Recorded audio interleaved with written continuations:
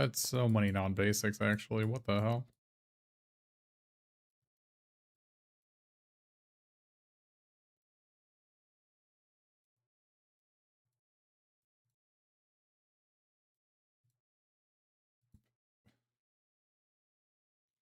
Well, we got the pizzas this time, and a Genghis frog. Holy moly.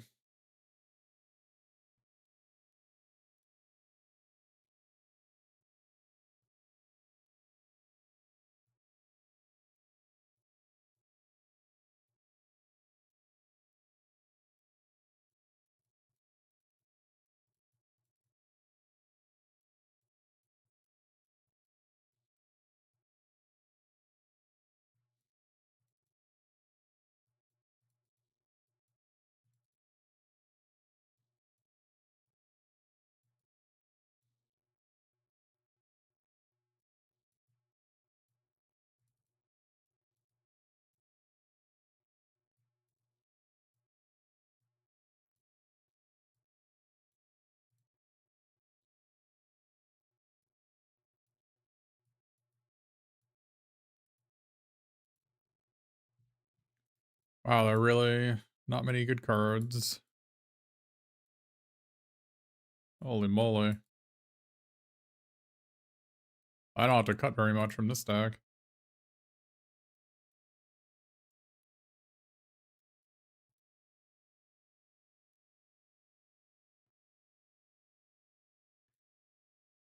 Well, the most obvious one is some sort of Sultai deck, so let's look at Sultai.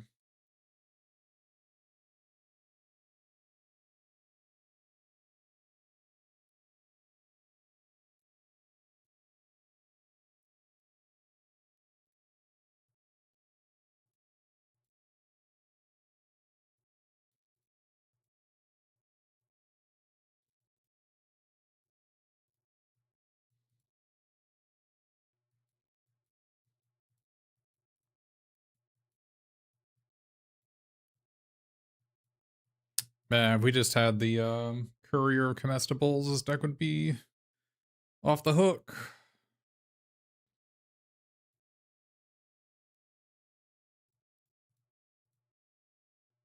Oh, we've only got one Butler, though. What's our dual land situation? Really good. Really good.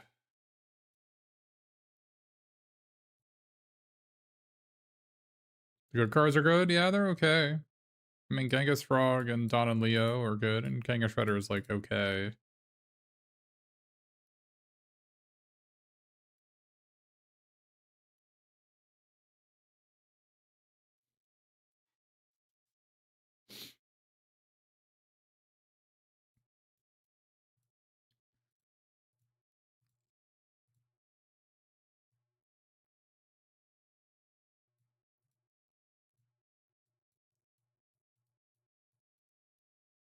I think these black cards are not it. Just be like green blue. Question is, do we splash for the banana pizza?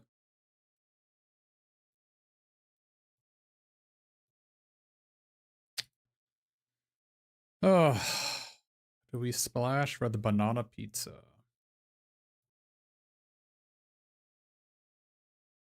This guy's so it's just Centaur Courser. It's like so much worse than this guy. But I mean, I with two Genghis frogs, obviously any amount of mutants is probably gonna be fine.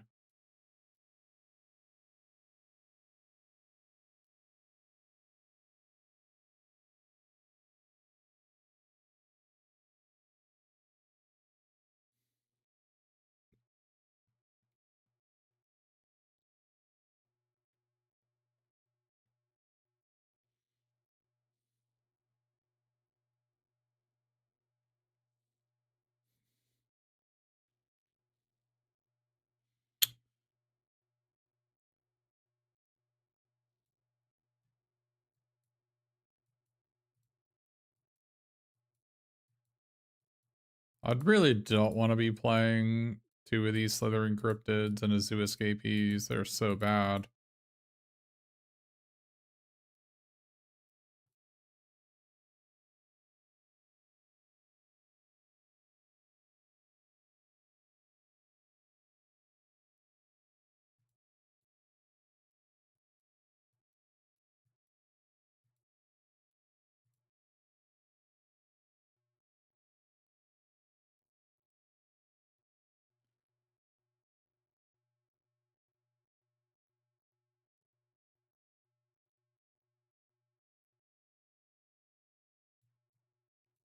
Yeah, it doesn't have like the 2s and 3s that you really want, or the removal spells.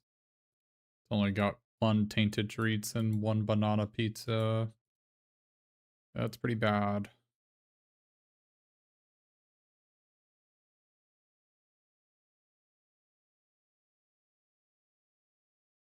And the Dimensional Exile is a pretty freaking bad card, too.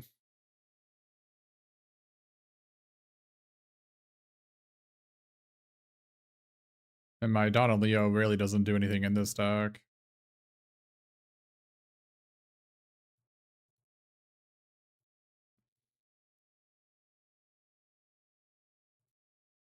Without flickering this, it doesn't really, what is it even doing? Gaining 2 life?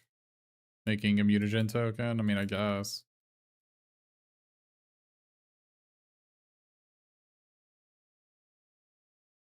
These are probably what I'm looking for.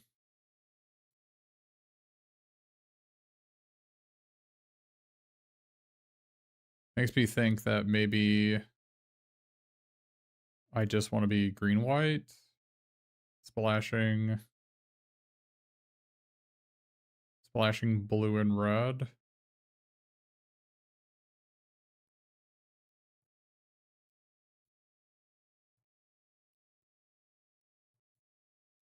I think I want to be green-white.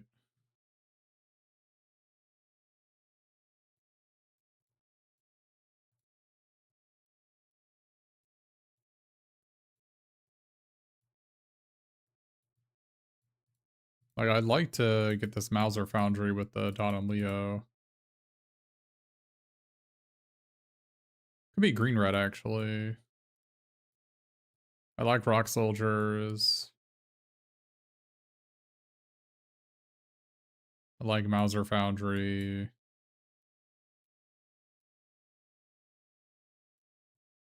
The turncoat is pretty decent. Splashing this should not be hard. But it's not insane or anything. It's just mid.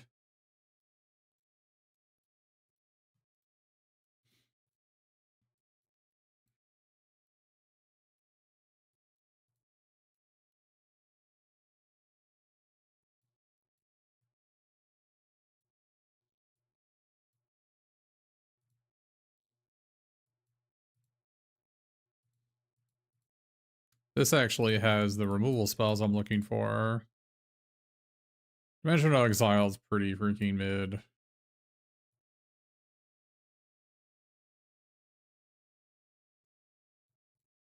So many disenchants in the format. You're just setting yourself up for failure when you have that crap stuff in your deck. But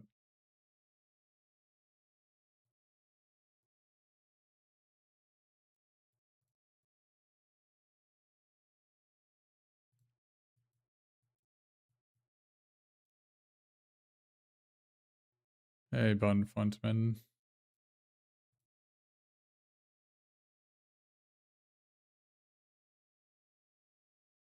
Is it a sealed thing? I don't know if it's a sealed thing necessarily, but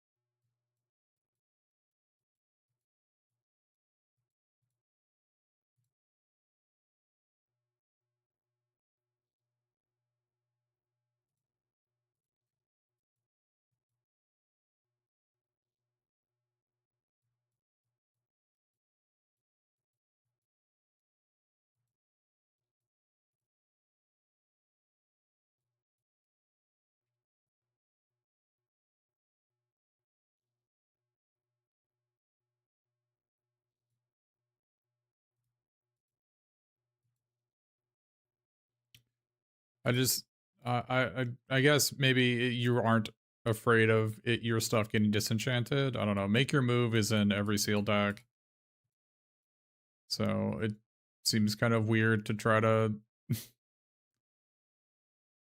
play an enchantment. Like these things just set you up for failure. I don't know. I just don't like these effects. I hate Oblivion Rings in general. As a rule of thumb, I hate them.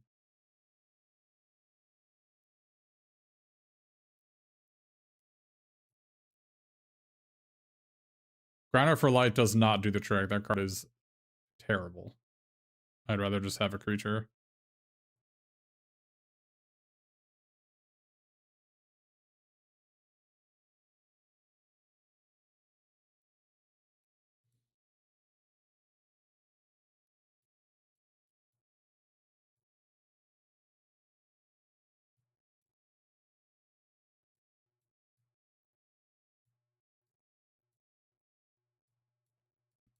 Feels bad to not play pizza. I mean, I got these pizzas. I mean, I can play it.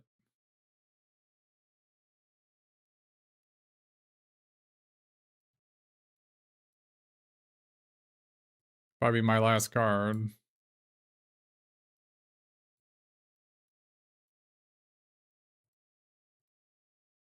But I wouldn't be playing a second swamp.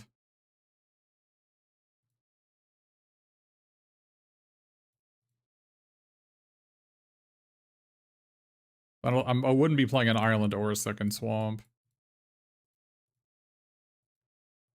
Play one swamp for this guy, and this guy, and this guy, and this guy.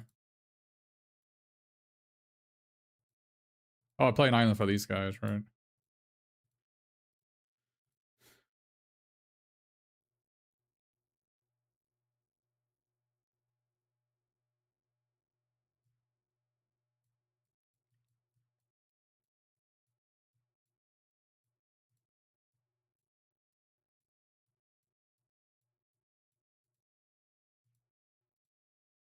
Probably just need to play this thing.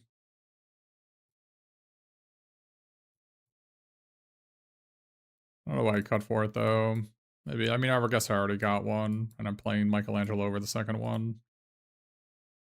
I'm not convinced is correct, but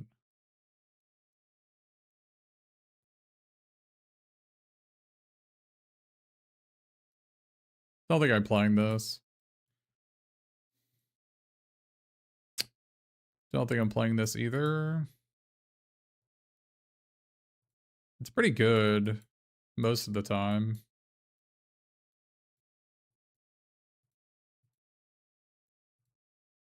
Oh, I guess it casts. Does it cast this thing? No, only cast Ninjas and Turtles. This is neither. Yeah, it doesn't cast this guy, so I probably don't want to play it. It's not better than a Forest, because it doesn't cast any of our 2-drops. Is it better than a Plains? It doesn't cast my 3 white spells. It's probably better than a third Plains. I don't know if that's really what we're doing in this. Northampton Farm's like okay with this, but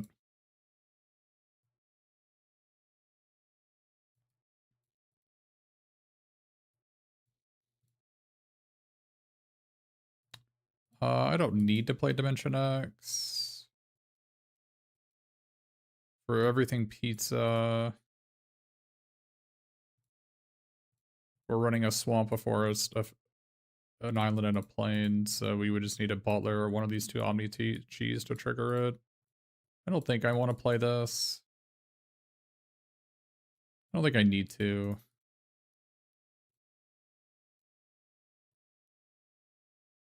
Shouldn't need more than 2 planes. Maybe I need 2 planes and the white land cycler. Don't need more than 6 forests. I have 2 islands, 1 swamp. 6, 7, 8, 9, 10, 11, 12. Oh, this is actually correct. Do I need 2 islands?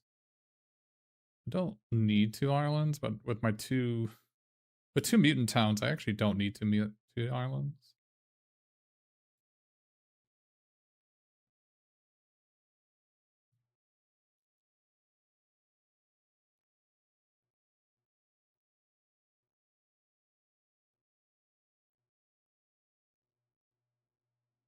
But, I mean, we could.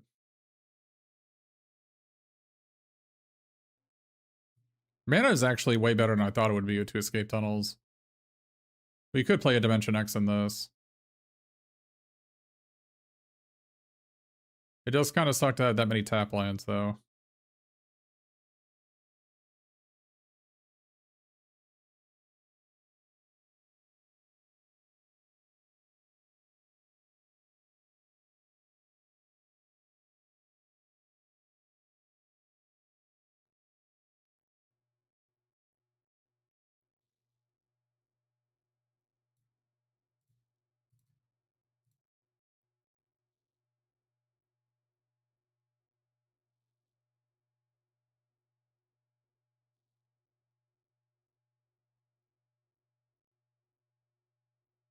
Could play a second swamp over a third plains. The second swamp would just be the anchovy banana pizza with escape tunnels.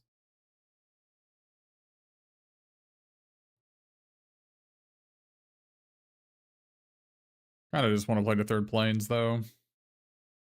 I could cut the 6th forest for a second swamp, though. Let's do that.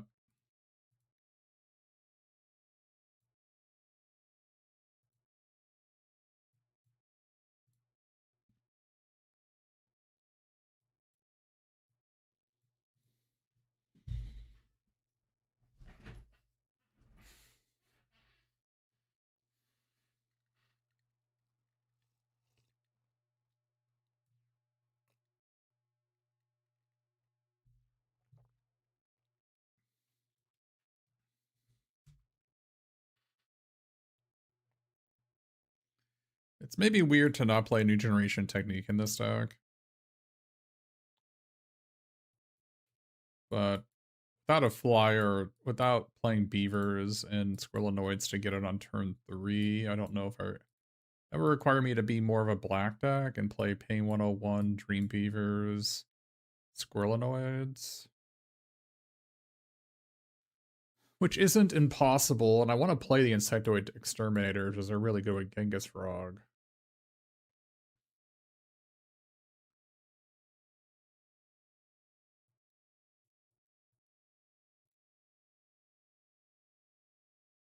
That is a way we can build a deck.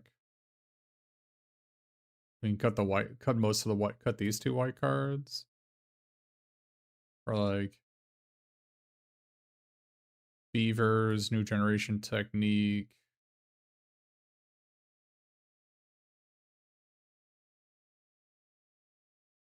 I guess the Beavers are not good unless I got the draw card guy.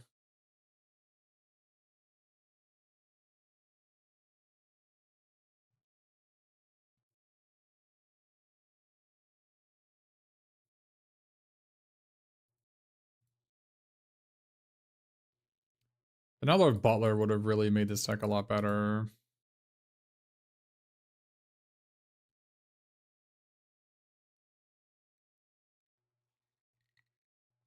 The Michelangelo is the worst card in the deck, but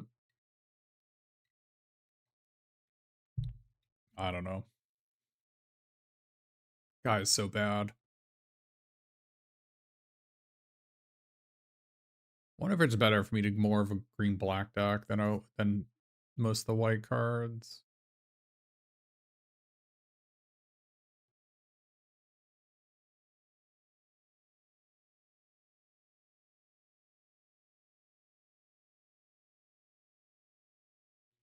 Centaur Courser, not Gnarled Mass, but yeah, I mean that's what it plays like. Does not play well, I'll tell you that.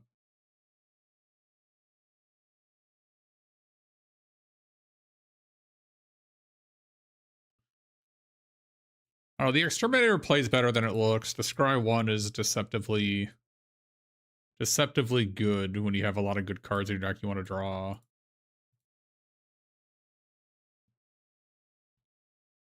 And I'm just not a big believer in Dimensional Exile. I think the card's pretty mid-minus. Whenever my opponents play it, I'm kind of happy.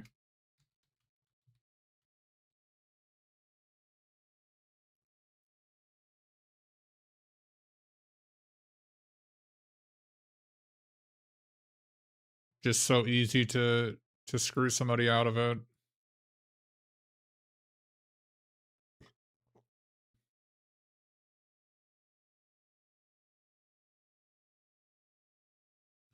There's some interesting synergy of Return to the Sewers plus Krang that we're not using.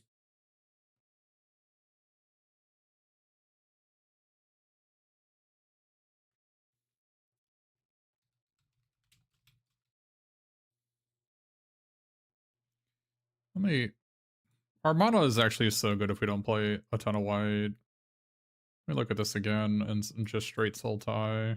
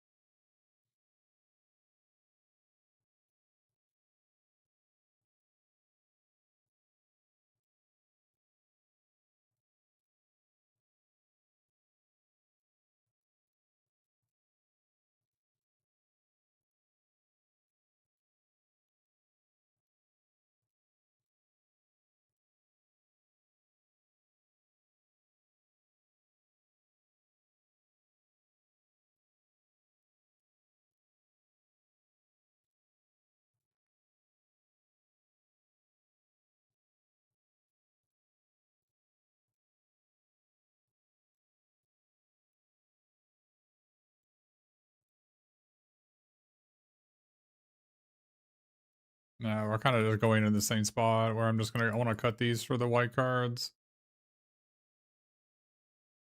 I'm just basically trading these things for the 4 white cards. I think the white cards are better than these 4. Well, these 5. Alright.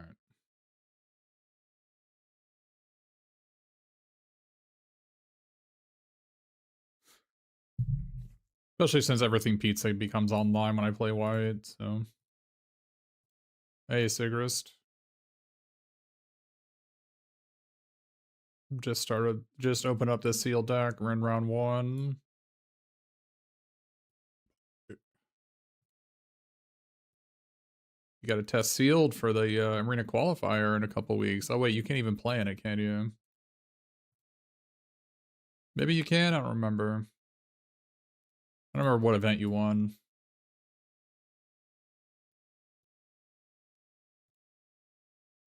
Oh, but yeah, we got 2 escape tunnels, 2 Genghis frogs, 2 Omni cheese pizzas. You just play 4 color good stuff.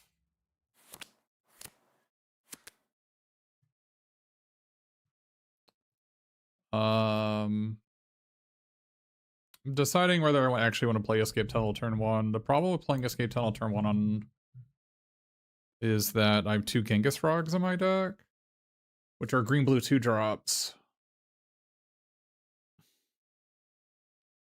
But I don't really have a time to play this in either.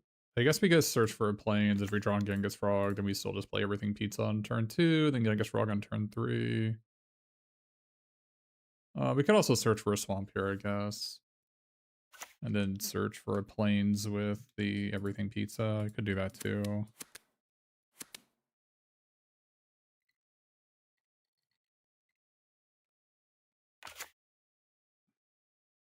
Yeah, I guess we don't need to get against Frog on turn 2.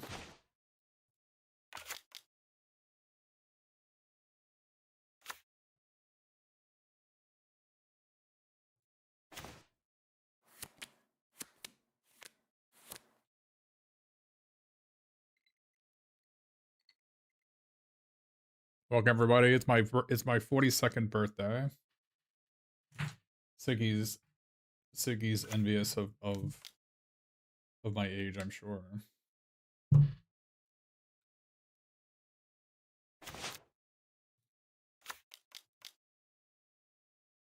Freaking Centaur Courser, by the way.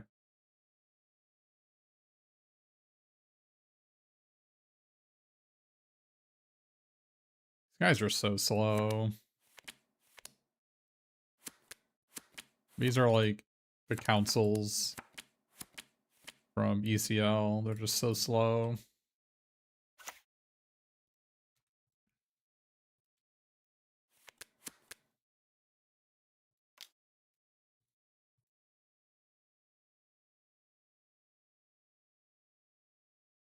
What are we doing here? You got Pain 101, I don't care.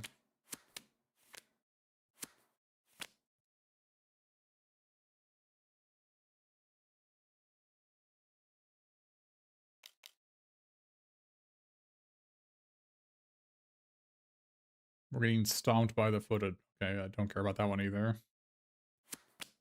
My Centaur Courser traded for a card. That makes me happy.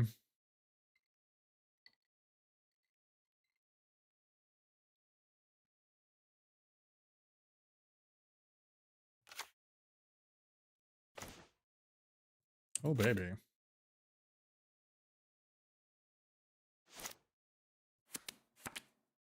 Now we can actually play these because they already traded for a card.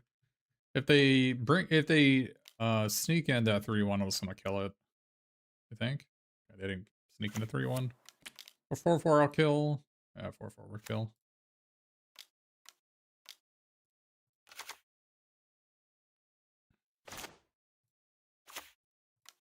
Oh man, our Centaur Courser is gonna be a 4-4.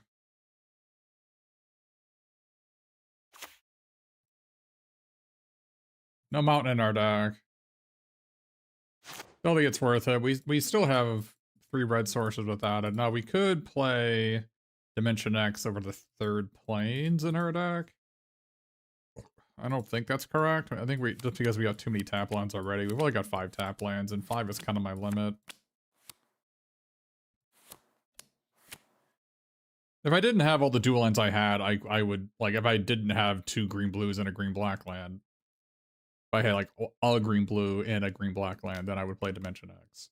But 5 is just my upper limit. I don't want to deal with it.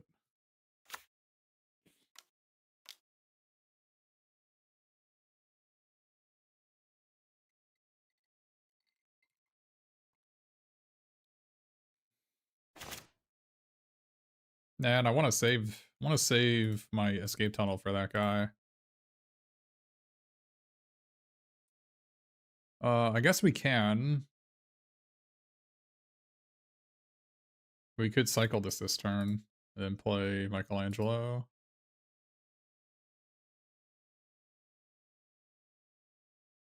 That seems like a scam. Maybe not.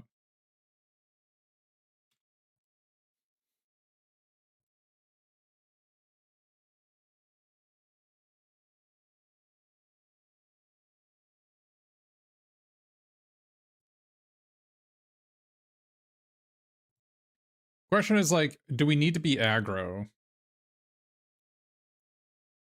Like, I in general like being aggro.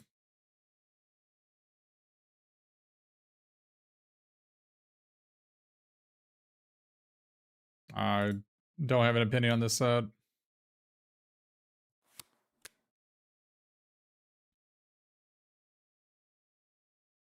You really want to use this guy immediately. Just not sure I want to be...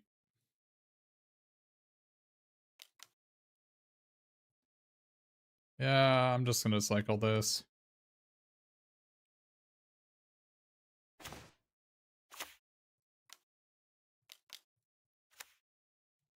I don't want to race when I've got...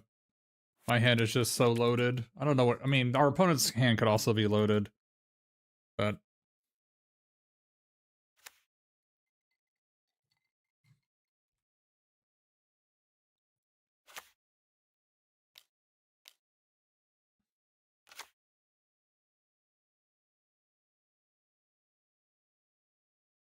Banana pizza.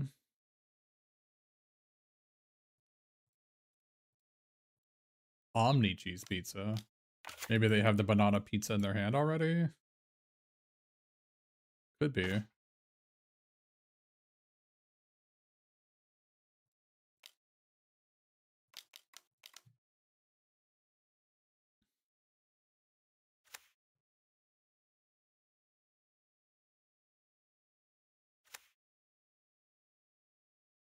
Oh, man.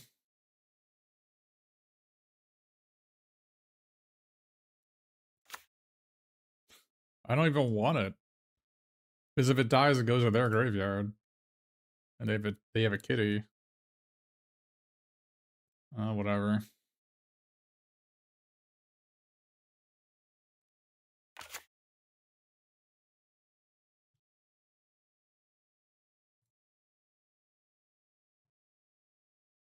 Man. Freaking worst card in their deck, I bet. Like, literal worst card in their deck. Unlucky. At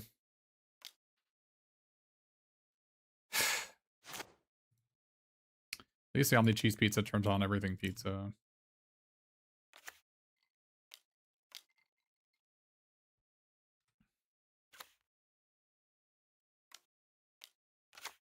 They have a lot of ice cream kitties.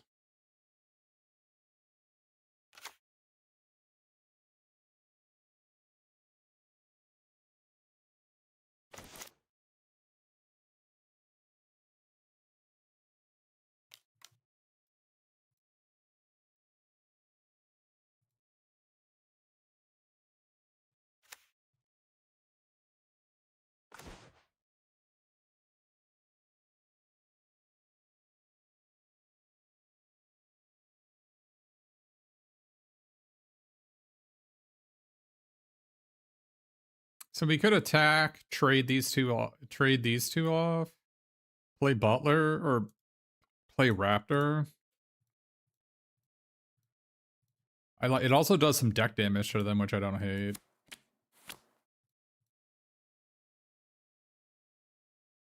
I don't mind killing the Butler either.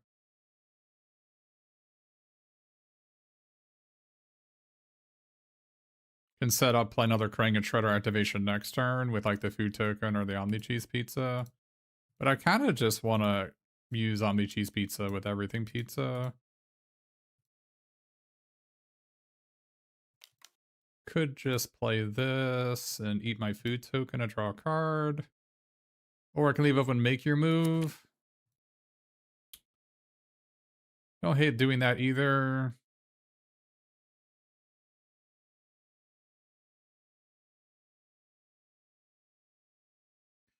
I think they're like a Tenderize here, maybe, or a Stomp by the Foot. That would make the most amount of sense.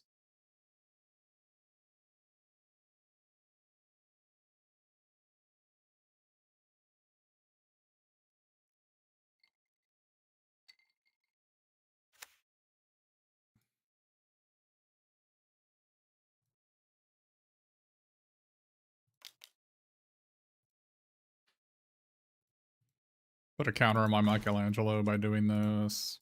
My shields are down with make your move. I'm not sure that matters.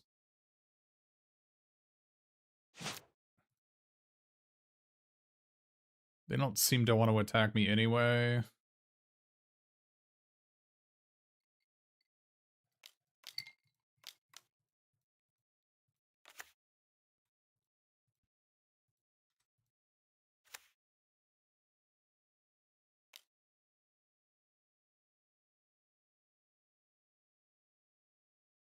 Okay, well, I deeply regret not leaving open make your move.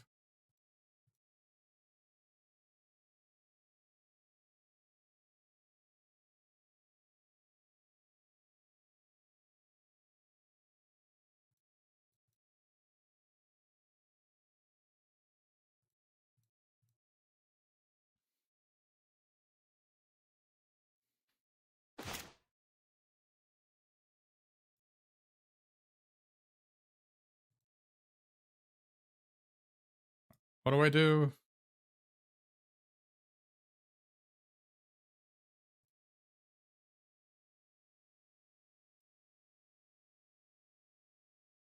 3 damage to any target.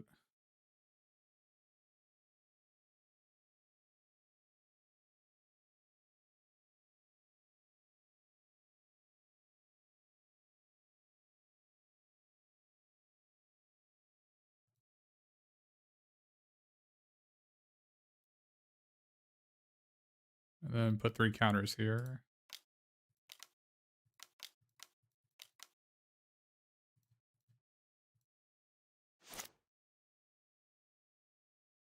Am I getting tenderized here? That would be very sad.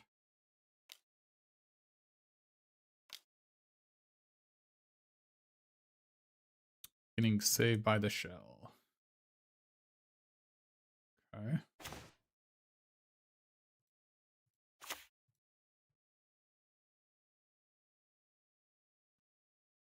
I could still... no. Okay.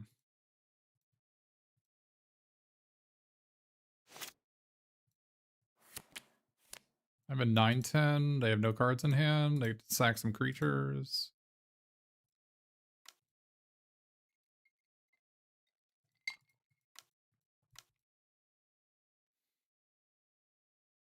Wow, they had no cards in hand and they drew that, huh?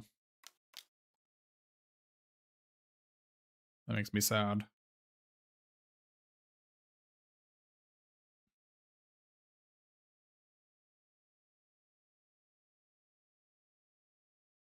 That Frog Butler is really making me sad.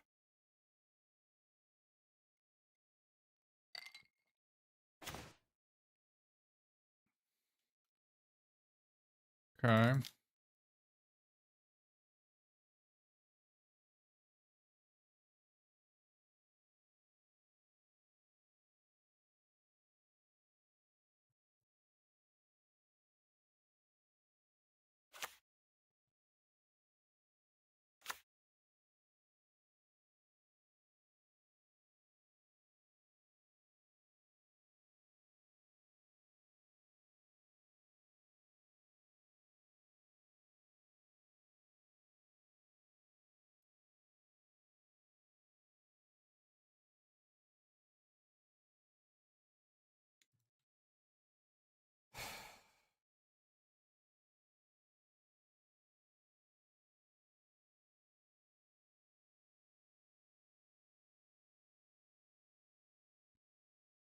That Frog Butler is just nightmarish.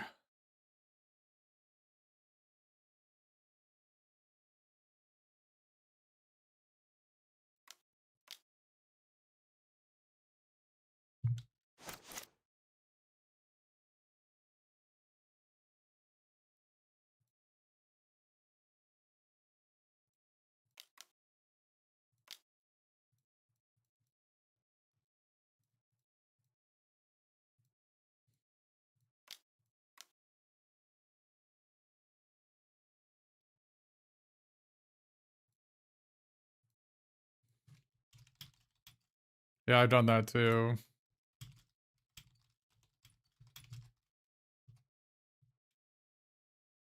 Thanks, likely alien.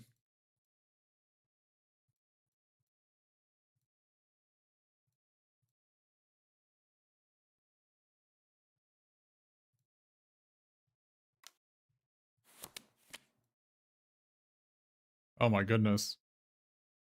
That's gonna win me the game if they're blocking there.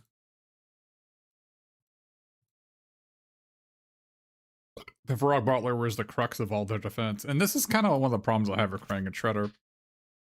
Is that it's actually... This is, weirdly enough, what happens a majority of the time when I play the card.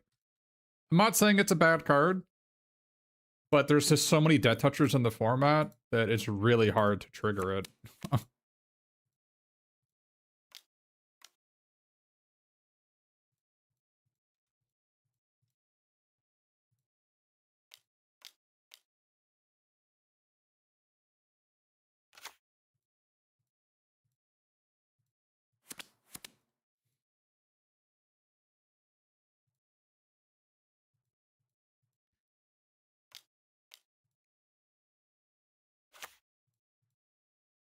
They seem to be playing a few mid-minus cards. Because they're only playing 2 colors. I don't know why they're only playing 2 colors when they have Omni Cheese Pizza, Frog Butler, 2 escape tunnels.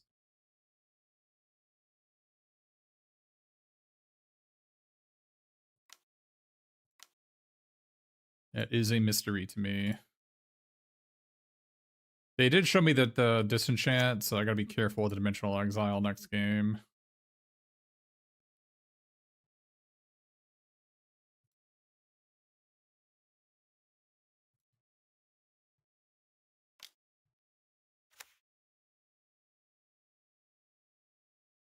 The Putrid Pals. Yeah, I don't know why they're only 2 colors when they have so much mana fixing available. That is certainly a strange choice. We could bring in Granite for Life against them on the draw. Because they have Frog Butler and they have that 7/5. This is good against both of those.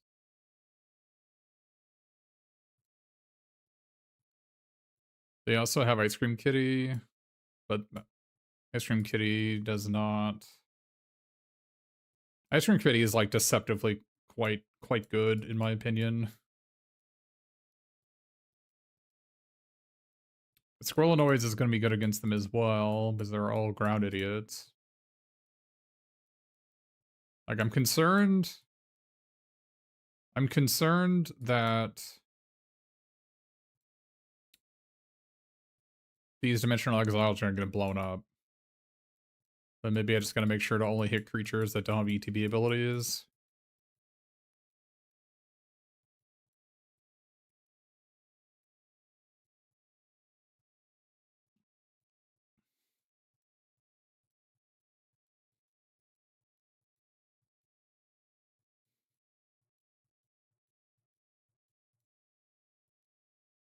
I kind of want to get this Insectoid in there, actually.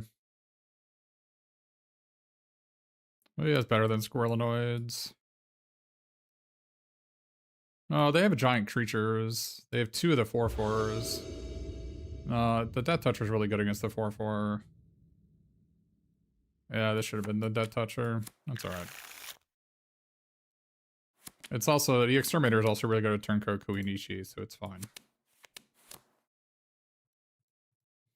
Yeah, the 7/5 is also really bad against the Death Toucher. That's another problem I have, that 7/5. I don't think that 7/5 is good. I don't know if anybody else has had a similar experience with the card. We are not searching for an island, even though we have 2 Genghis Frogs, because we still need a swamp to go this turn 3 this, turn 4 this, right? So, and I can go turn 2 this guy if I, instead of pizza if I want here.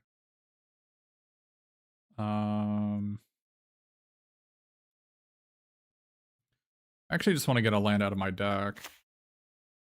The kitty's not attacking or blocking, but yeah, I needed. I think the Death Toucher would have been better than this in this hand. Is I'm just gonna go 4/4 here.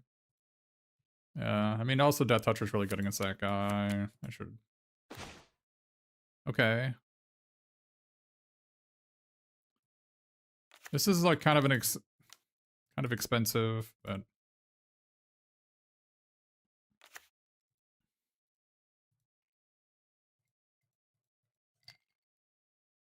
being against Frog Butler on the draw is so debilitating. The Frog Butler is just like the entire color of green is balanced around the fact that green decks are going to have Butler on turn 2 like 55-60% of the time.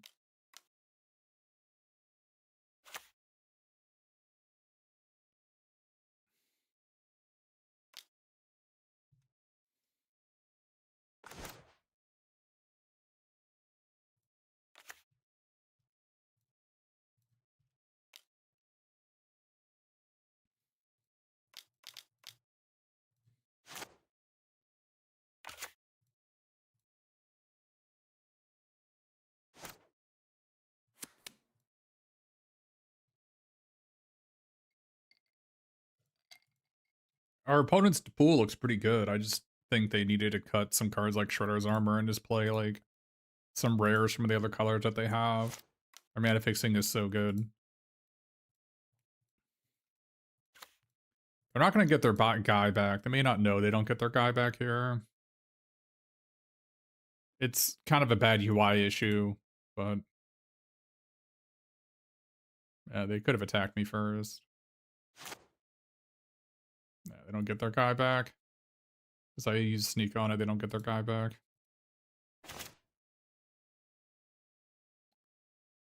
Now we can Ragamuffin Raptor back our guy.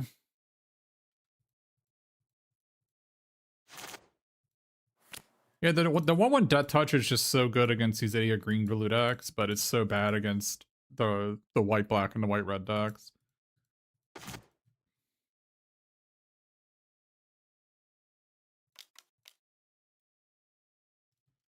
Almost tapped out of that one.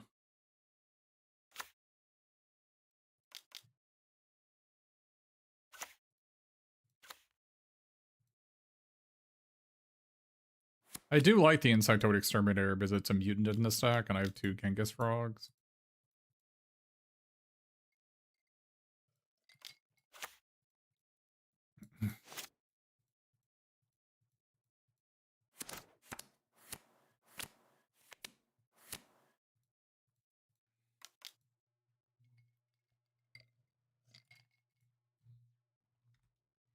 Yeah, it's weird how like the 3-mana 2/2 looks so bad on paper, but the way the games play out,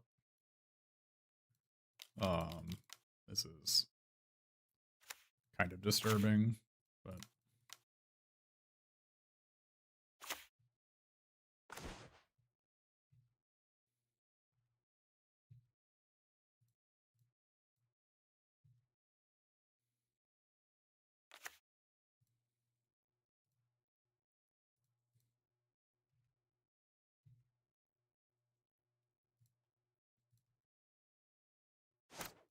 yeah. Yeah. That is what that card does. Kind of just outvalued our opponent there, unfortunately for them. Yeah, I mean the Exterminator versus the Cryptid versus Michelangelo Game Master.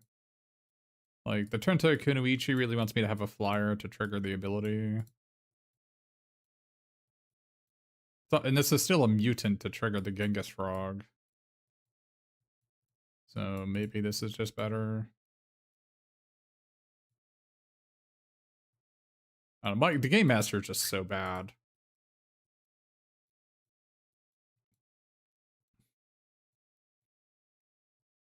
Trades down with almost everything.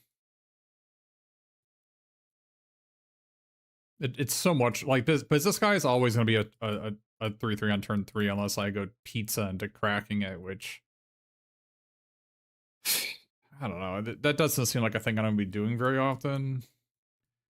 But it is like the game master would be really strong if I go like Omni Cheese Pizza into Michelangelo, crack the pizza, turn 4 like crack escape tunnel and maybe kill your guy. Why not beavers over the 2/2? Because this is a mutant and I've got 2 Genghis frogs. And the beavers is not a mutant. The Genghis frog gives me a mutagen token whenever a mutant comes into play, and I mean the Squirrelinoids is also a mutant, and so like maybe we could do that instead. But having your first flyer in the deck has a lot of value. I mean, maybe we could try to fit this guy in the deck still. Like maybe Squirrelinoids is better than Michelangelo, and that's a believable thing to me. Especially when I got 2 Ragamuffin Raptors, you kind of just want to have a creature that you can trade off. Yeah, I mean that's like, you know, not a big ask for me to do that. But this makes you want to take out the second island for a swamp now. So I just added 2 black cards.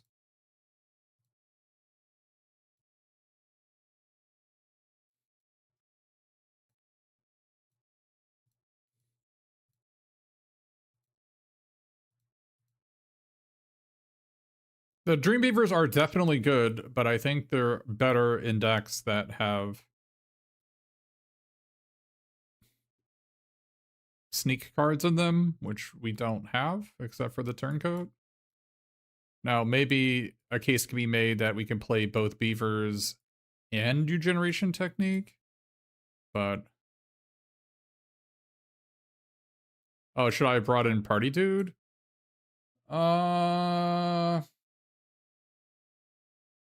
Yeah, we could have. That wouldn't have been bad.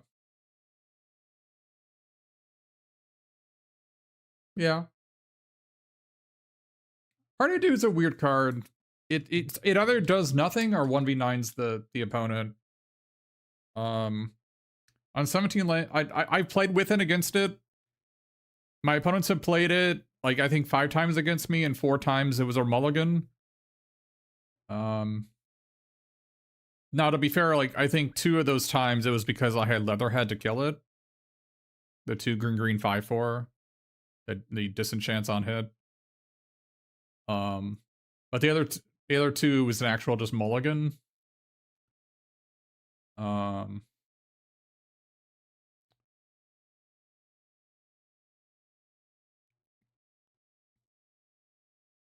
Yeah, it's definitely a tough one.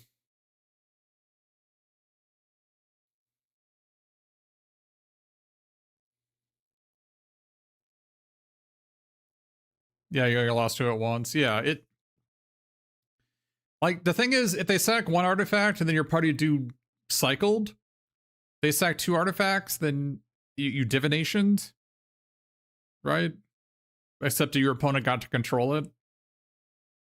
At 3 artifacts, you have drawn 3 cards for 3 mana, and that's pretty good. But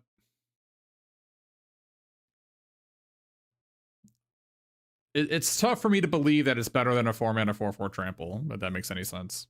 Like, I don't even know if it's better than Game Master. I think Game Master is a kind of mid-minus card.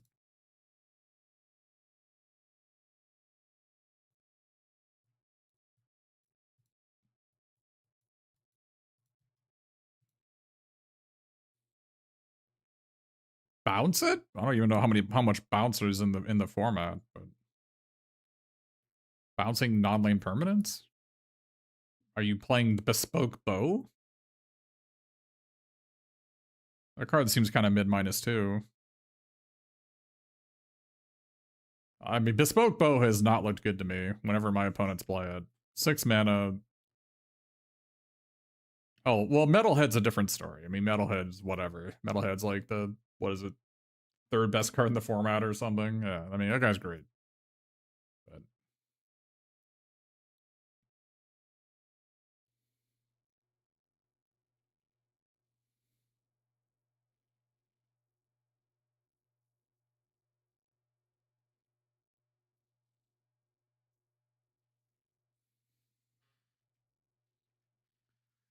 I board out Squirrel Annoyeds a lot. Basically, if my opponent can make a 1/1 token, I board it out. I've never been a fan of, what is it, Typhoid Rat? Is that what it was? Typhoid Rat's been along since the early days of Magic the Gathering, and it's kind of never been good. I'll give it a pass in this deck because I've got a Genghis Frog, so maybe it's a 2/2. But the problem with Bespoke Bow is that, unlike Novel Nunchaku and Shredder's Armor, it doesn't become auto-equipped. Like, if it auto-equipped, the card would be completely insane, but the fact that you have to spend 6 mana before you get anything out of it, it's not a fan of that type of effect.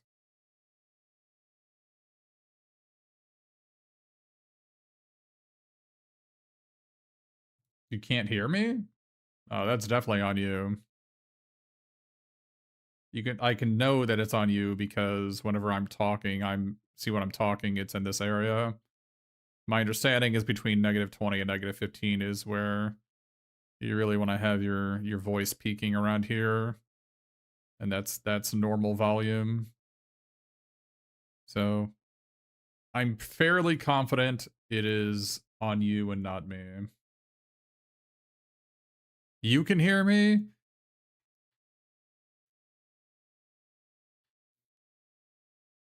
Here? No. I don't want to hear yourself. I don't want to hear you dealing 3 damage to yourself. Bugger off. And back in, that's when I started playing Magic. When Sly, I wouldn't, for what was it? Was it Scry Magazine? It wasn't Inquest. It was like the other one where I read about the article about the Sly deck, where they had a rule where they had to play like 5 cards from every set in Magic. And there's like, it was a Sly deck, and they had the combo of, there was like a goblin that said if you control a dwarf, sacrifice it, and then the deck had a bunch of dwarves in it.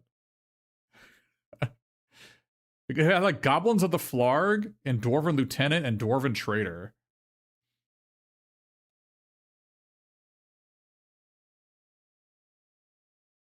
Yeah, the NTG puzzles were really cool. Yeah.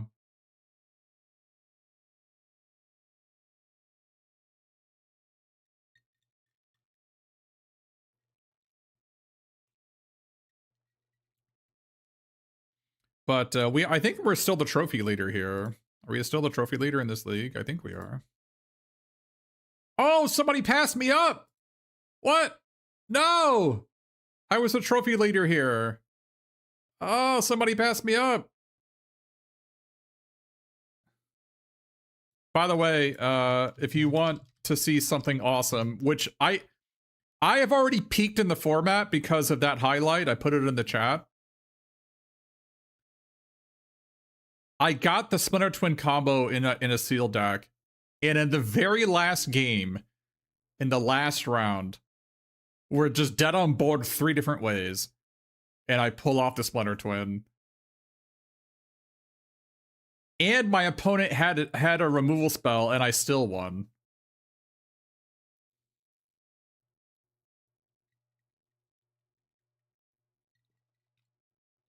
I combo killed with counter backup. Actual epic. My heart was beating so fast when I did it. I actually thought they got me, but I thought I needed to draw Island plus Sewer Surveillance Cam to win, but I just needed to draw Island or just any land. Yeah, the infinite mana, infinite power Splinter Twin, yeah. Yeah, I'll put it in the YouTube chat too if you want to see it.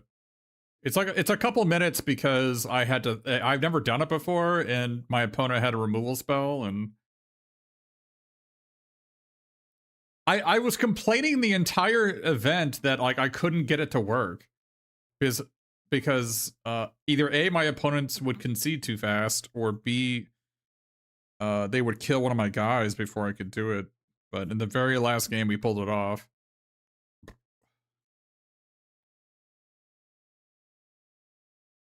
Yeah, it's Mona Lisa, Marshmallow Pizza, and Chrome Dome. +2/+2 and untap on a mana creature. And the mana creature adds mana equal to its power. And Chrome Dome, you can pay 5 to copy the artifact, so. My opponent conceded before I could pizza them out. I had everything pizza, and I tapped the Mona Lisa for white, green, blue, red, and black, and I was just gonna Chrome Dome the everything pizza like 7 times and deal 21 on their face.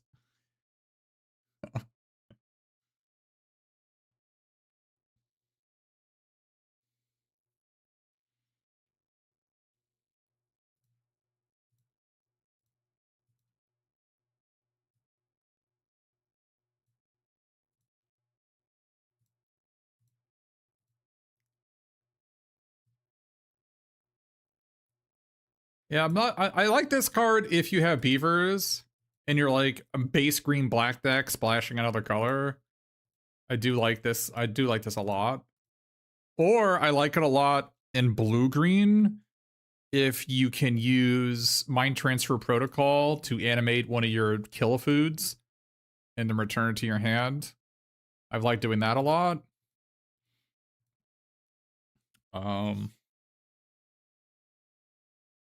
Basically, you need this new generation's technique to actually like draw you a card.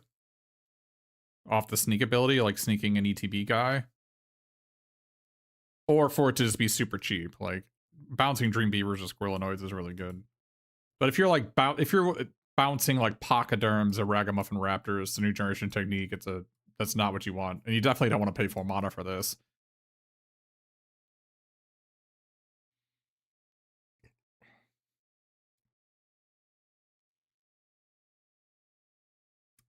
I don't know. I've had some decks that a lot of my trophy decks just had just like so many rares that I kind of just felt bad. But I don't know. Yeah, the other issue in this format that I have found is just Dreamweavers. Dreamweavers is such, it's so many leagues above every other card. Like the black-white sneak deck, the games where they have turn 1 beavers and the games they don't are just, the black-white sneak, yeah, it just makes the entire sneak deck. Like the filter is not even close to as good. The 1-mana 0/2 flyer in white, it's not even close. Like, I'm okay with my opponent gaining 12 life. 12 or 15 life with that 1 drop. That's fine to me. I don't want to like take 10 and let them scry 5. I don't like that.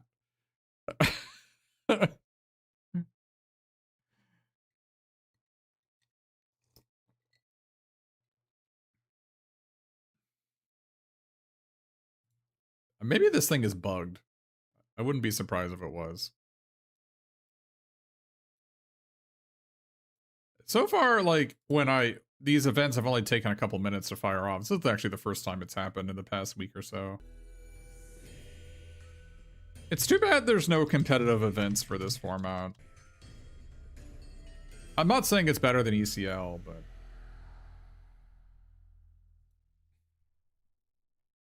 Nobody told me the chat was off. You could have told me that.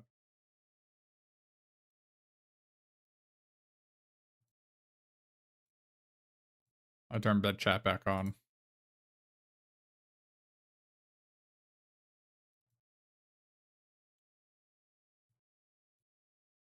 You know if you can go higher than that Smutter Twin Crypt? Yeah, oh, okay, so I got paired immediately. It was bugged, I think.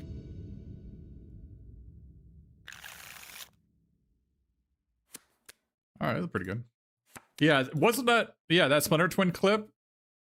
The clip is like 4 minutes long because I'm an old man. I'm an old man. So which one do we play on turn 2, you think? Maybe we play everything pizza, because I want to get an island and give myself another turn to get the Genghis Frog. Oh, never mind. We're going to do this instead.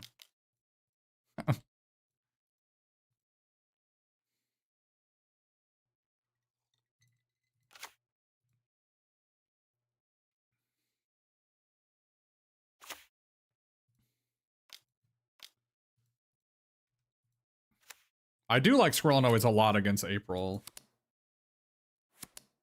Much better. So I took out the 3-mana 3/3 for this guy. Although the 3-mana 2/3 is better against April.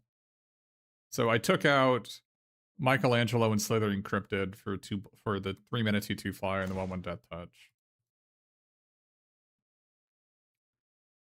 So I think I want to do... I guess what we can do is do this.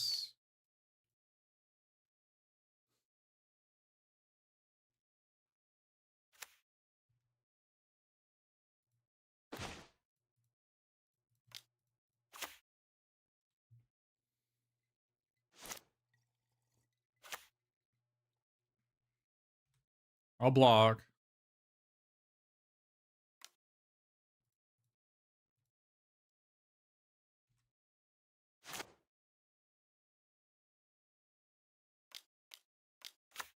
Okay.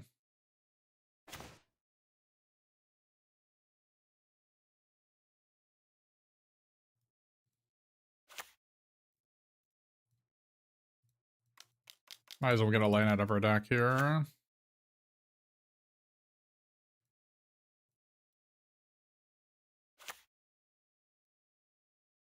More likely to draw a spell.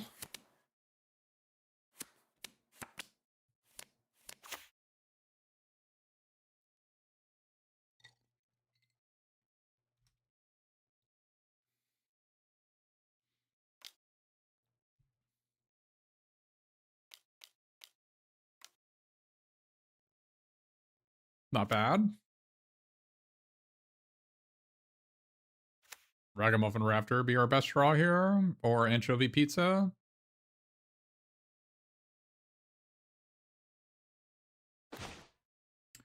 Not bad, not bad, not bad.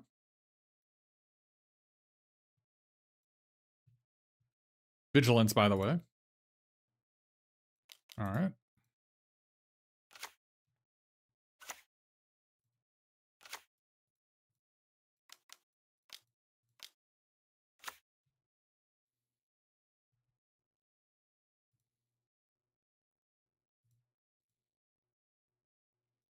I think getting a Mutagen is better than 2 life here.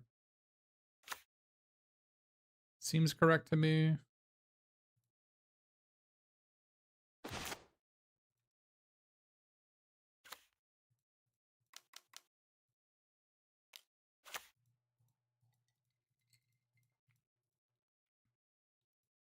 I guess we can blow up.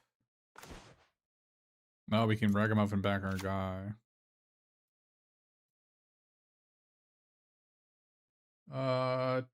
Wait, what?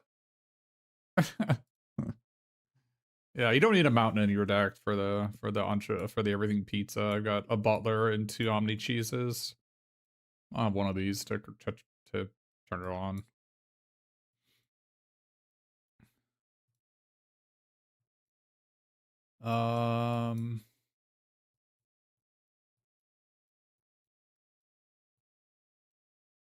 Do we want Eastwind Avatar? No, because we have 2 reach guys already.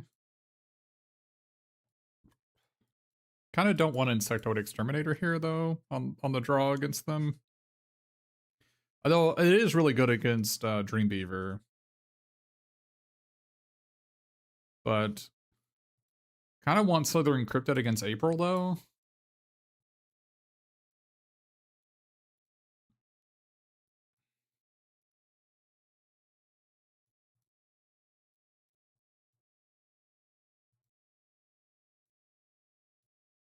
I think we just want this against April.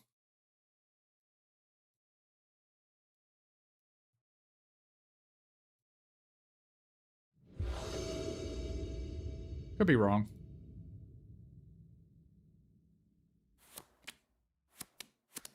Kind of reliant on our Butler not dying here to be a really good hand, but I guess even if they kill our Butler, we can go Omni Cheese into something.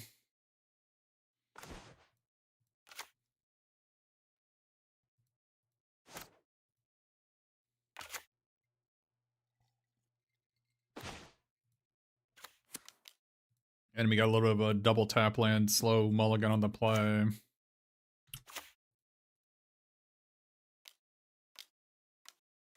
Oh, that's bad news. Don't like that. Ooh.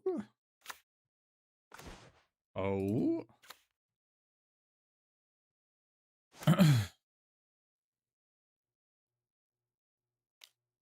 Okay. I haven't been a huge fan of that Leonardo. I mean, you gotta play what you gotta play, obviously, but I have not enjoyed it.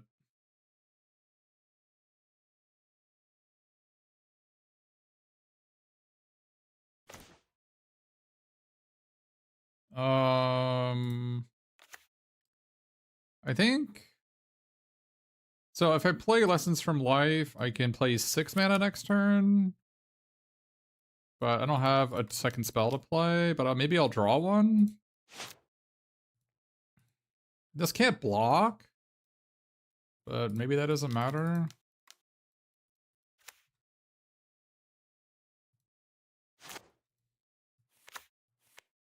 Maybe I can draw Squirrelinoids off this thing next turn. April is like April. This 2-drop is so good in those sneak decks. Okay.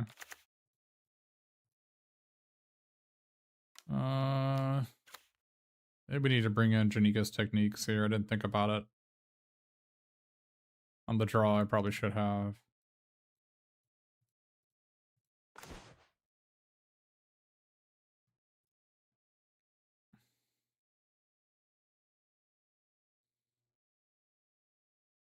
So do I play Dawn and Leo here? I get to gain 2 life. I have to crack my pizza, but maybe that's... But then I can't play Lessons from Life. I do get to gain attack for 4 and gain 2. I'm kind of worried about this being stranded in my hand, though.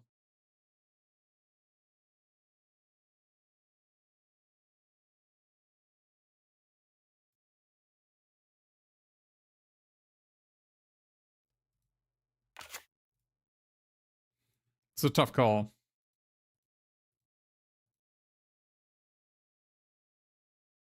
Most of my blue sorcerers need to be tapped. I think this is the opportunity I have to do this. Yeah. I should be able to double spell now. I can play Pachyderm plus Tainted Treats next turn. Or Pachyderm plus Make Your Move.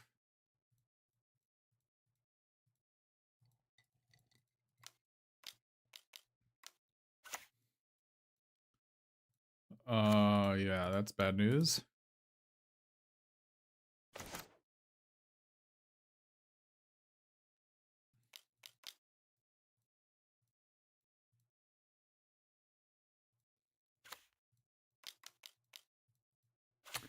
Drawing the tunnel next turn would be pretty good. Or White Source, we can gain an extra 2 life.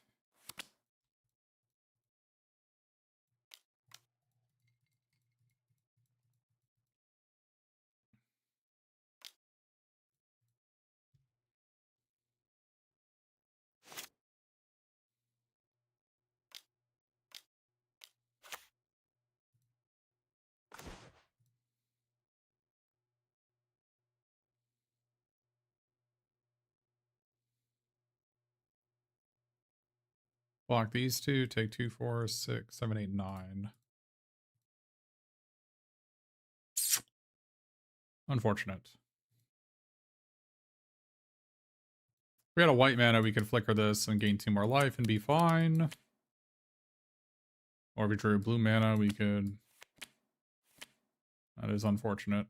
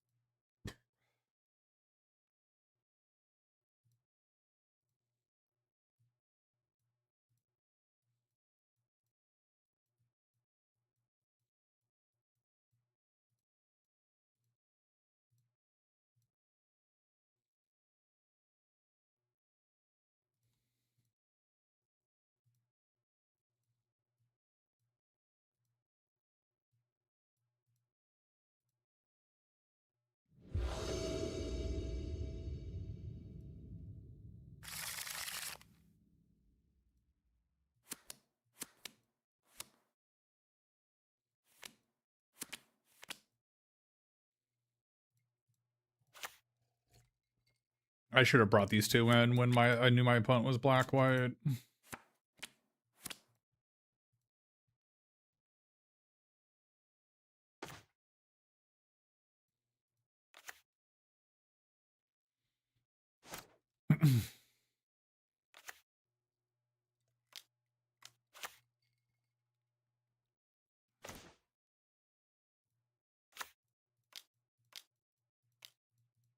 I'm not sure this is correct.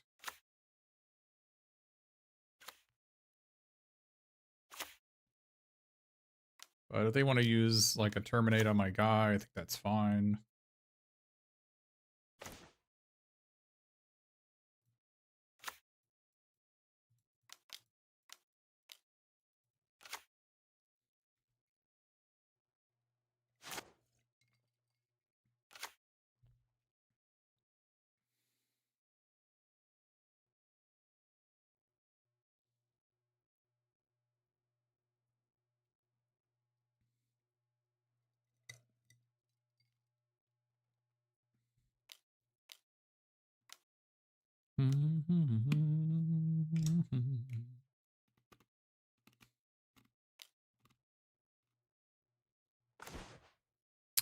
Of course, it exiles.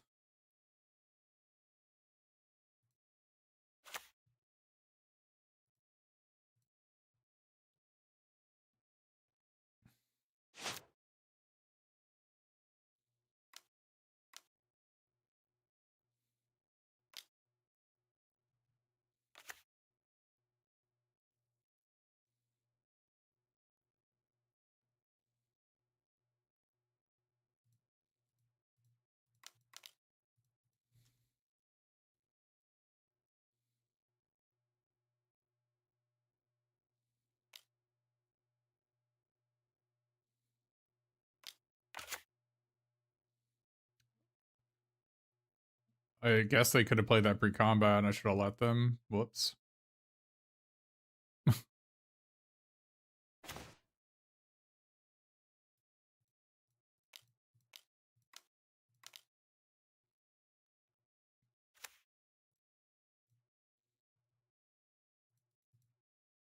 Well, that could have been really good for me and I blew it, huh?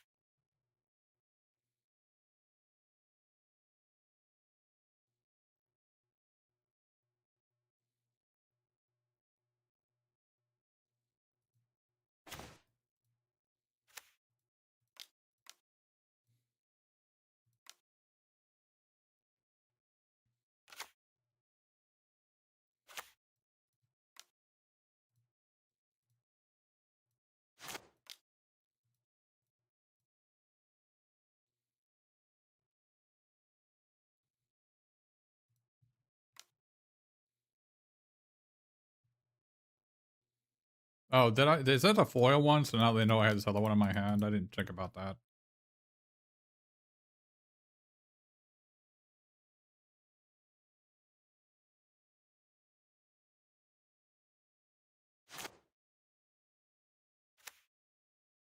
I could have had the 2-minute deal 3. I should have probably used the one on Slither encrypted before combat. Okay.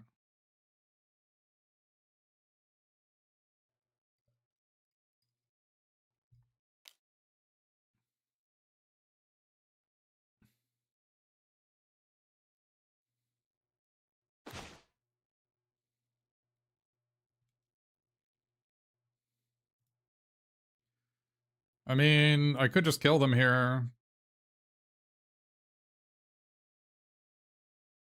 What are the odds they have nothing? Pretty low.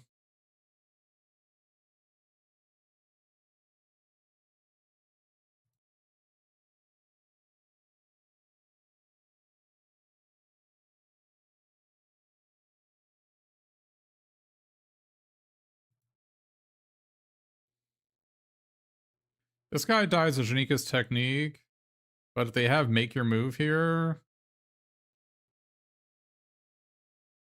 this guy also just gets blocked by Slither encrypted. Let's kill this guy.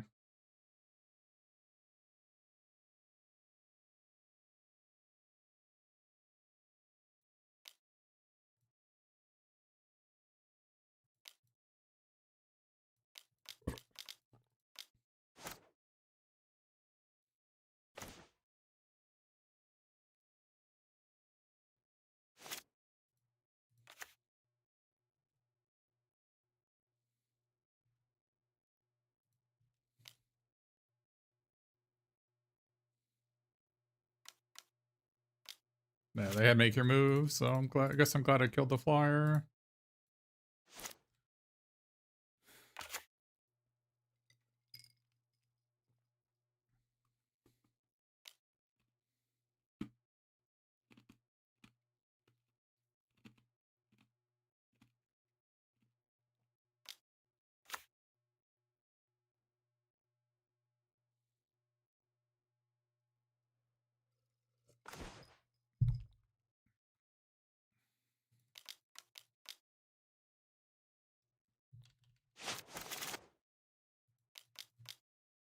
Is it better for me to draw an extra card? Or get an extra mutagen and have a 2-3 in play in case they kill Don and Leo?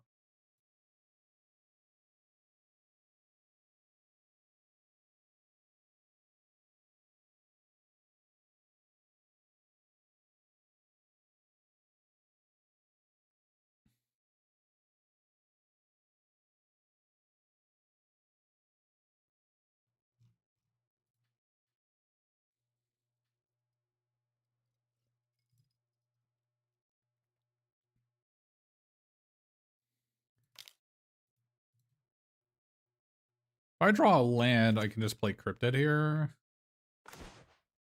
Okay, that seems better.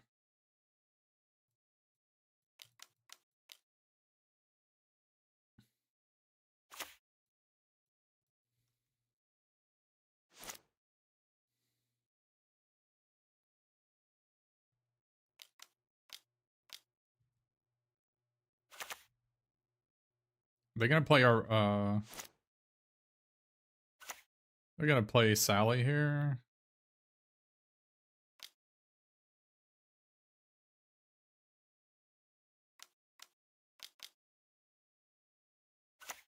Okay.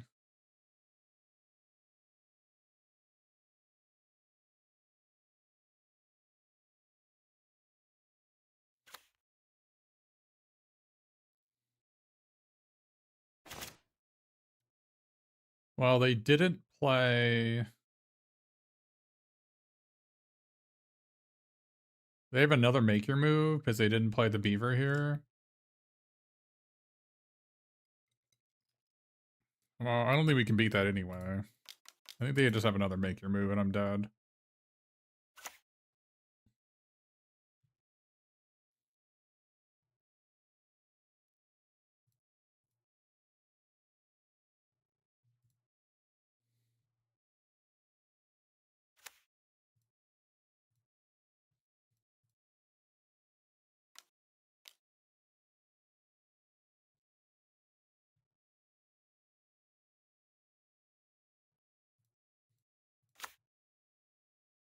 Now I'm exactly dead.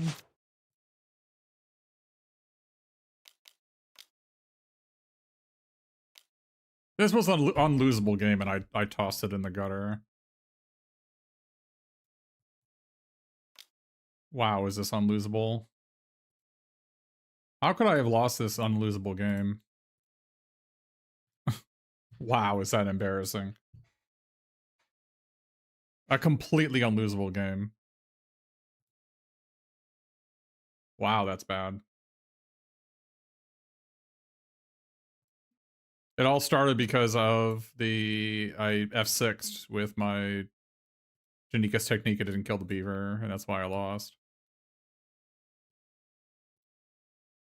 That was really embarrassing. That is and I also could have gained 3 life that one turn. I would have won if I'd done that too. Yeah, it's pretty bad. Should have sacked the food on the turn before. Yep. Yep, I could not have played that game any worse. You are absolutely correct.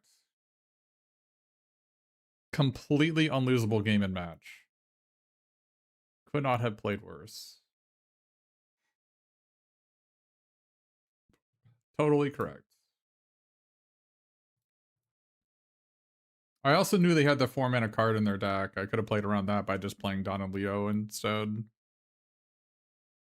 And playing my sweeper that one turn. Totally and completely unlosable game.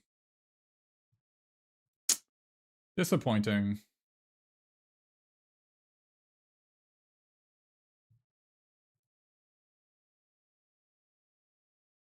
No, there's no considerations to keeping it. Yep. 0% chance we should have lost that one.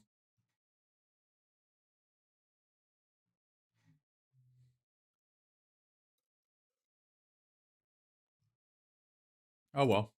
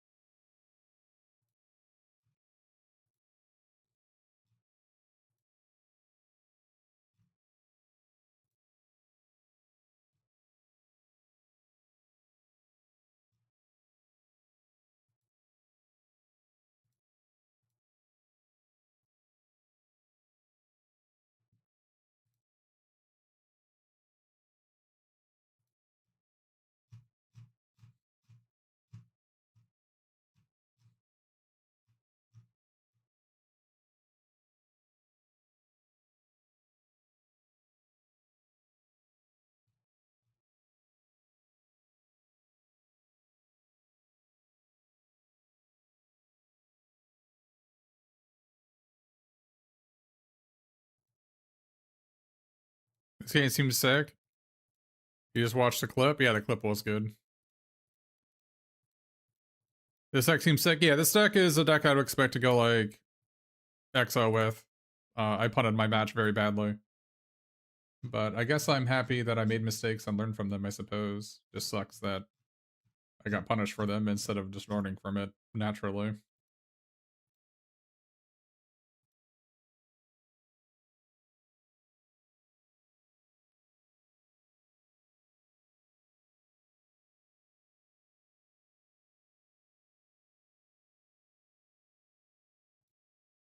I also didn't sideboard for game 2. I should have boarded in my Janika's techniques, which is another mistake I made.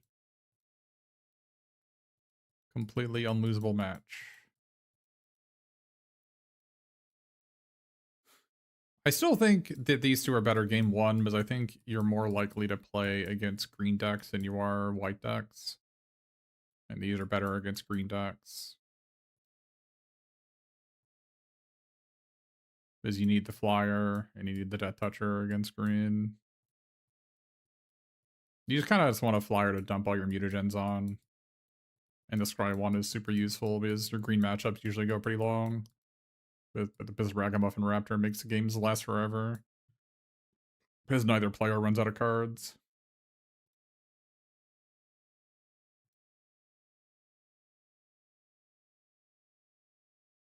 I don't have an opinion on TMNT. It's just, it's a Magic set. I'm more angry that we don't get to play more ECL than the fact that ECL, like...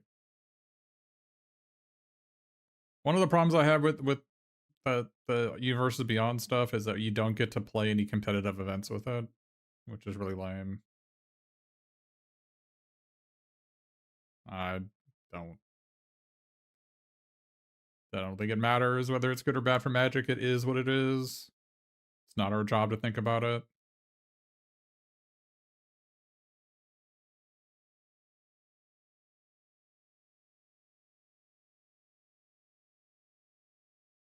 I don't think it matters very much whether Don and Leo is a Ninja Turtle on this or like some random elf in Kithkin or whatever it is. That doesn't seem to mean anything.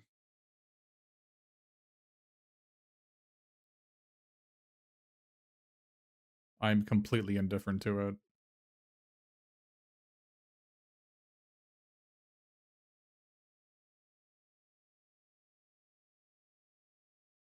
Like, Spider-Man was bad for a multitude of reasons that had very little to do with it being a Universe of Beyond set, right? It was just like there's a mismatch between real life and digital, and that, like, that's a big problem, right? But I don't know whether it's like, I don't think that's really Universes Beyond fault that it's happening. I don't know.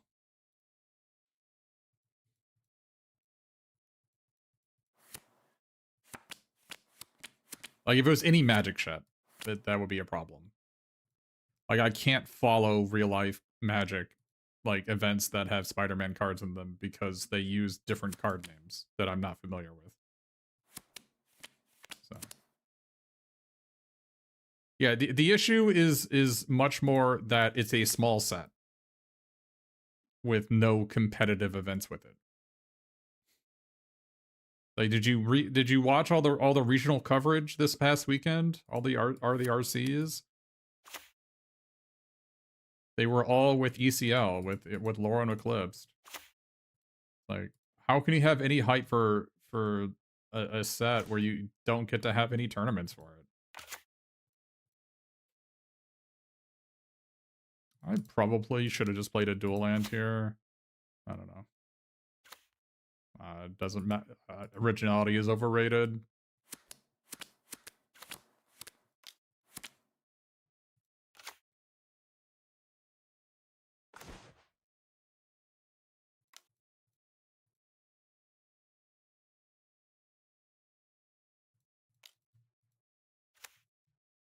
You don't get bonus points for being original.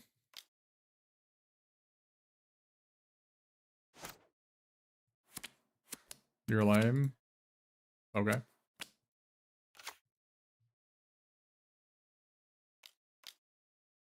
If original games are what people wanted, then why are people only making sequels? Why are we on Call of Duty 12 and GTA 6? Nobody wants original. People just want good games, whether they're original or not.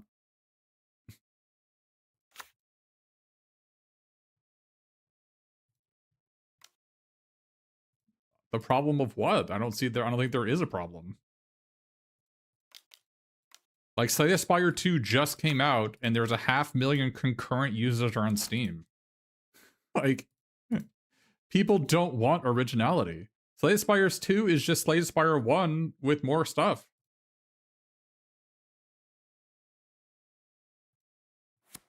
Would you say that Slay the Spire 2 isn't original and it's a problem? I wouldn't say that.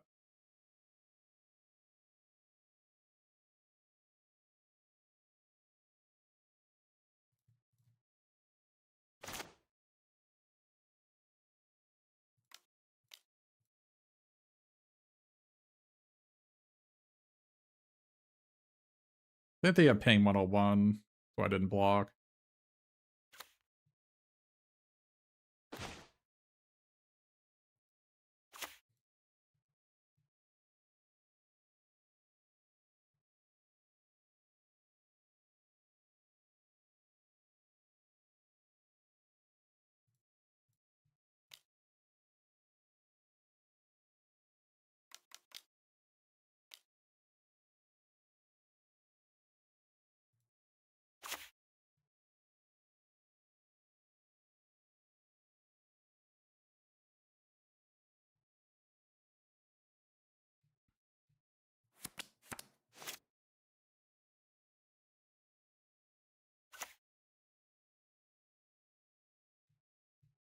If you don't like me, you can bugger off.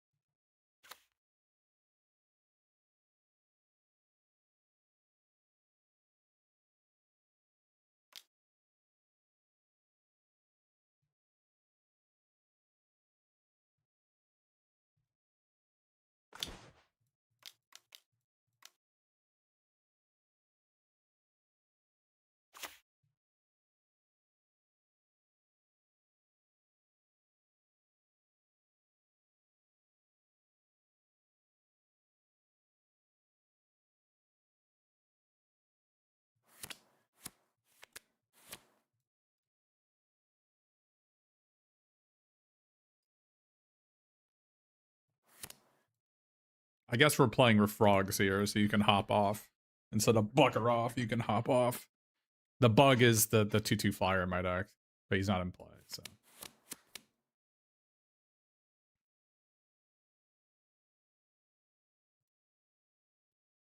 I'm happy they used a counter on the Gecko, because that means they don't have another escape tunnel in their deck.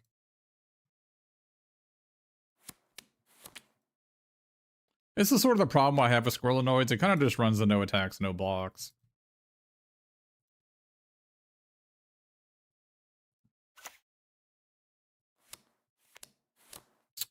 That could be bad if they have a plains or mountain here. They got an island. Okay, it's not a big deal then.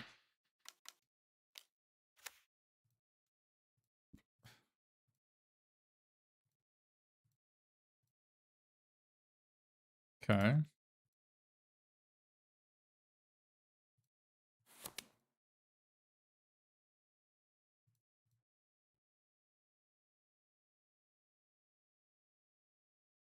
Strange choice.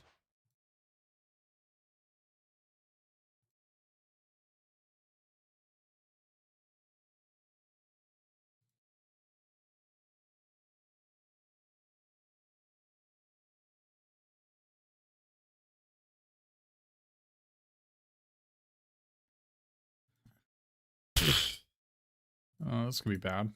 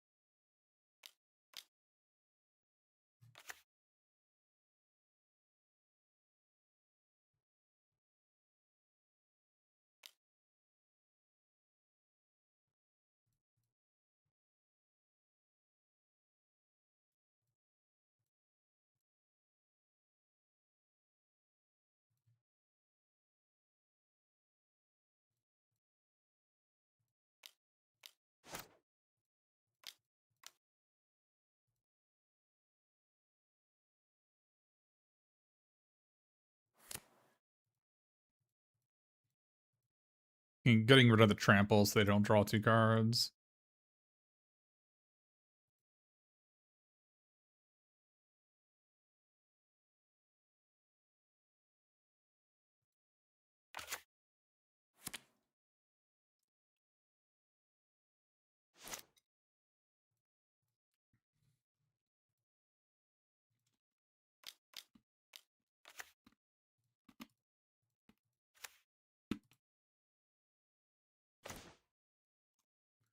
Well, we're in trouble.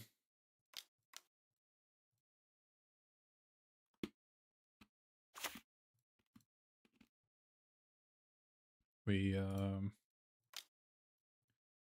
did not draw any spells for the past couple turns, which was not a good idea. I think in the future it'd be better for me to draw some spells. Well, that sucks, because now they can use everything pizza.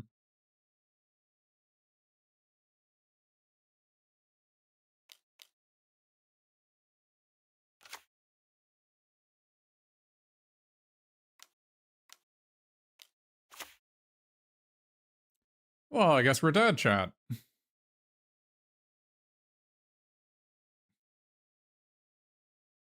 We are just gaga dead.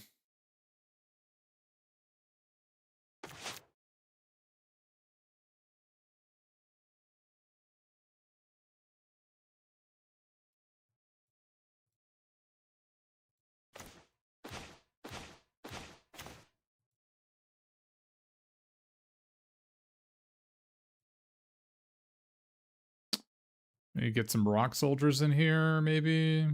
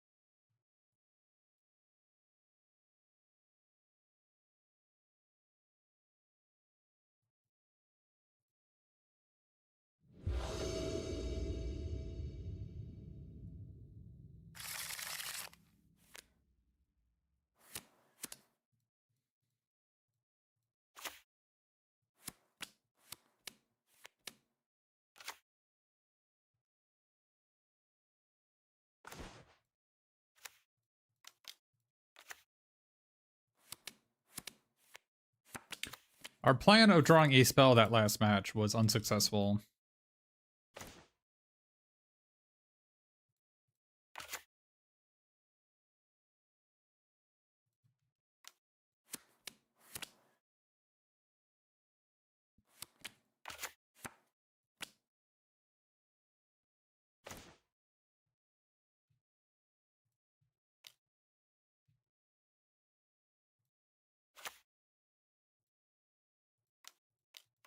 Based around Frog, like you've been talking about in green, and went 3-2.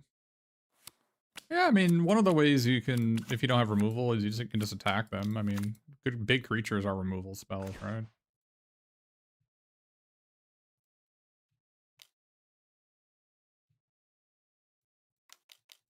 Like, the Primordial Pachyderm is pretty hard-hitting and tight-fitting.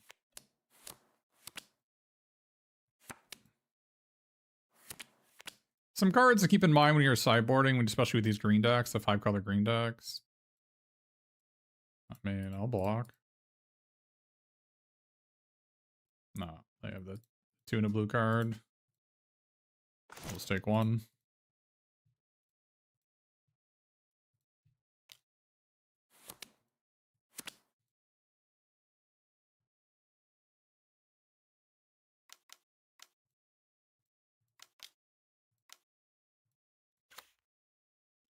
And my guy is trample, so I don't even lose any damage.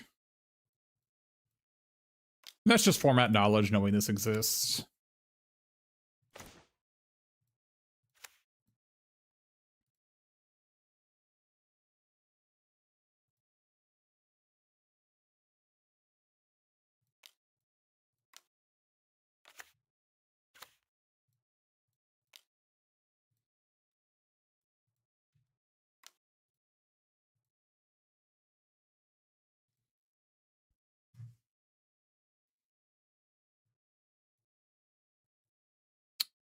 Maybe you want this as Exterminator here, because they have a bunch of the 2-mana 1/1 flyers that I need to block.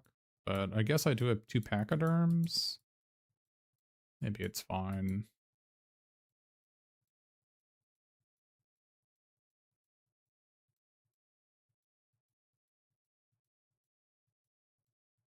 I can't deal with that 3-mana 2/3. If they have it, I'm just toast.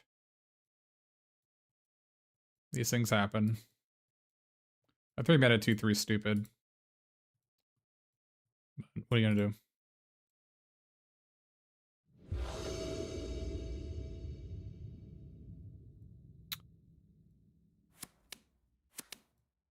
I had the Mondo Gecko in one of my pools where I had 3 escape tunnels. Very freaking dumb. You just get to sack your land and draw 3 cards. I did lasting mental damage to my opponents because I did that. It was probably correct for me to play the Skrulanoids. No, it wasn't, because I have Genghis Frog in my deck. Probably was not correct for me to play it. Definitely correct for me to play it here. Like, if I wasn't going to attack, because I don't want them to, like, sneak in something here. I have a combo of Omni Cheese Pizza and Krang, so I kind of just need to get live to turn 6.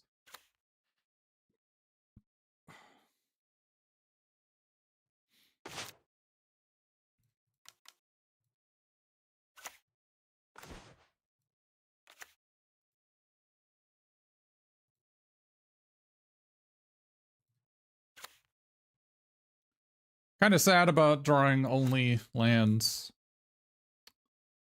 Kind of frustrating, actually. But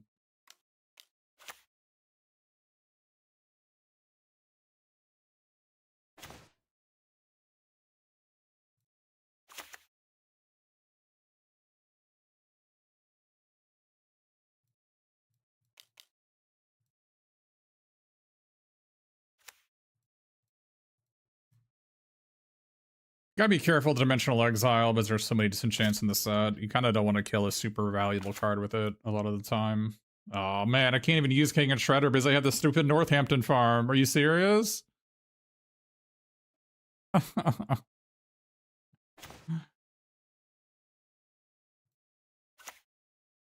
Wow, that's lame.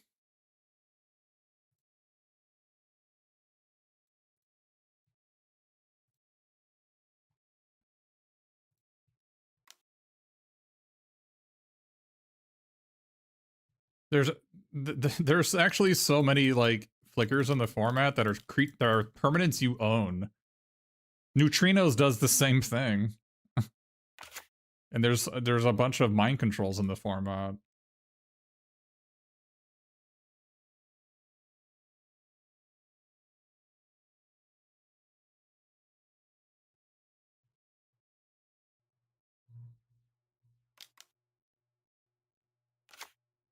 If you're not familiar, Northampton Farms says target creature you own, and this is, you know, they own the creatures I get from this.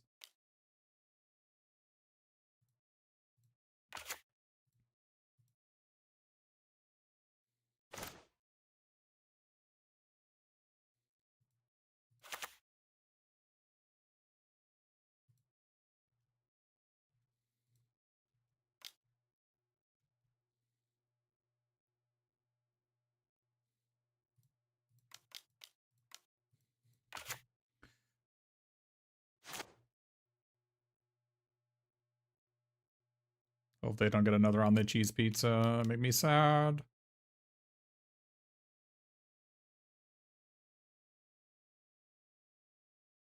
Really need to start drawing some spells.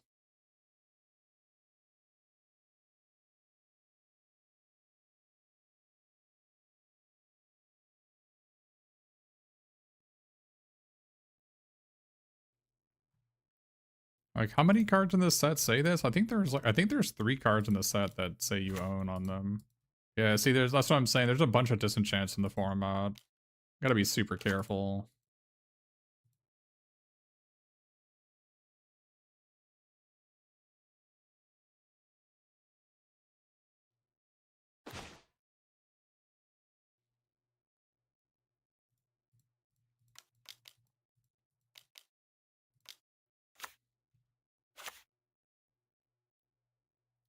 Gecko.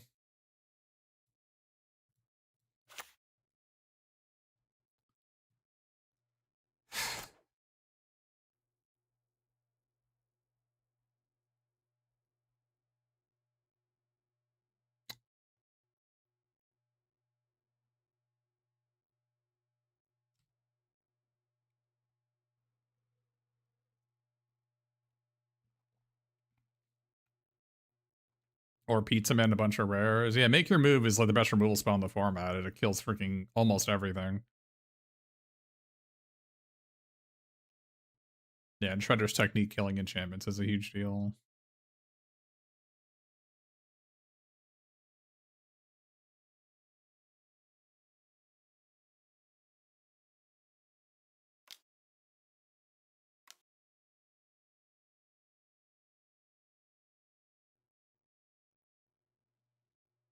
We just didn't draw any spells, right? Krang was the first spell we drew this game. That and Genghis Frog.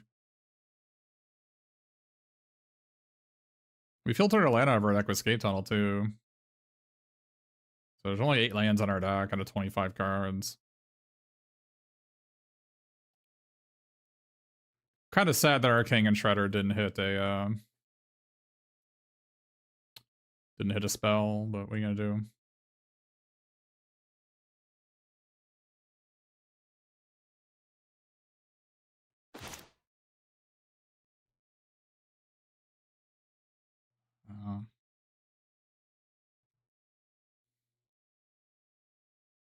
So lame.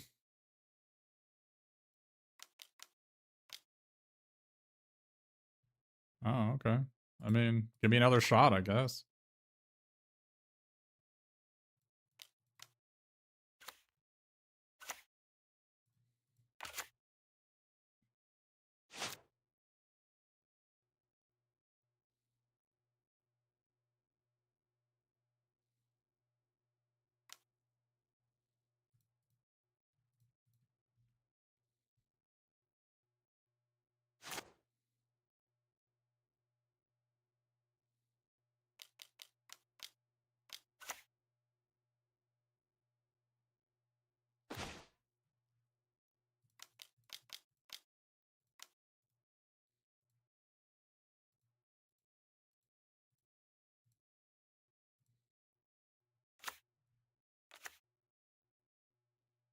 Oh, I get to draw a card.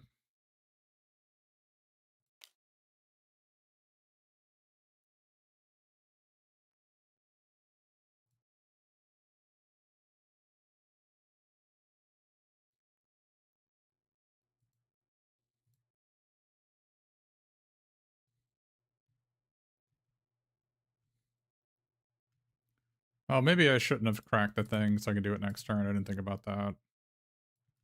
I didn't think I was going to draw even more lands. I should have held on to it. That was bad, chat. I'm sorry.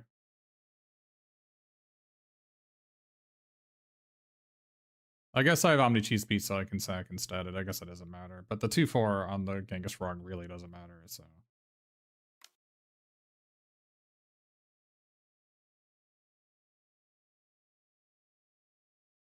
Oh.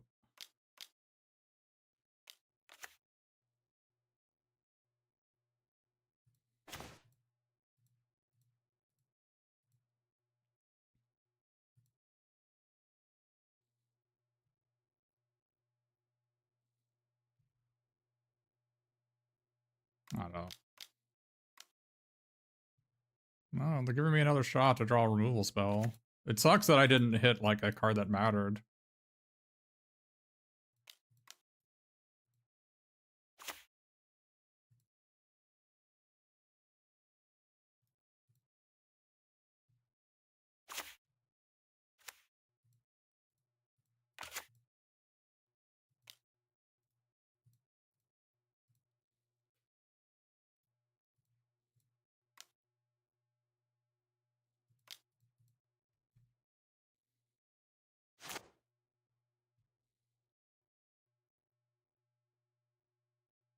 We got wrecked by Northampton Farm. Our Krang and Shredder was completely inoperable because I had a rare land.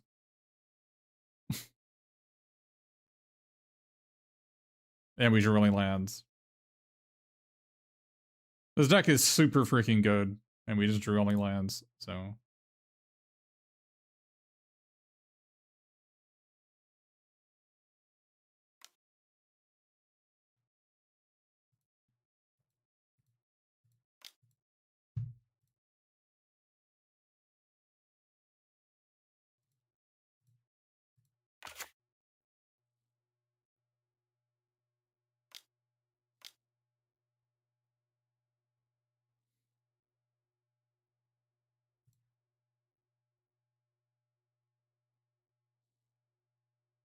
I don't know why they didn't just put the counters on their creatures and kill me.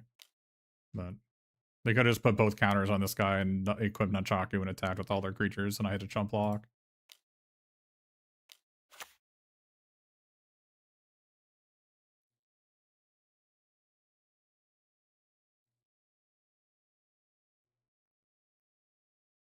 I don't even know if they have removal spell left in their deck. I suspect they don't.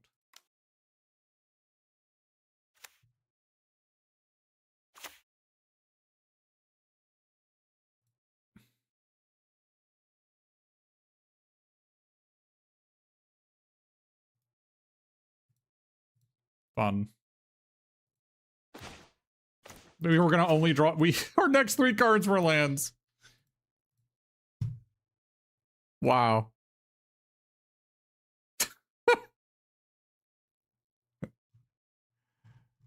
Well, that was unfortunate. Unfortunate.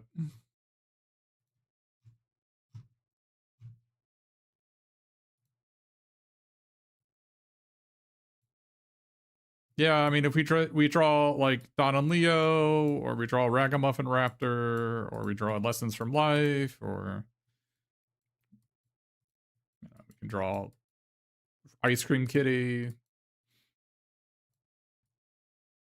Half a dozen cards that if we drew any of them, we win the game. Instead, we drew 11 lands. So.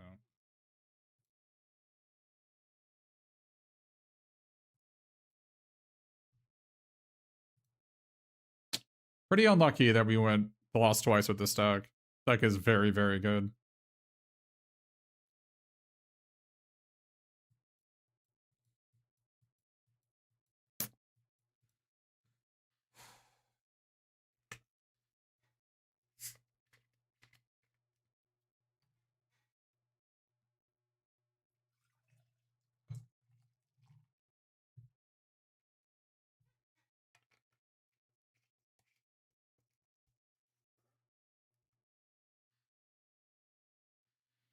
We also would have won if we could have gotten the Gecko. We could have cast the Gecko off the Krang and Shredder. Because then they couldn't attack us, because we could hit them back and draw a bunch of cards.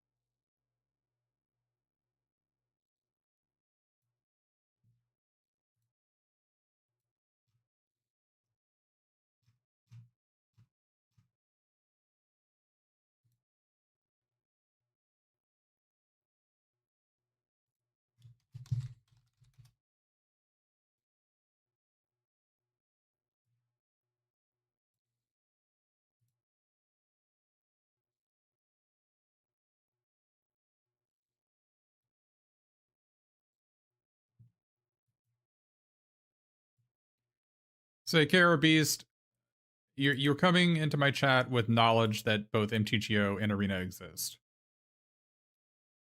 Right? Well, the price of these things, this used to be way higher. This used to be like 30 and this used to be 20. But I'm wondering why these are going down in price, because there's no premier events with this and there's no like... There's no supply for these cards, right? So kind of surprised that they're going down, unless they're just not getting played in standard. I have no idea. This one is way underpriced. This is like in the mono green deck, right?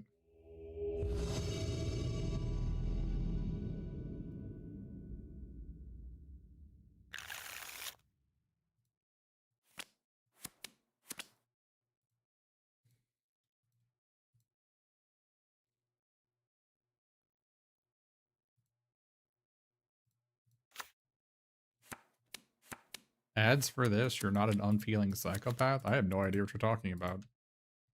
But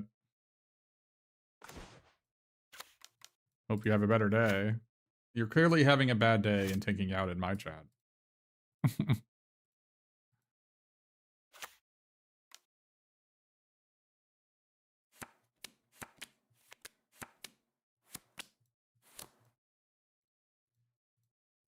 I don't know, it's like, basically Arena has no prizes and is super expensive. And MTGO has prizes and is super cheap. So, those are two good reasons. I hope those reasons are good enough for you.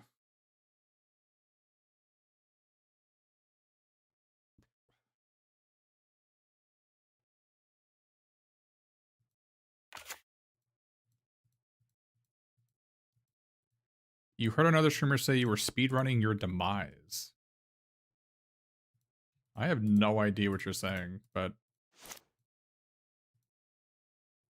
think you're having a bad day. It's my birthday. Don't have a bad day in my chat.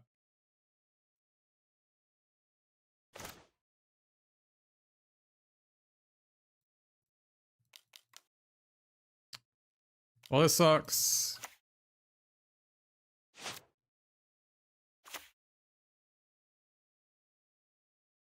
Levels higher than Arena. I don't know. That doesn't jive a lot with what I experience. Does it suck getting old? I don't know. It's okay.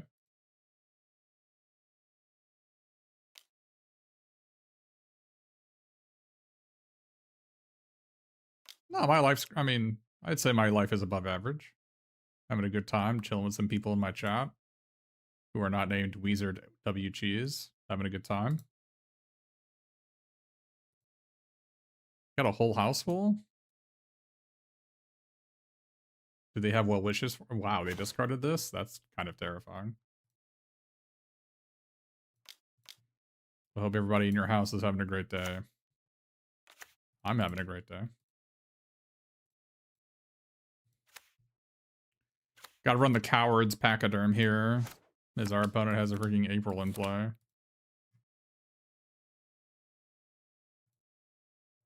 You can convert M2GA to real life, but you gotta win those box events. I mean, it depends. Usually it's better just to get your money. Trying to, like, bet on the market is probably a bad idea. I already sold a bunch of stuff from this set. So I'm fine if it's already goes in the tank. Like, I've got, what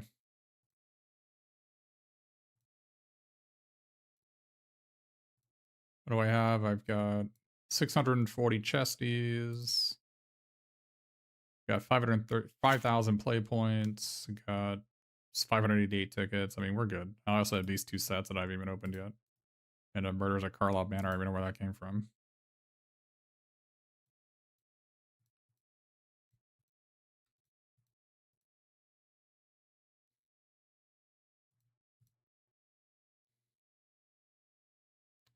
We need to draw land.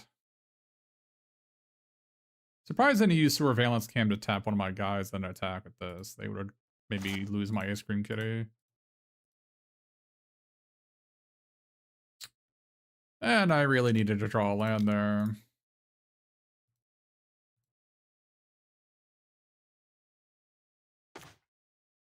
Oh, we drew a land there at least.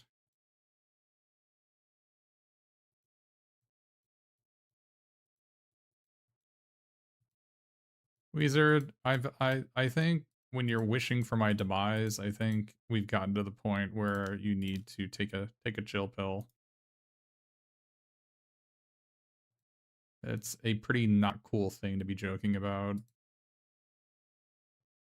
I know you're having a bad day and you like it to take it out on other people, but I would prefer if you be a little bit more positive.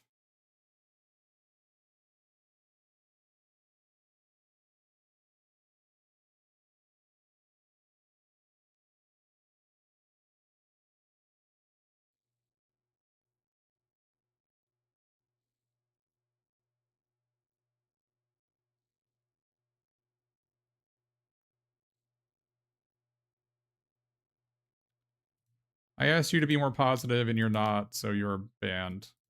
Hope you have a good rest of your life.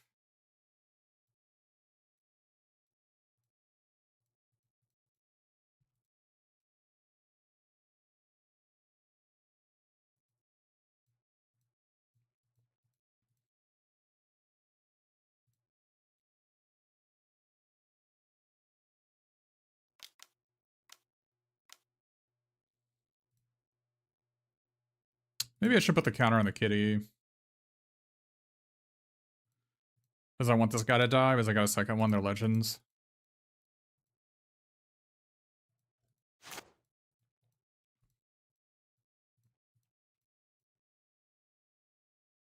I'm not quite sure what it is about my channel that attracts people like that. Because in other people's chats, I don't see people like that, so...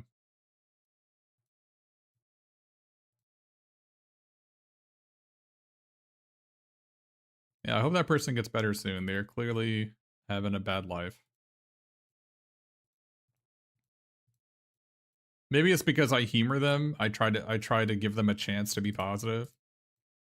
Maybe they just need someone in their life to tell them that their behavior is unacceptable. Maybe they just don't know better. I mean, not everybody has an exceptional upbringing, so...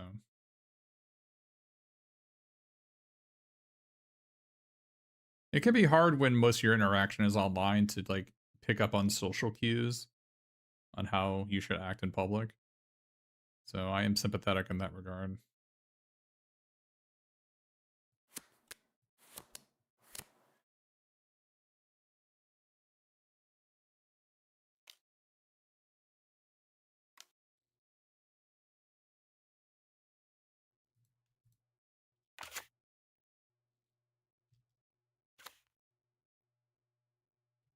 You already banned that guy? Yeah. It takes a certain type of person to want to wish for someone's demise on their birthday. Very, very, very, very strange. So they have Saved by the Shell here.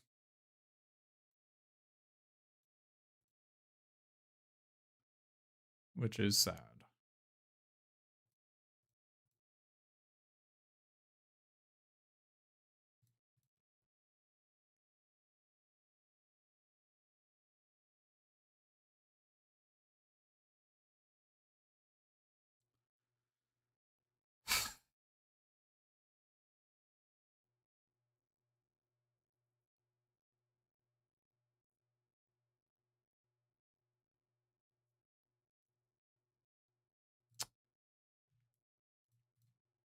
I don't know.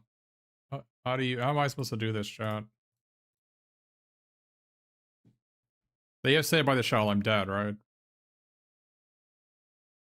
I need to get them to use it, but I can't let them draw 5 cards. So is it correct for me to just do this and try to draw a land? I think so.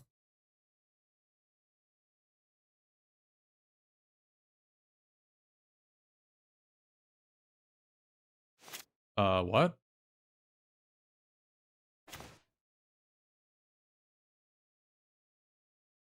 Why did they make that attack then? And I guess they got me. Because now my hand is completely uncastable.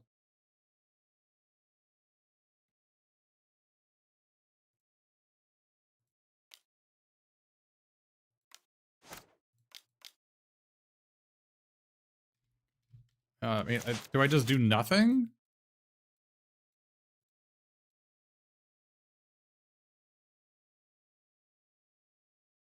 I think I do just cast my pizza here.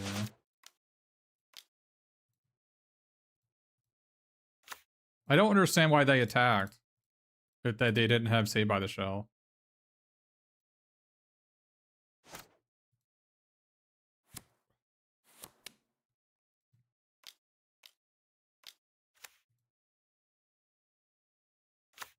Like, what was the like, why would they invest all those resources on April and attack?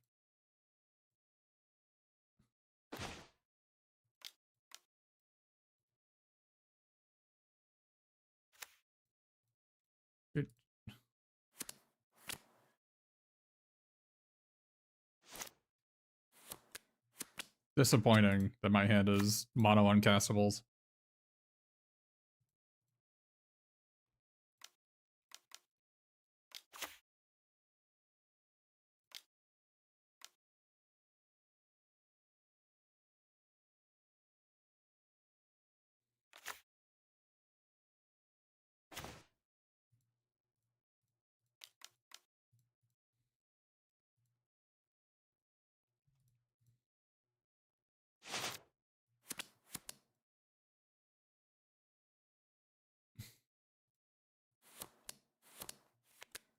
The Flood into Screw is the Darkest Mage classic.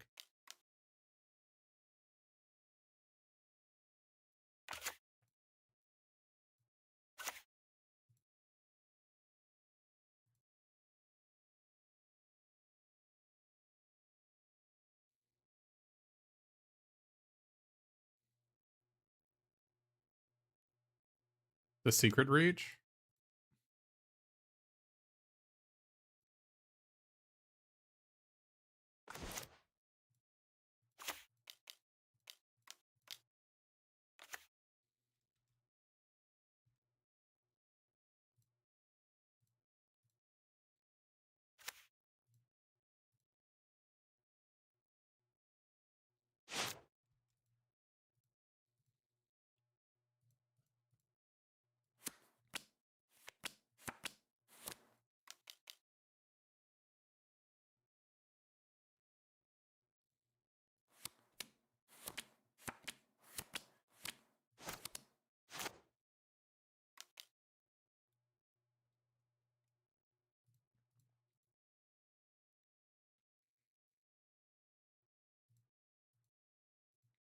I just don't understand how they discarded Lessons from Life with April on turn 4. Like, in what universe is that the worst card in your hand? It's just not possible.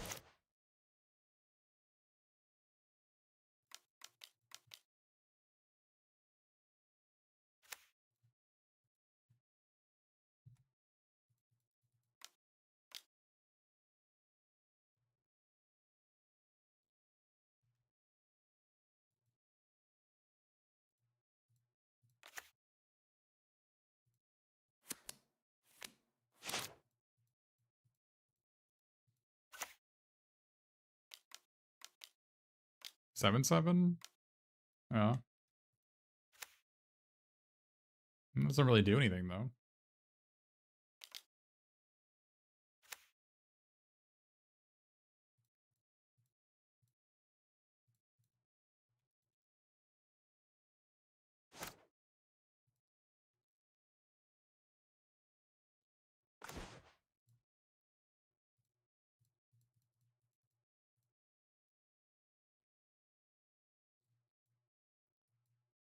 They have 2 copies of that 3/2 flyer. But they have a bunch of mutagens too.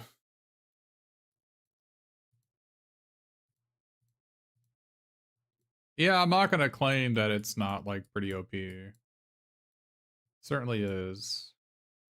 Our opponents almost got us with that April though. April's a really scary card.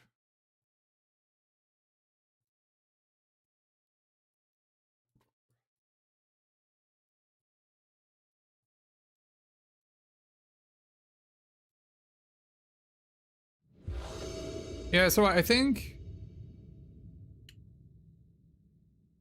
that in this format you should try to minimize your like low power level cards and just try to like even just random cantrips are probably better than lower power level cards.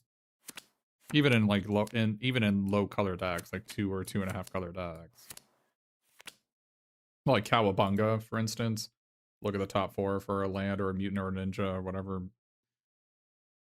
Like that's gonna be better than a lot of your, assuming you have rares. Do I keep this?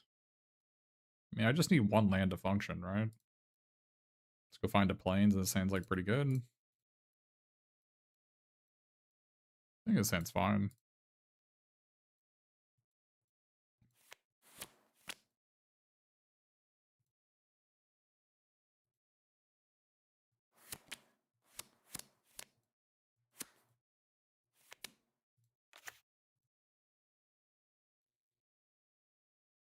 Mulliganing is so bad. Keeping a 1 land, everything beats on the draw in your 17 land deck is probably acceptable. I've also got Squirrelinoids that let me get a rebuy, I guess, so they don't get run over.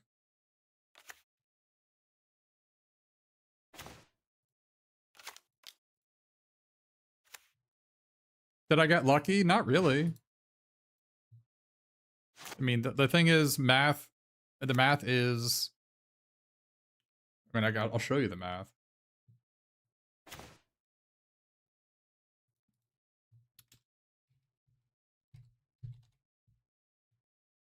This is the math. I'm 71% to hit.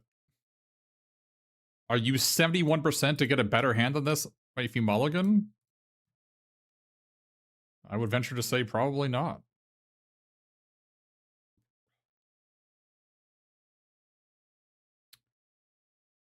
Kind of disappointing that that Super Shredder gets bigger if I use this Mutagen token, but I guess I can maybe use that to my advantage. I can like maybe make it into a 4/4 and then blow it up.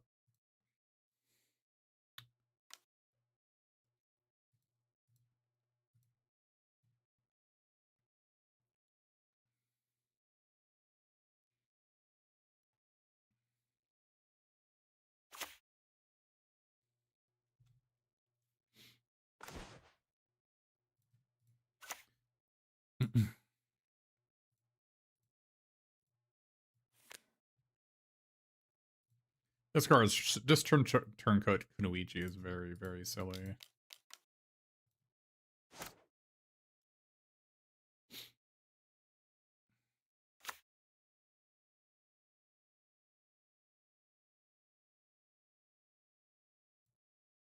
One of the things I think we can all be happy about is that they didn't use the term snuck in the set to describe anything. Like, if turncoat Kunoichi was snuck, instead exile the chosen creature. that would be sad, right? I think we can all agree to that.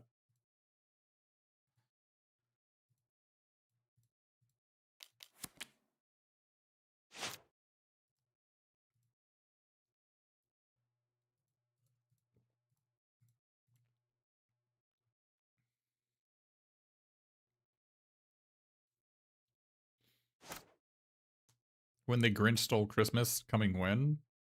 I'm not sure I understand the joke.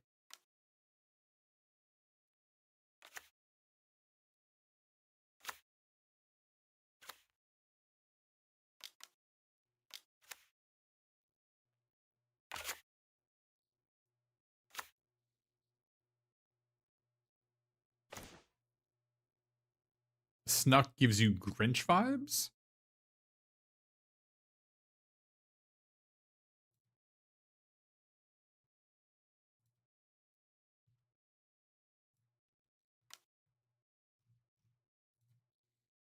No, they may think they'll get the guy back. That is not what happens here.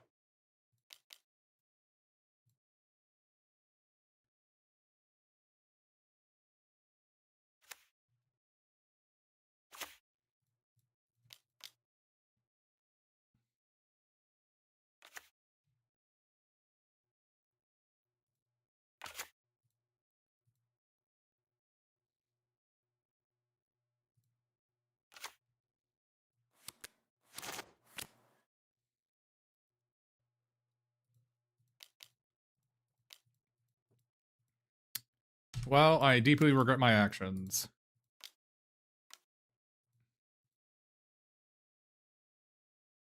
I learned something yesterday, chat. Can you guess what it is?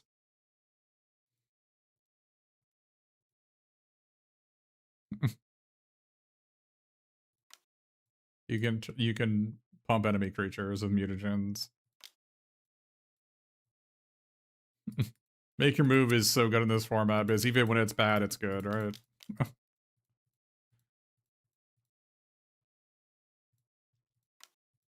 But maybe I shouldn't have used the Dimensional Exile on that guy. I don't know. April's like one of the only cards that like is really, really, really, really bad for me there. And like them getting a bunch of mutagen tokens from the guy being in play is, you know, also potentially really bad for me.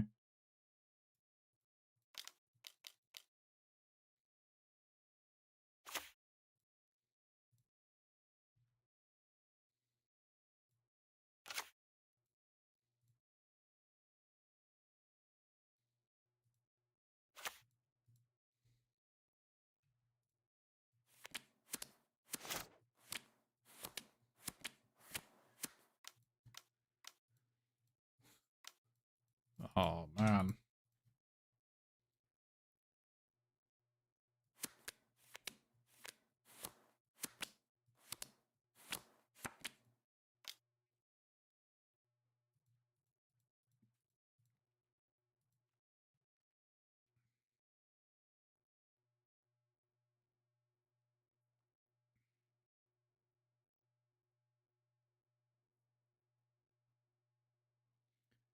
I don't know how to feel about this Lord Dreg fellow. His abilities are so insanely expensive to use.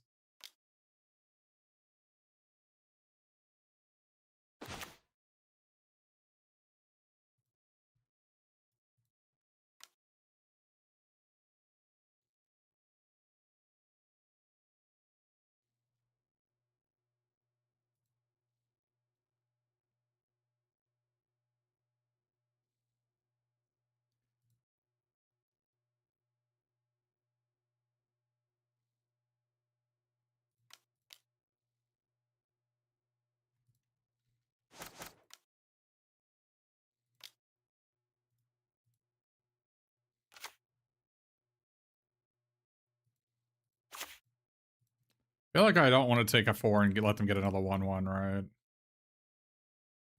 I think I just want to play Ice Cream Kitty. And Kunoichi just as a 3/2.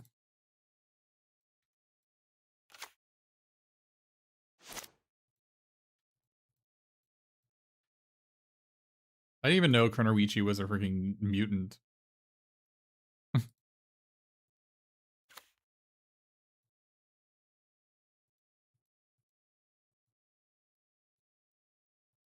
Yeah, it is weird. Like, I actually just didn't think mutagen could hit enemy creatures. My first, like, 5 days of the format because you couldn't use map tokens on enemy creatures. So I'm like, why couldn't I use mutagen tokens, right? Could have cut the tunnel for unblockable frog to turncoat. I didn't think that was necessary. I mean, my hand is kind of loaded. I don't really need a sack of land and pay 4 mana to kill the 4/3 flyer. If that situation was more dire, I could do that.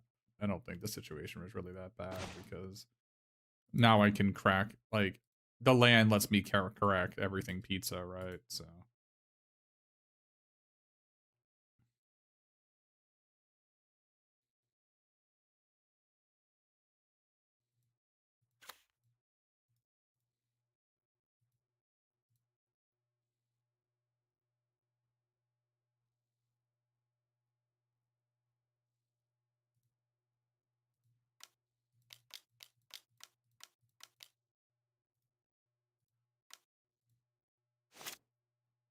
Oh, I didn't know I overtapped that. That's alright.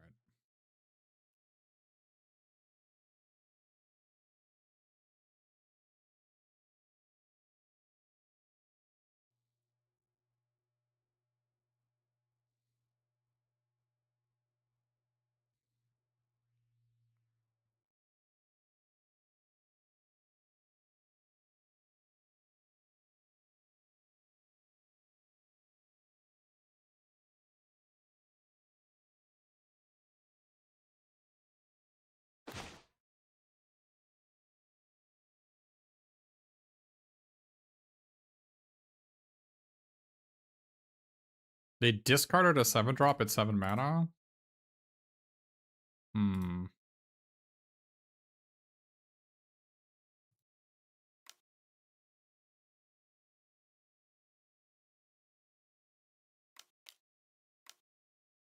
Okay. Surprised they didn't kill this guy main phase to get a 1/1. Very strange.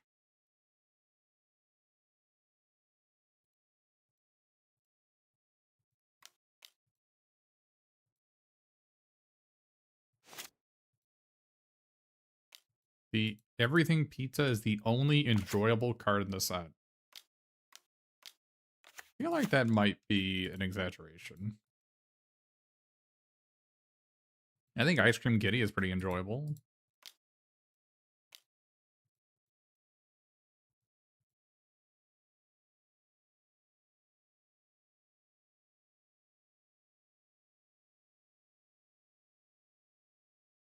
Got them to use all the removal and now they're tapped out, so I can play Don and Leo with Genghis Frog, get a pile of mutagens. Problem is, I'm not doing a lot of damage to them. I think I'm just going to take this so I can flicker the Raptor on my turn.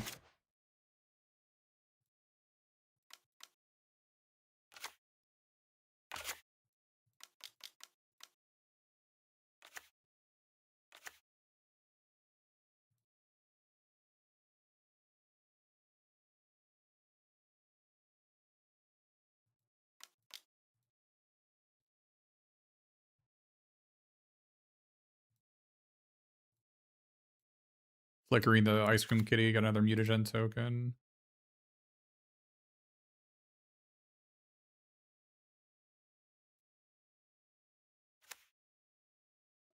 Get the draw card pizza back first because I can't crack. I don't have a red mana in the deck. I don't have a mountain, so might as well get this in play first.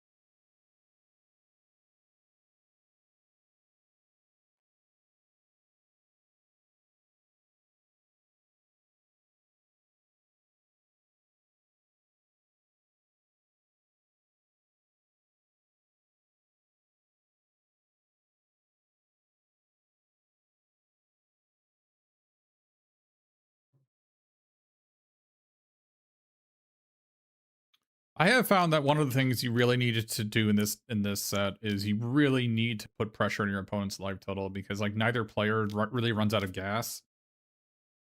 And so if you can put pressure on your opponent's life total, at least you can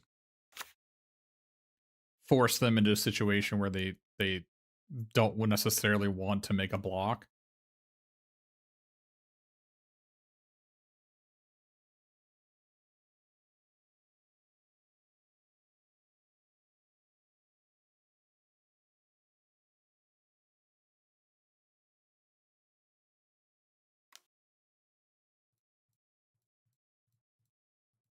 I have enough toughness, I think I can't really. No, it's not enemy bringing enemy life total to 0, just like bringing them to even like around 12 or 13 can make it so that you can like end a turn removal, untap removal, and then they have to like chump block to not die, and that could be a winning strategy.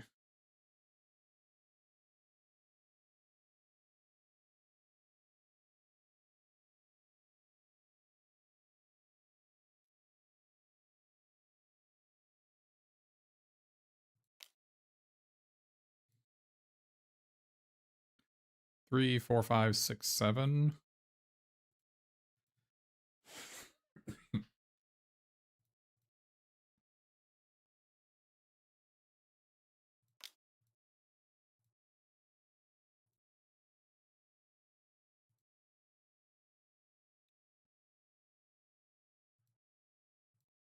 Like here,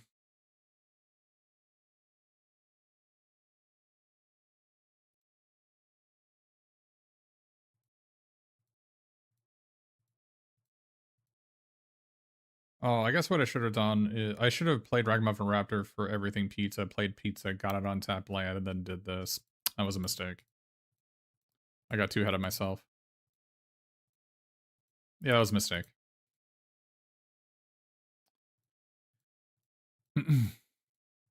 Yeah, this is curious. Curious for sure.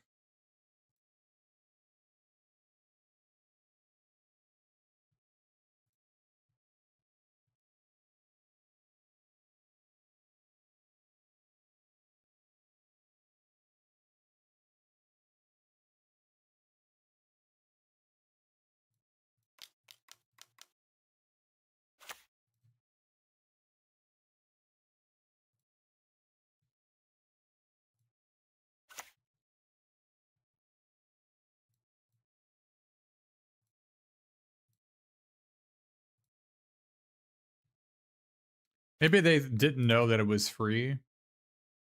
That's potentially believable. They wanted to. They didn't know it was free to use the mutagen token, and they wanted to draw a card with Mikey and Leo. I have been surprised. I did the same thing when I first played Mutagen Man. I was surprised that the mutagens were free. Like, excuse me, streamer. If you read the card, that's look. I'm just saying, it is unexpected for mutagens to be free to activate.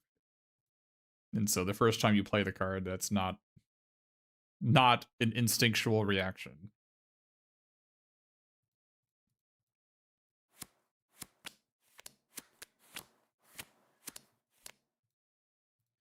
Another thing we should maybe doing is playing Turtle Lair in this deck to break stalls.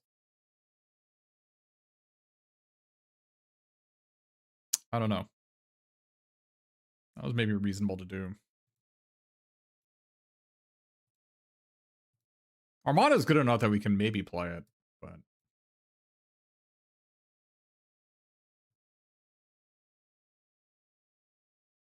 I think Ice Cream Kitty is very good.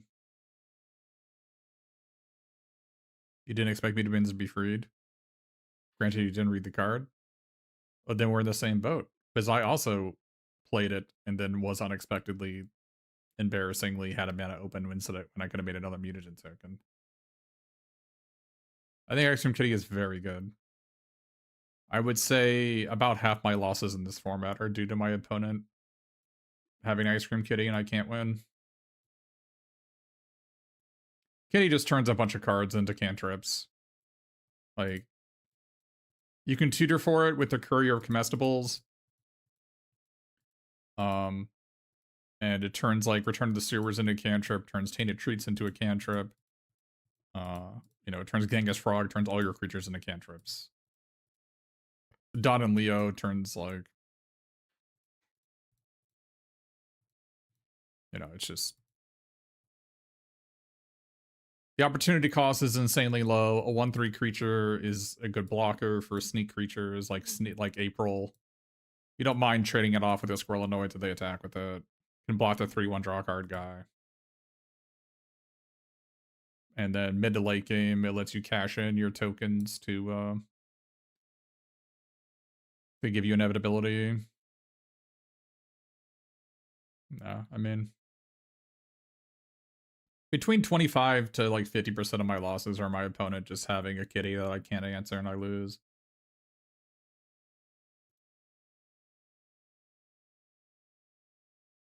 A lot of the value cards just make mutagen tokens. And so kitty allows you to transfer mutagen tokens into cards.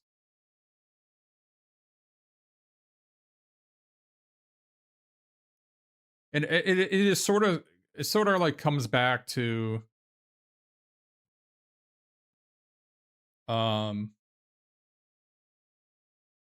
it sort of comes back to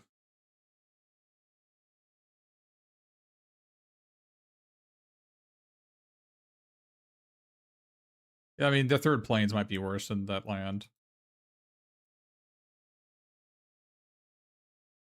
The third planes might be worse than it.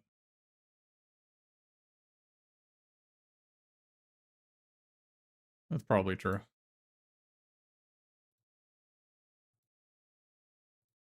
But it only gives ninjas or turtles unblocked. So it's this guy, this guy, this guy. This guy. No, it doesn't really work in my deck, right? It only makes these guys unblockable. I don't think it's worth it. It's better when you have, like, if I was playing this guy, it makes more sense. If I was playing this guy, I would definitely be playing that land.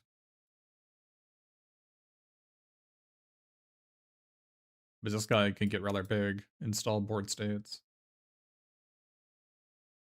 I haven't really wanted this guy. I mean, if I wanted to be over this guy, but I think I would rather have a flyer.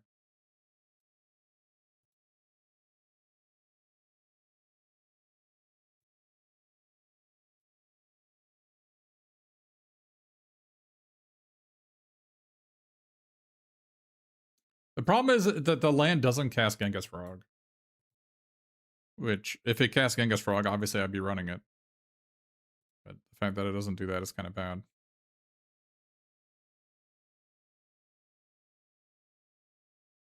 Because you would think that it would help you cast mutants. That's not what it does. The land would be like a 9 out of 10 if it could cast mutants. But it would just be a freaking utopia if it cast mutants.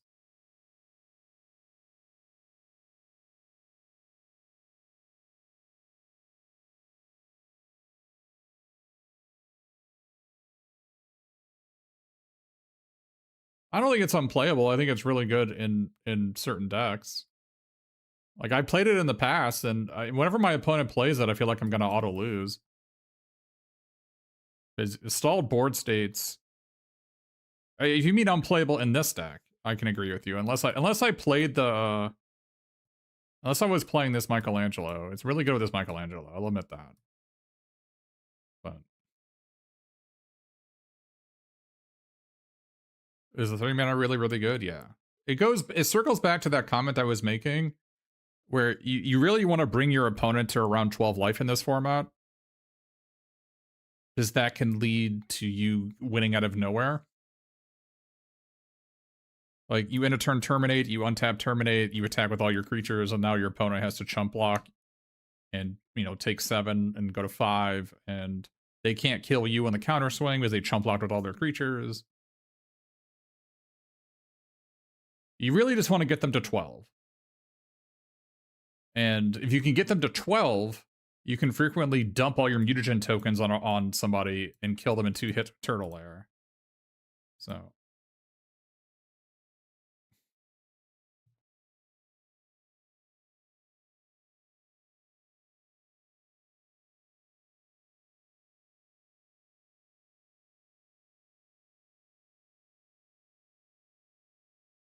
I also really like Pain 101, and if I didn't have these Dimensional Exiles, I would definitely be playing this guy. I like this card a lot. Yeah, Sewer Surveillance came as another kill out of nowhere card. Another reason that you really need to bring your opponent to 12. I have just found to be the magic number. 12 was when things start getting dangerous.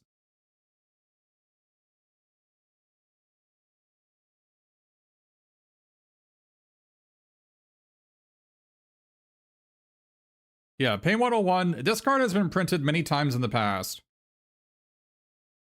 But the reason why it's good and better in this one than in other sets is that there aren't any other combat tricks available for black white. They just like Hamato Guardian Stance is garbage. And there's a couple ETBs in white black that you can take advantage of. Like April, the Scry 2. They had that Lita, the one on a white 2-1.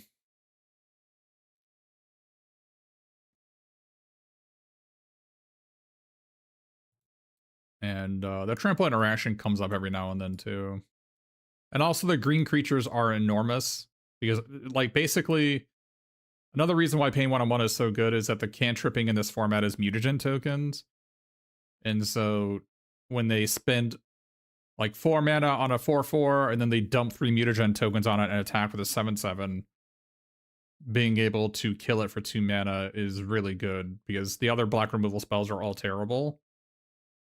So like Stomp by the Foot is terrible, and an Anchovy Banana Pizza is a sorcery and expensive. And so there's no like murder effect in the format.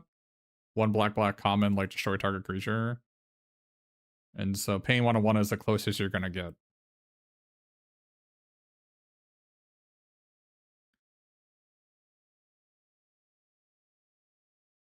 And it also frequently is not suspicious.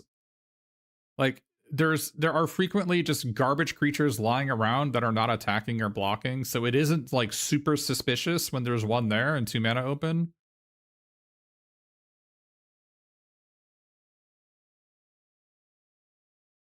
You know, like Ice Cream Kitties are just gonna sit there a lot of the time, right? So it's not like it's not suspicious when they're there.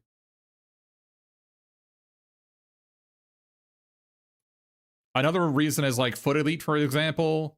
Like Pain 101 is super good with Foot Elite because they're always going to block Foot Elite with a giant creature when you attack with it because it can't block your other guy. Right?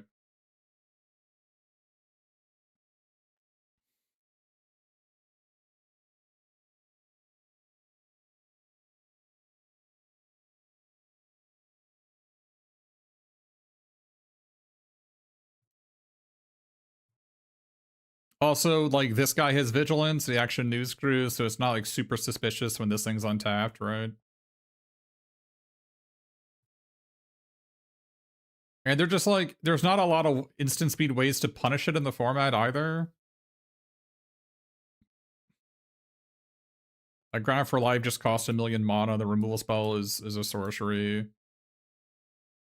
Dimensional Exile is a sorcery. Make your move frequently can't stuff your Pain 101. Like, I mean, look at my deck. Like, what do I have if my opponent casts Pain 101? Nothing. Right? I have 1 Tainted Treats to punish them.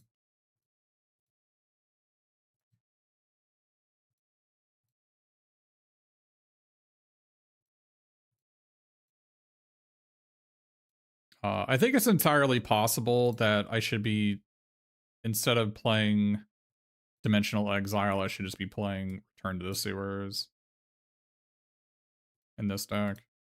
I really don't like Dimensional Exile, so and Return to the Sewers is super good with Krang and Shedder, whereas Exile isn't.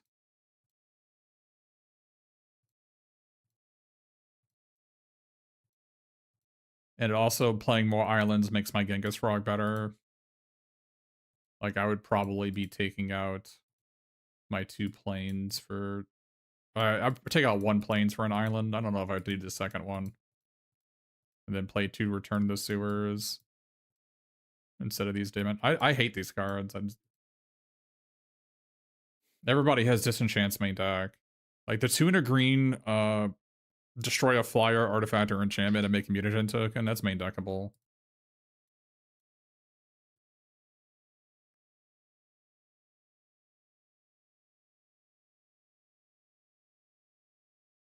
We're playing for min prize here, unfortunately. I think after this, we'll probably have to go back to MTG Arena. The wait times are just too long.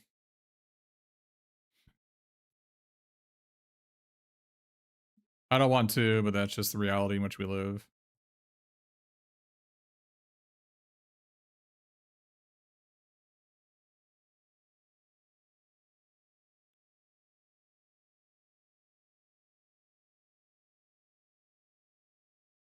Yeah, the removal isn't that great. Well, I think it's because maybe you... I don't know, Xenom Raw. It's a weird question to ask. Everything ends, so there are no eternal games, really. But and Magic the Gathering is one of the oldest, right? So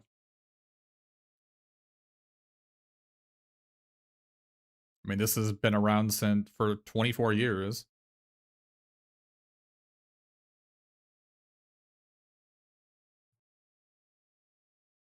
I mean, how many games out there are a live service product that have been around for 24 years?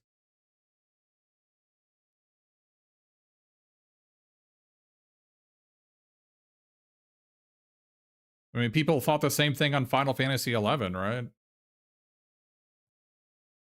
But Final Fantasy 11 apparently has the most players it's ever had or something. They actually had to close off new players from playing Final Fantasy 11. I remember reading an article about that yesterday.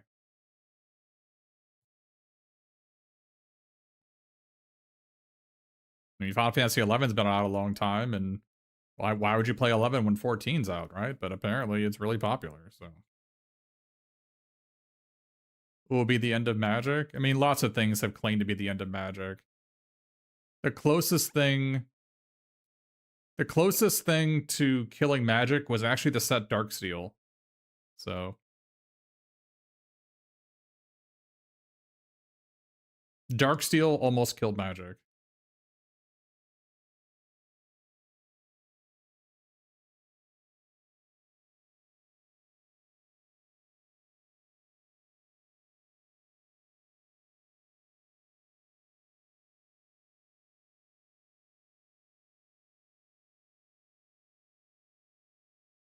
Yeah, they still operate EverQuest, yeah.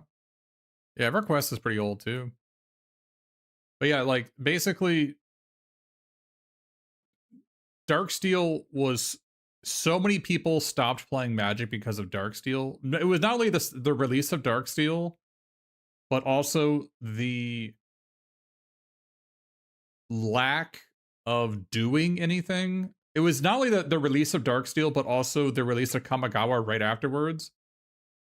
It was so bad that it didn't take until Zendikar for the player base to recover, which was years later.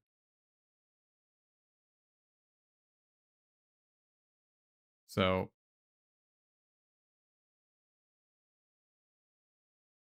like Darksteel was so overpowered and they made so many last minute changes, and Champions of Kamigawa was so disliked by so much of the player base, and it was such an underpowered set.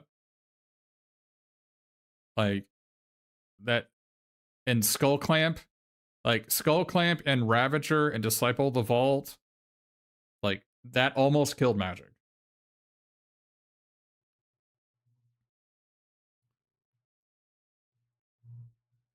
Yeah. You stopped in Kamigawa and came back in Zendikar? Yeah. So I guess we just have to go back to Arena, unfortunately. We're not getting any queues. We're not really playing for anything here, so unlucky. We're just not getting any matches.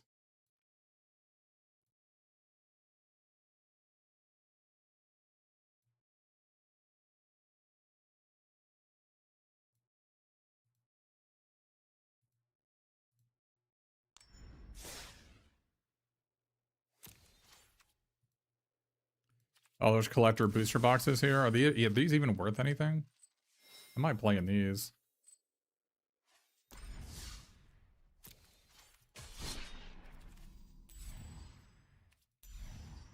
All right, what do you want to do here?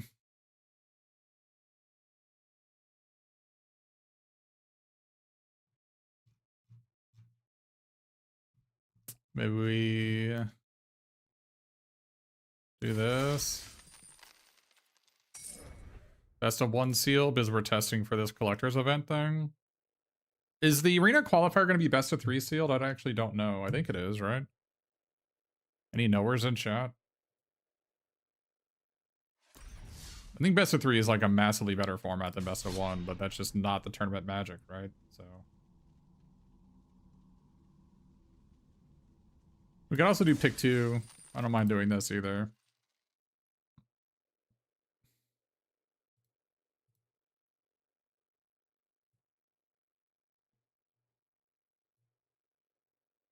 It's designed for pick two.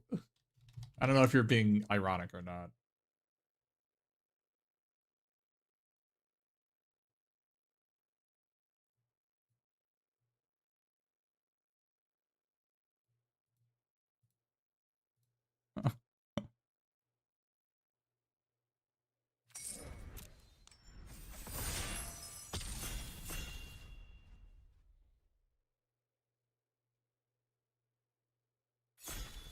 No, but the actual qualifier is best of three, right? We've already had this discussion. If you're wondering, I don't know if you're being ironic or not, ETH Saver, but we've already had this discussion. Like, what, when you say that you read that this set was designed for pick two, what does that mean?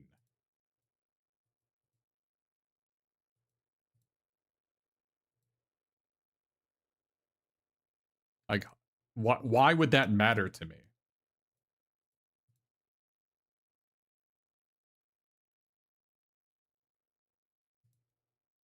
Is it these two?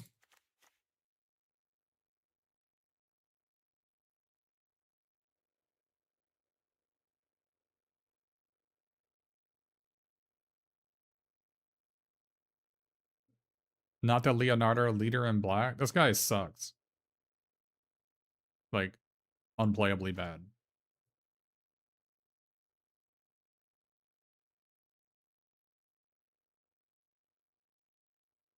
We could take on the cheese pizza instead.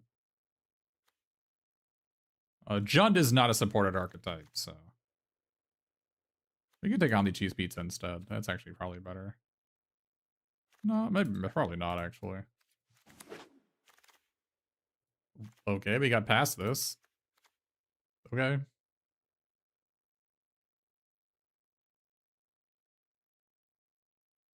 All right.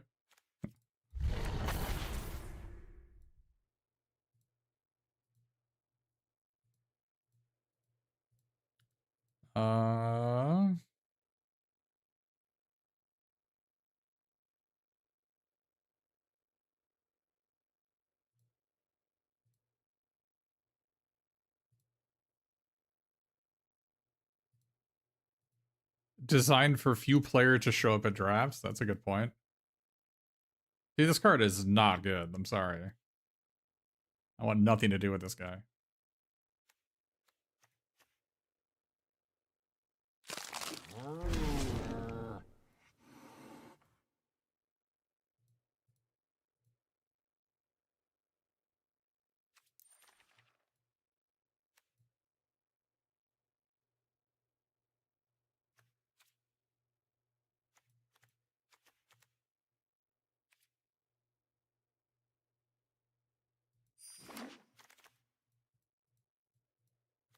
Omni Cheese came back. Don't know whether I'm going to be like red black or white black or green black.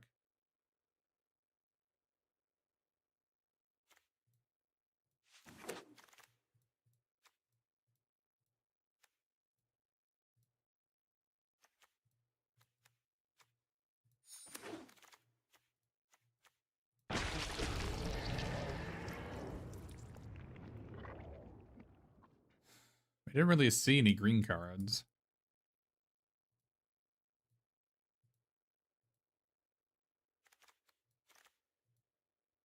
I didn't see any blue cards. They're probably not blue. So it could be red-black, or it could be green-black, or it could be white-black. I think we're going to be probably red-black or green-black.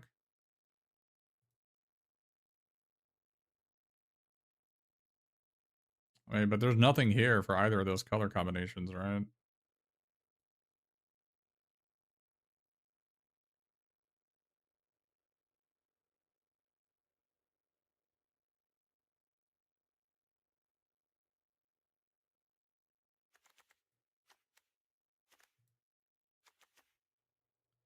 Maybe we're Jund? Yeah. Maybe we're Jund.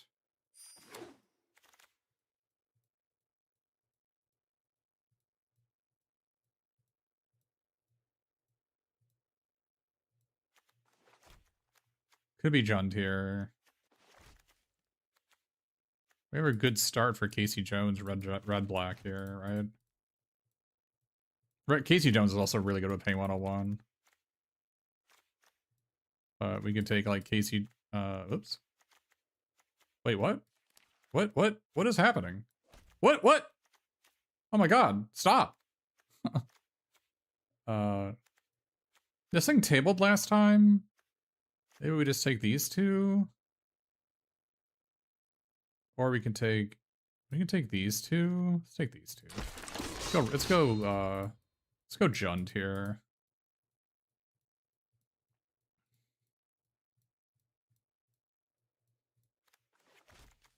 What do we want?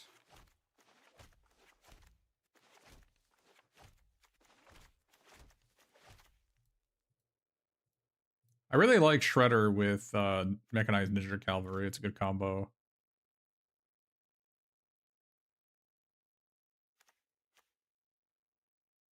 Could also be Mardu.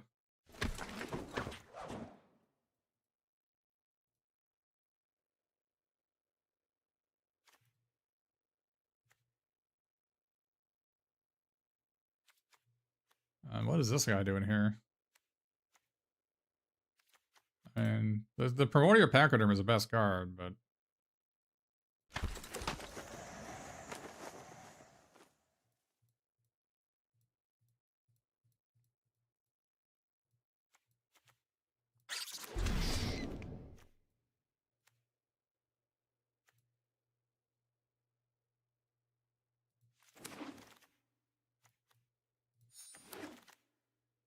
this deck looks OP. XD. Okay. Is that good or bad?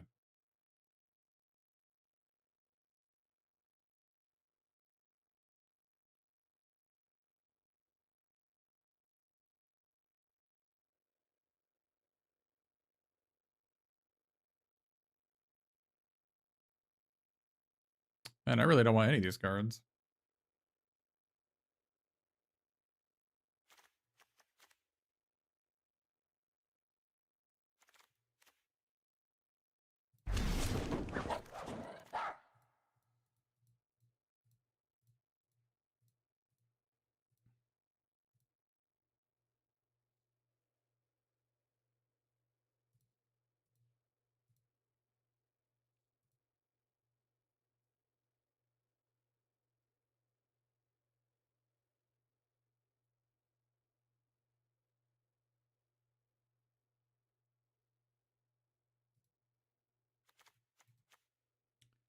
Man, we really needed a dual land.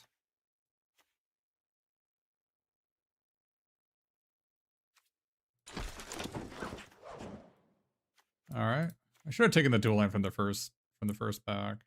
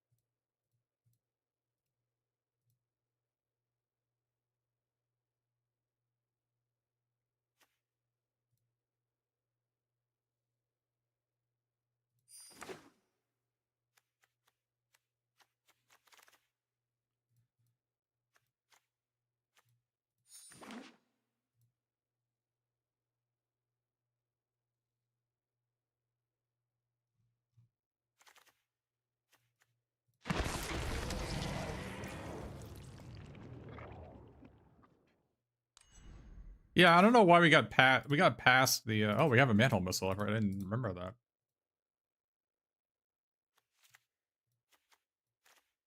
All right. What are we cutting here? If you're overcutting.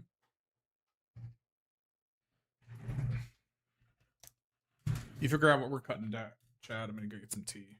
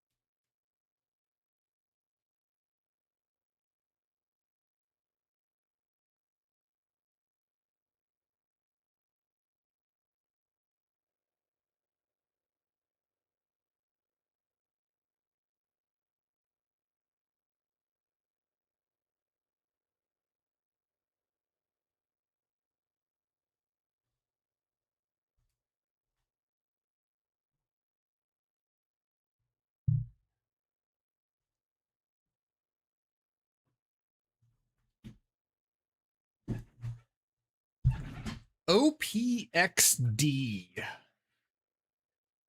Well, we're not playing these stupid zoo escapees, so we can cut those. We're not playing these dragon punks either. What else are we doing here?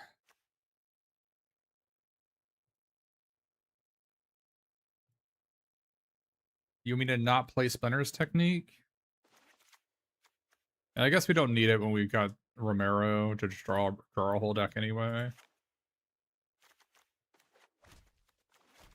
What else are we doing here?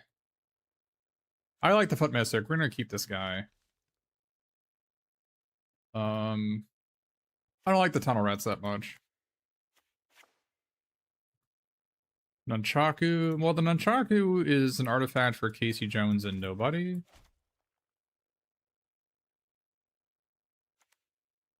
Also pumps our Foot Mystic.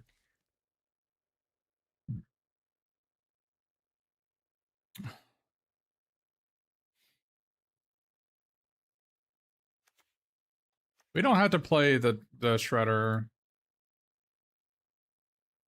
I do like it. I like it with Foot Mystic. I like it with I like it with Mechanized Ninja Cavalry. Oh, we don't need this guy. What is this guy doing here? We don't need that guy. It's also really good with a null group.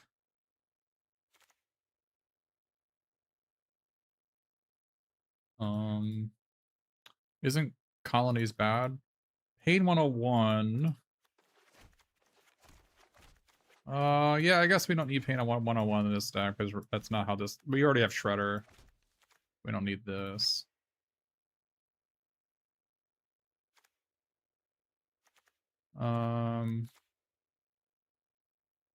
This guy's pretty good. We're not running it currently. I don't want to play him, but I also want to gain some life for my Romero, so I think I want to play this guy.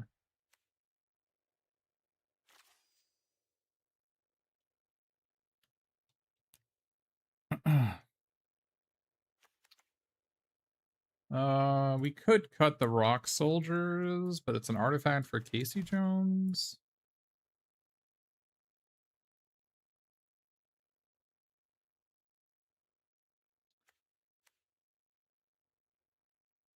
The Nobody is hard to cast in this deck, and maybe not good enough.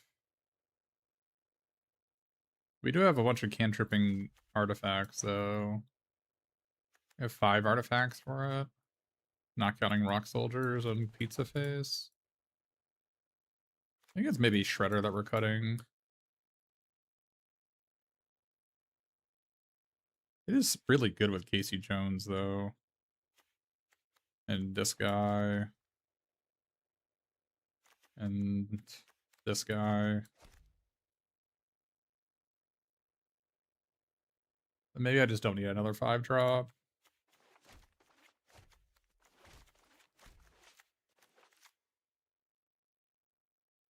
The 6-power creature for my Go Ninja Go.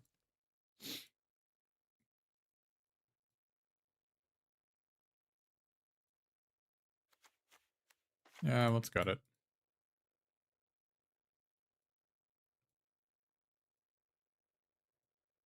And I like the Rock Soldiers. I like the Foot Mystic.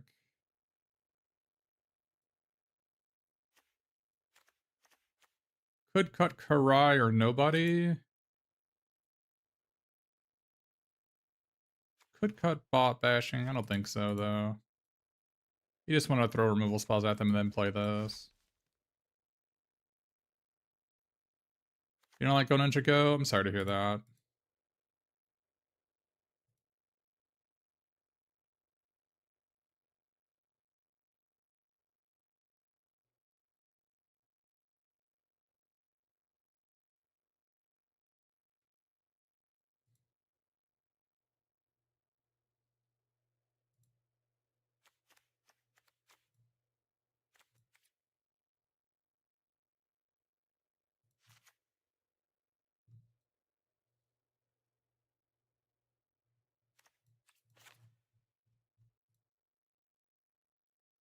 Yeah, I think I'm gonna play 41 and not bother with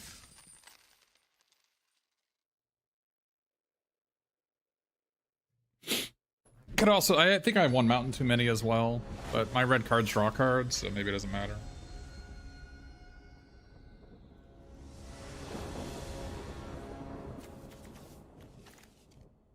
Alright.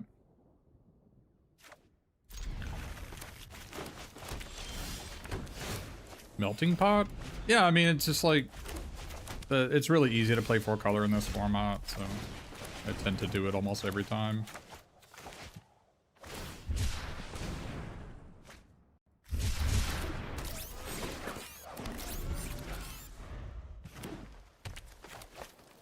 I think one of the plot mountains needs to be a plane.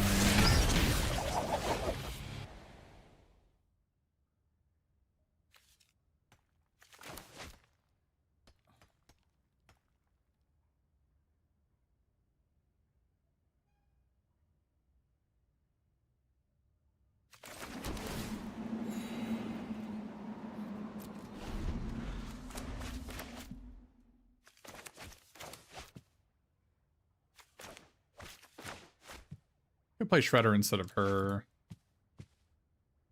Not sure.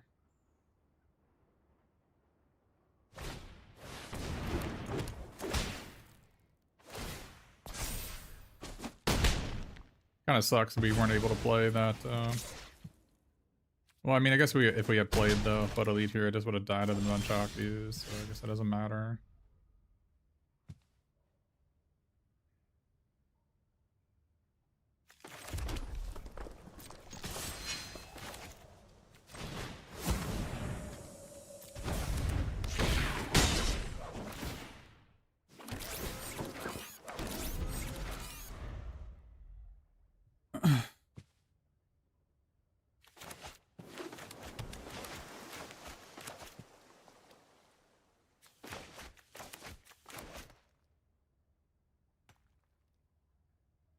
Yeah, maybe needed to cut a mountain for a swamp, actually.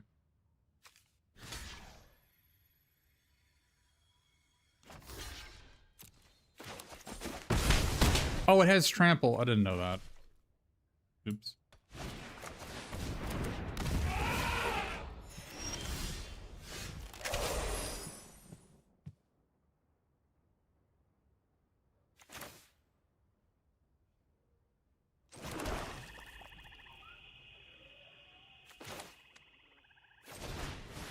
We should not have. I could at least have chump blocked with this guy and gotten it back, huh?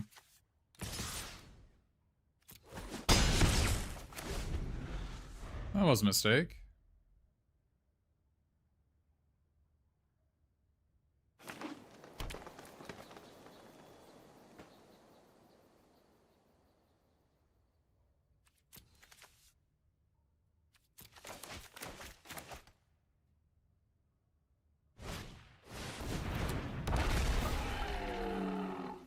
Okay.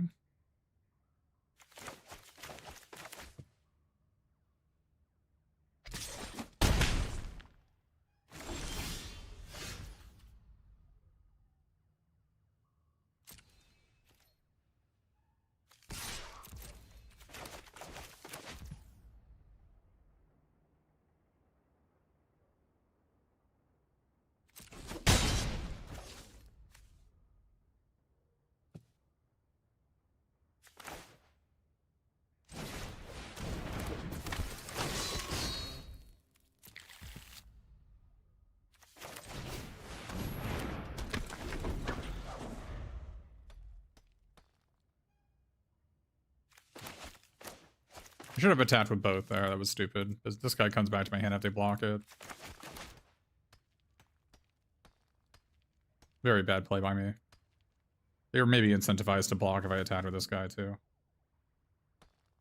Jump blocking with that 1/1 token earlier was so bad.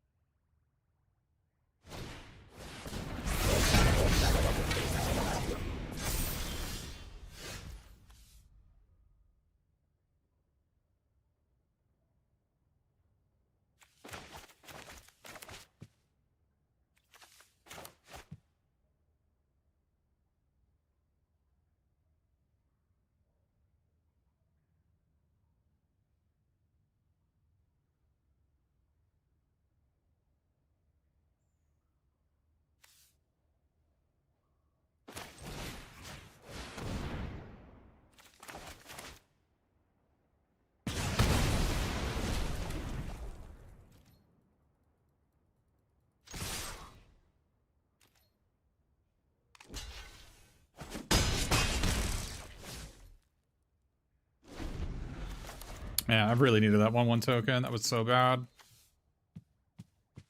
It's a game-losing play at chump blocking that when the guy had trample.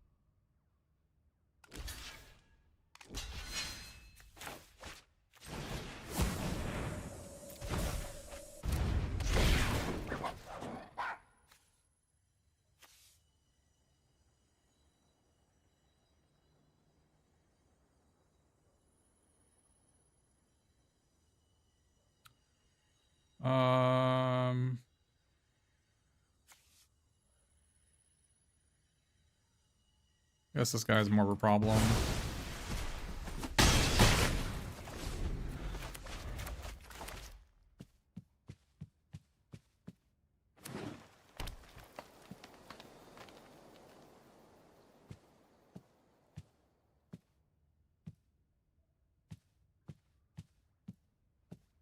Oh, it makes this guy... Oh, I didn't even think about that. That's an interesting interaction. Thank you for bringing it up.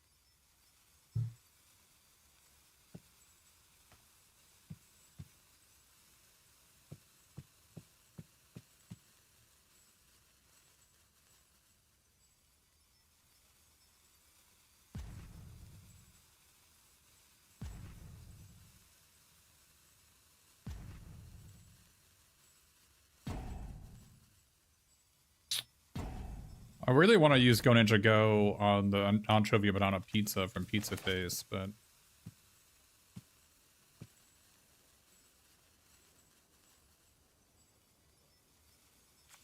Guess we just do this.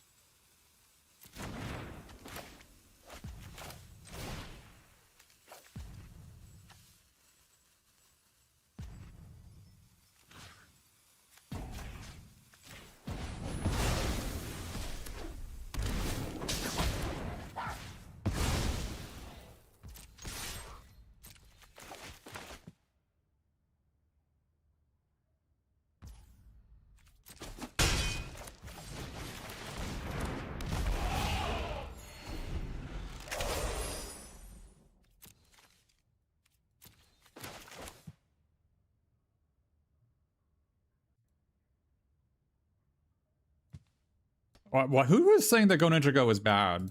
Are you still in the chat? I have just a pile of FTKs, and you want me to cut the double FTK? I don't get it. You said 2x is too much. I want to draw them every game. Why is it too many?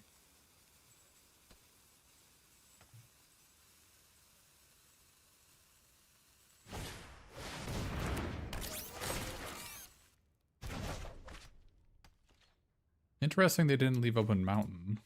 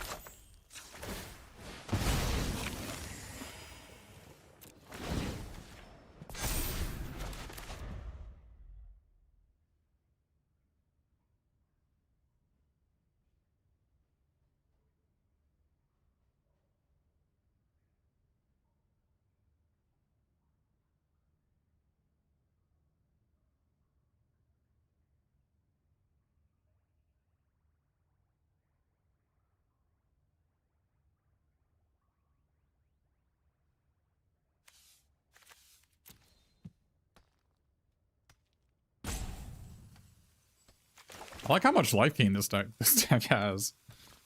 I got 3 more here, 2 in my hand. I'll be at 21. I've already taken a bunch of damage too.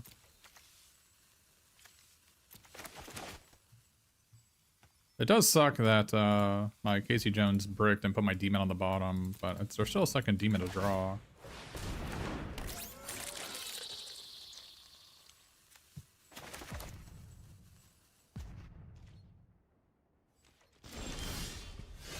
Oh, that's pretty good.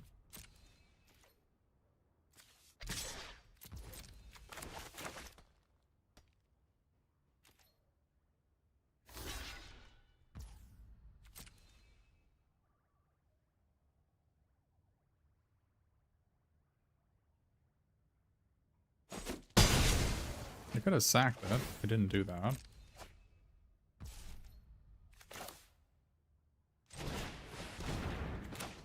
I really like, I think Ice Cream Kitty is very good. Like, look how insane it is in this spot.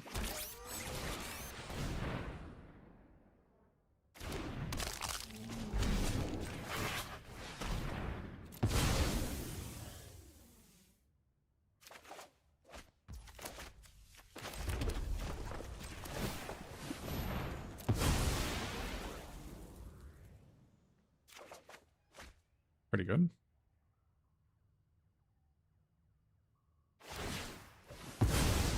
What is going on there?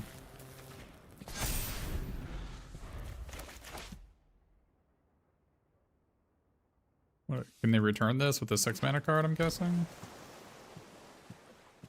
They're gonna kill 2 of my creatures? Oh, this... Oh, no, it doesn't work with the 6 mana card, actually. As it says when you do.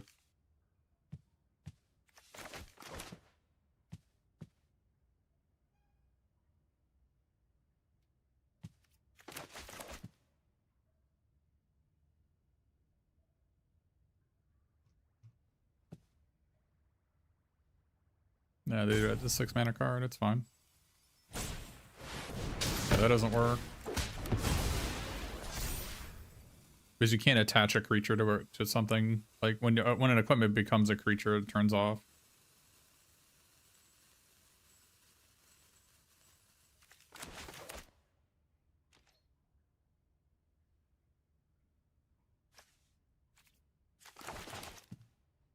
We can draw Go Ninja Go here.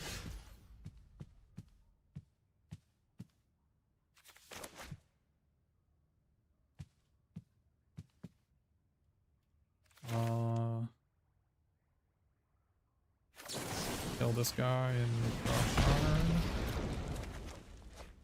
Pretty good.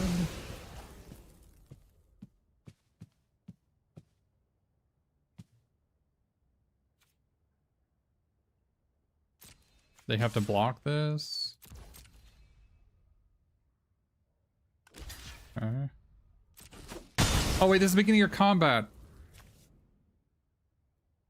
Oh my god. I thought it was end of turn. I thought this was end of turn. Man. We're both making boneheaded mistakes here.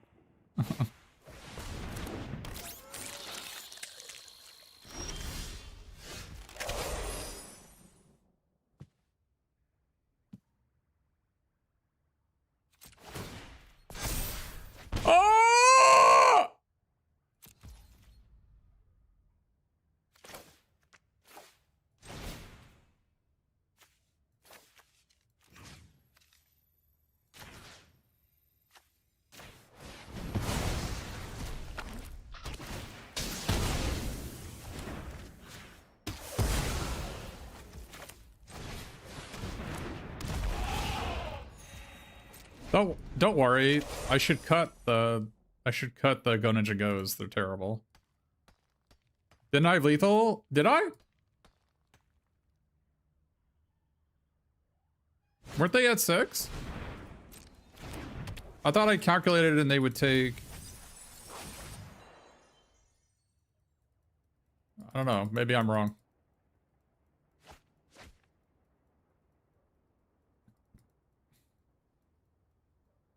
KOHD Sayonara, I don't get me wrong. I truly appreciate it when my chat tells me that I miss lethal. I think this is great. I would love it if you keep on doing that. However, let me have my fun.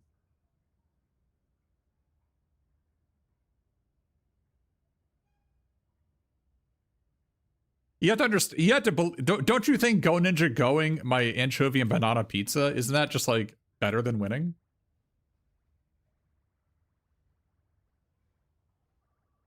Although actually we might lose here. Oh, they could have hit this guy and we're actually... Wait. Wait, we were not winning that game, were we? They could have attacked us? Yeah, that did not... Yeah, I don't know. Okay, well. Got a little too big for our britches there. How much black mana do we have? Oh, not enough. We need another swamp. Okay. Alright.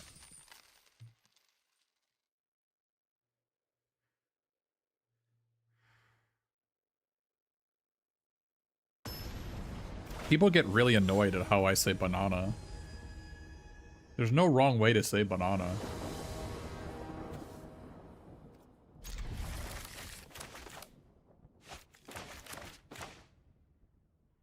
Yeah, you could, by the way, you can just like play a 4-color deck every single time in this format. It's really, there's so much mana fixing. There's really no reason not to. Like, the last 5 cards in your deck when you try to play a 2-color deck are so heinous that I'd rather just like... I'd rather just play a different color than play the last 5 cards in any deck.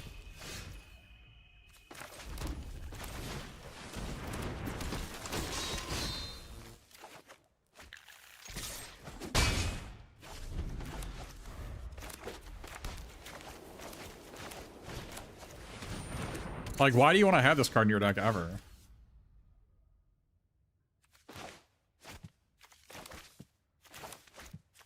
Do I play Omni Cheese or do I play Ice Cream Kitten?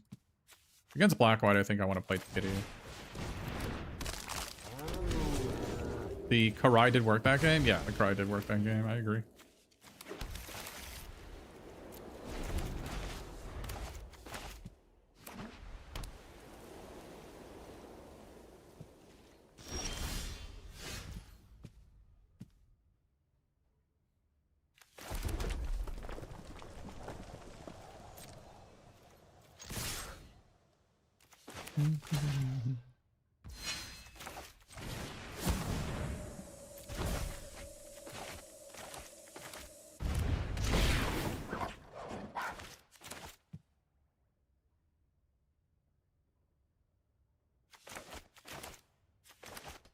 Like, Go Ninja Go with Turncoat Kunichi is so busted.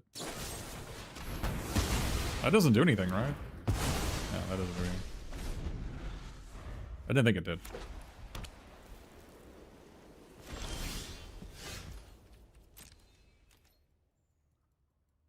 Snake is casting a spell, you can counter it.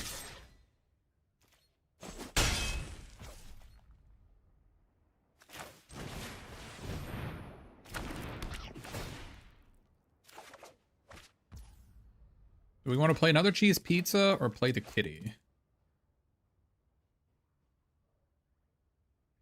The kitty is not really going anywhere. Let's just play the cheese pizza as he might get a tap land here.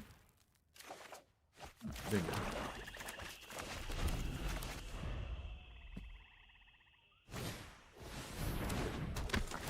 The 2/2 and red attached for artifacts, or I don't know. Does Sneak have a colon on it?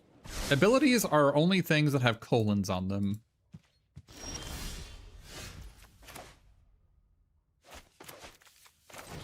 So if it has a colon, then you can use it for artifact. I don't think there's any artifact Sneak cards though, right?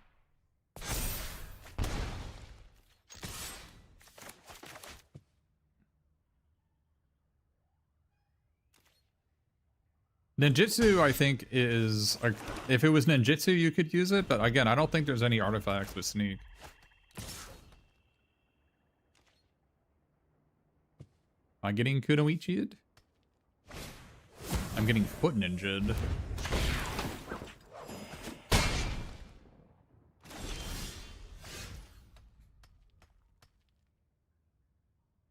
Mm-hmm.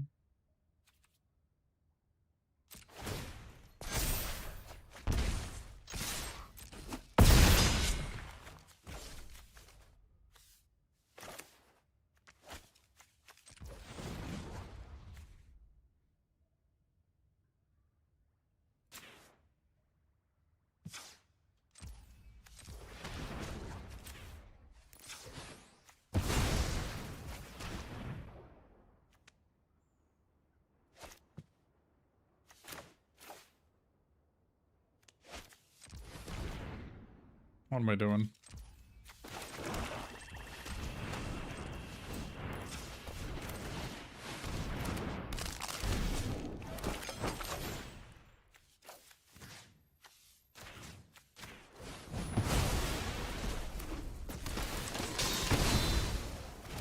Oh, I didn't need to crack my pizza. What am I doing? I'm not paying attention, chat. Eco Engine Go triggers my revolt. I didn't need to do that. It's fine.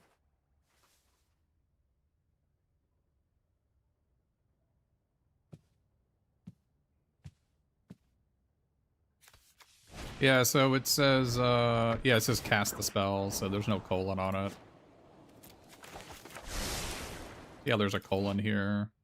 Sacrifice this artifact. When it's like cost, then effect. That's something you can use the 2/2 for.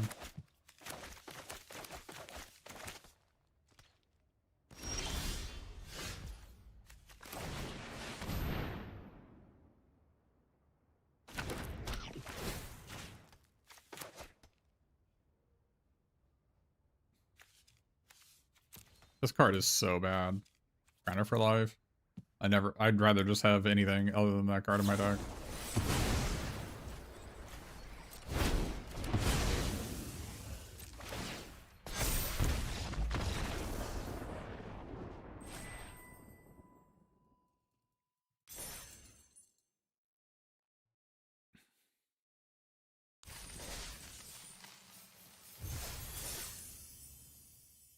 Make your move it better than Grinder for life? Yeah, I'd never want to make Grinder for life in my deck ever. All the cards that matter cost 5 mana. You never have 5 mana, so you're tapping out to like use sneaker attacks. 3 mana is like sometimes doable, but 5 is just never doable. I think it's just never gonna happen. It can be reasonable if you have nothing to do on turn 2 and you're like, maybe I need to kill something that... It's like, okay, on the play turn 2 against like Beaver into the 3/1, right? But like, if you're playing a deck that doesn't have any 2-drops, you're probably playing a deck that has a bunch of pizzas to play on turn 2. Like Omni Cheese or everything, or like a Butler, and it just never works. It also doesn't work against sneak attacks unless they're tapped out. I've seen people get blown out by that card many times. Any 1-mana sneak card counters it, so.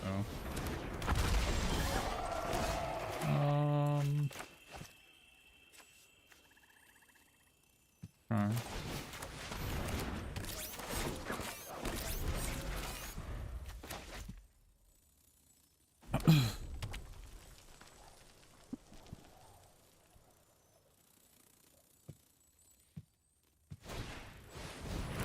Okay.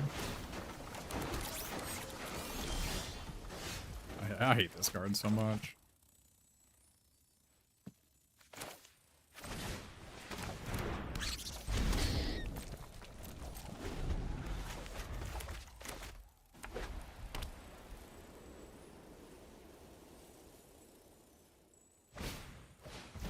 Mm-hmm.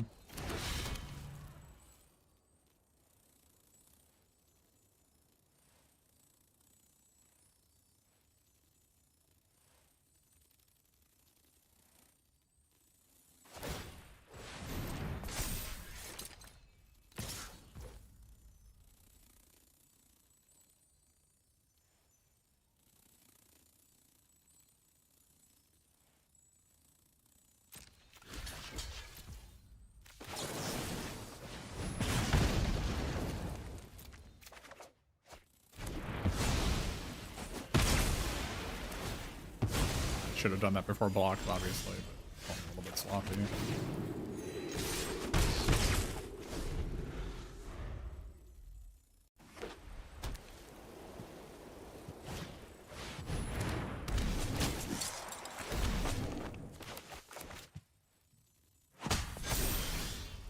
God damn it.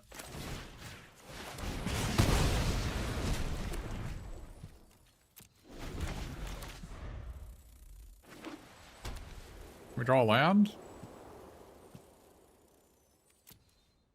We put a non-land on the bottom.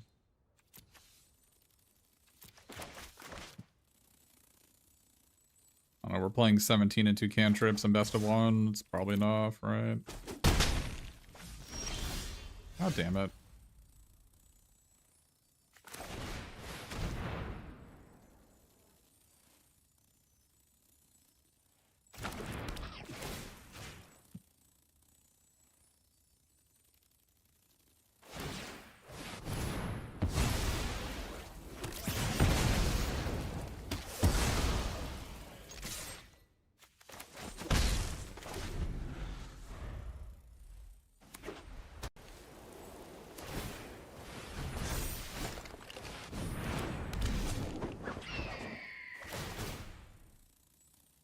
Oh, the guy's a ninja.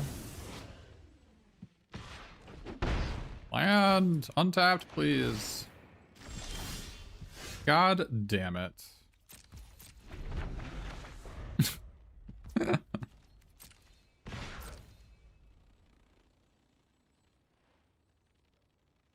Unlucky.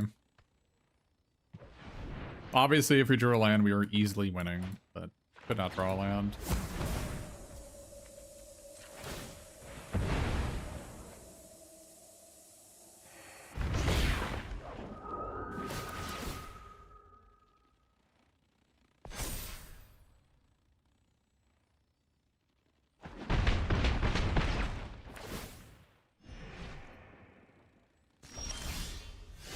Are you serious?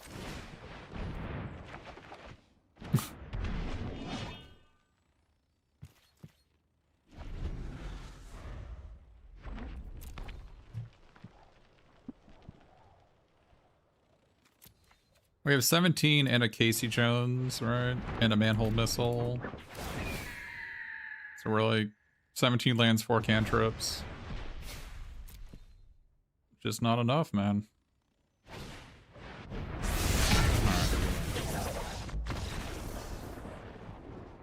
Easy win if I just draw a land. Unlucky.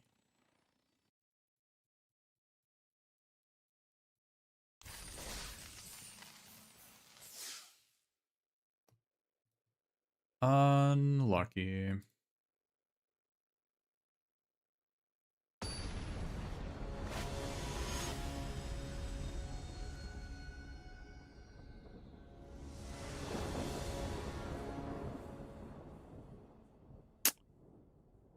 Man.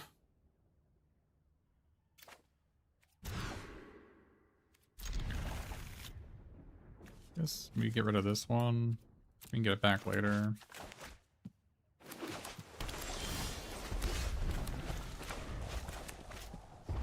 Couple shuffle effects in the deck, I think.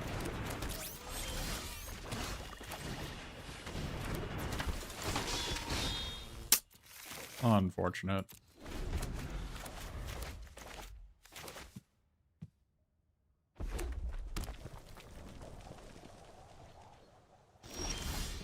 Of course.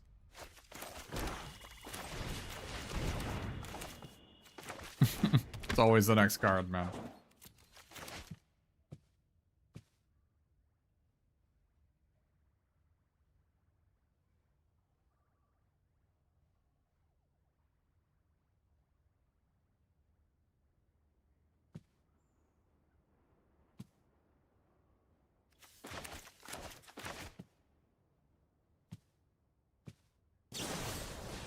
What are we doing?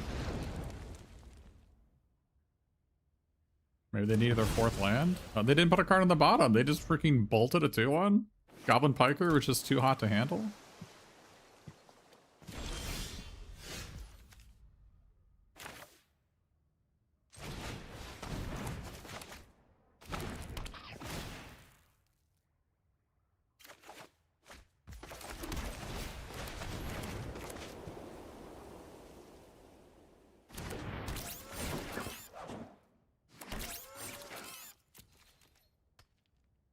I mean, it sucks because I had plans for that 2-1, but the respect Goblin Piker is owed. Funny.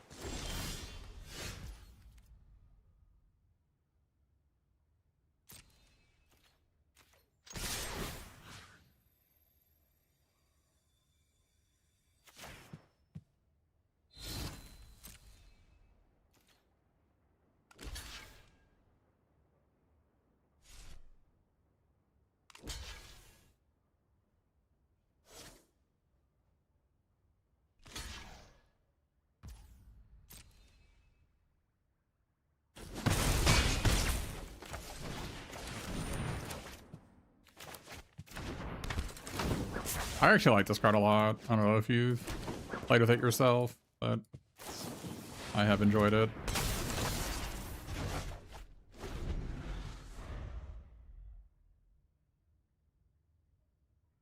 I mean, it's not great against that rare, I guess.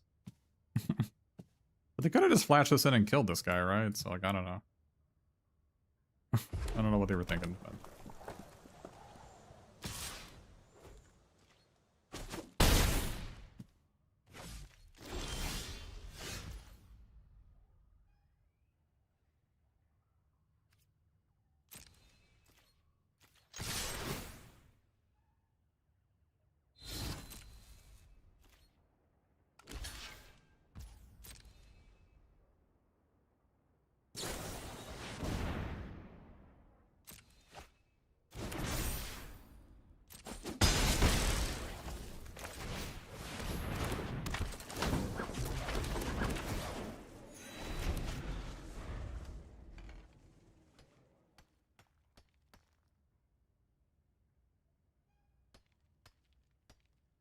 Yeah, I mean, it's worse. It's not necessarily worse than the uncommon because this is way better at blocking.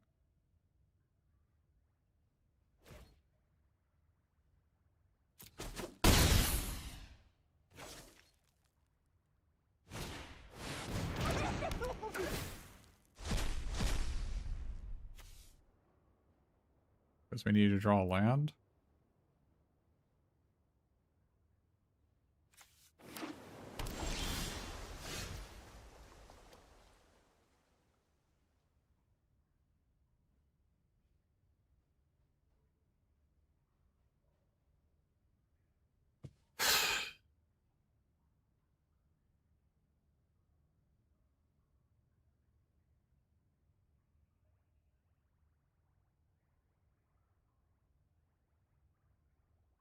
That is unfortunate.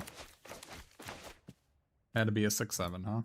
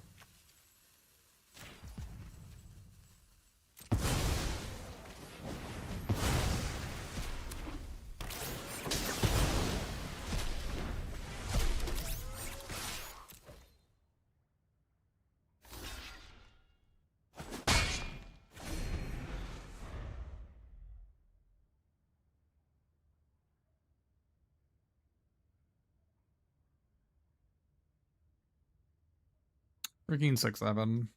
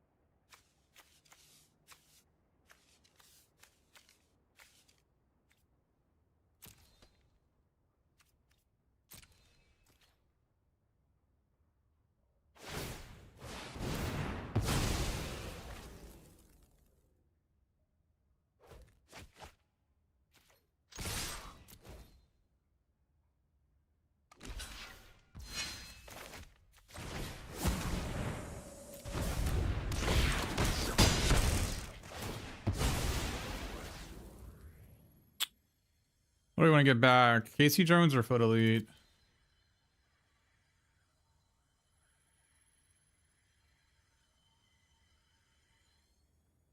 I think, considering I haven't gotten my anchovy and banana pizza yet. And Kitty's down here. I think I want to get a Casey Jones. Alright.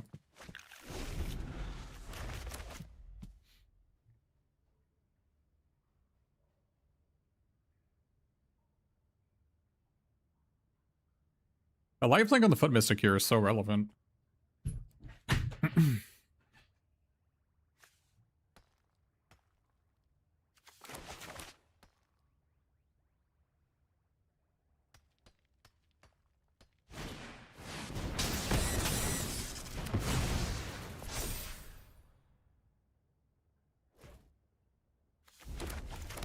Gotta draw a mountain for this guy, though.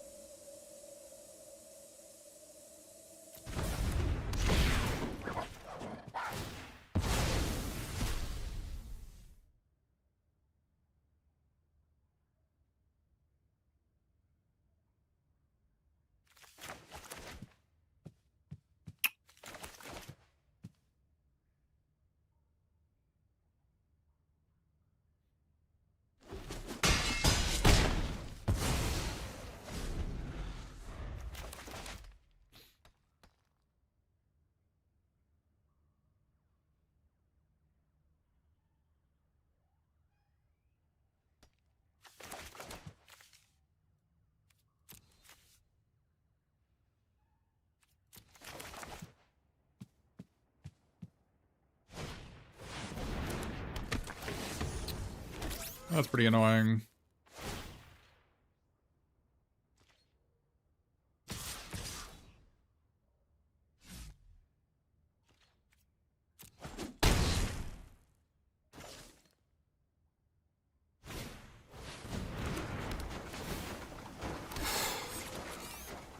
Pretty annoying.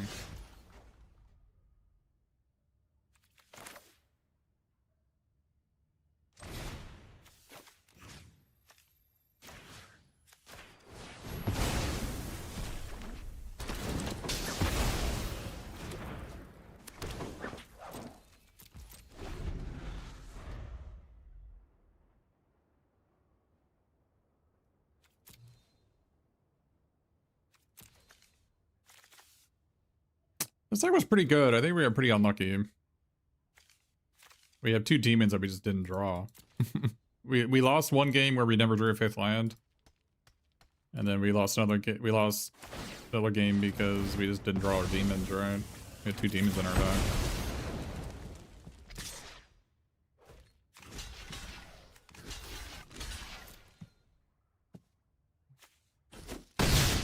They missed lethal last turn? Maybe.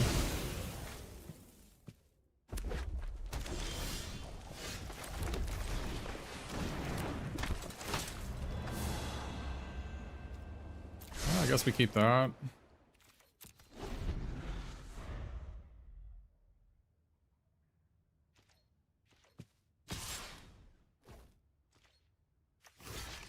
That 2/4, like, it gained us 8 life, right? 8 or 10 life.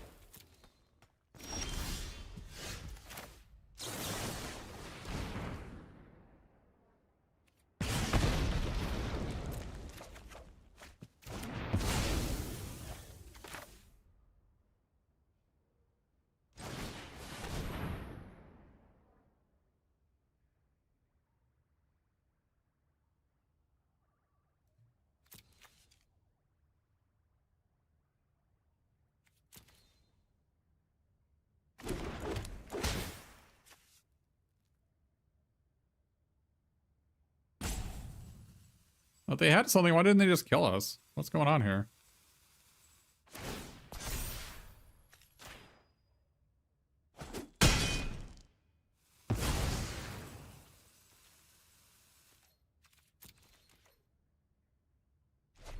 Was I supposed to attack and trade these 2 off for this?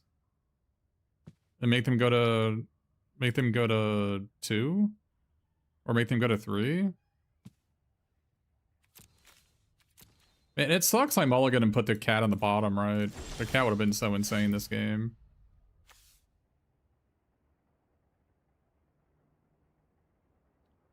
Well, this is gonna get my pizza, right?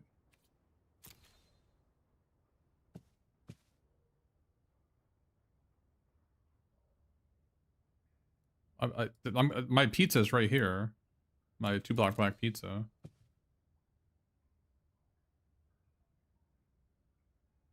I don't think I attack with the Casey Jones, do I?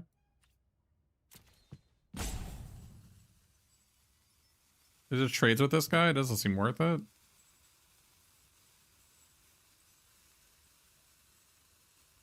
I guess I should... Yeah, I guess we can attack first. I guess the problem with attacking is they can go cantrip into counterspell. Okay.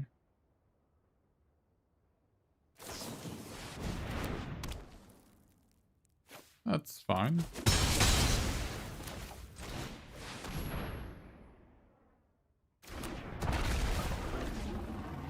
Yeah, this should hit this should hit the 2 black pizza here. Well, the next card's a 2 black pizza then. It's like one of these 5 cards is the pizza, right? And I think there's 2 demons and a pizza on these top 5 cards. No.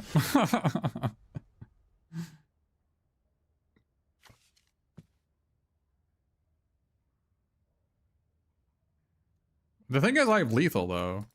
Is that better than playing this guy?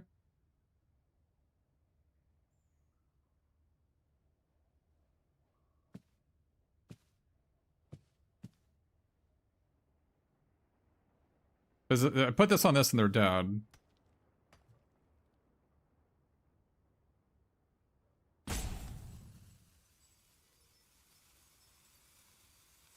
This... Yeah. I can see playing this and just gaining 3 if they have something.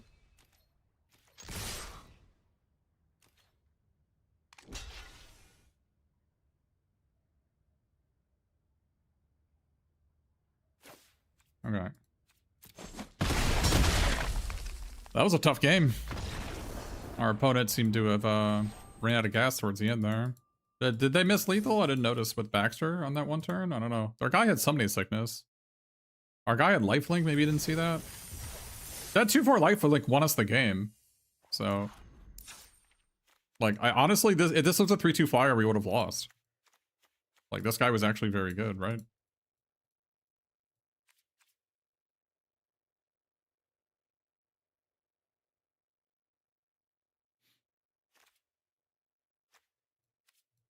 Oh, they untapped my 3/2. Oh, yeah, yeah. So Go Ninja is playable. Yeah, it's very good. There's also Looney Tunes who play pacifisms. So another reason to play Go Ninja Go is that you just get to auto win against all the people who play pacifisms in their deck. So that card is just unplayable.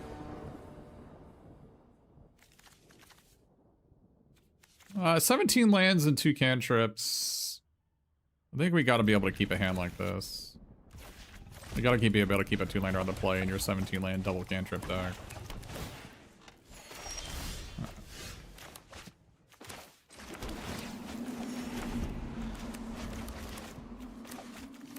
I also really like rock soldiers in this format. No, the pacifism is freaking unplayable. That card is complete garbage.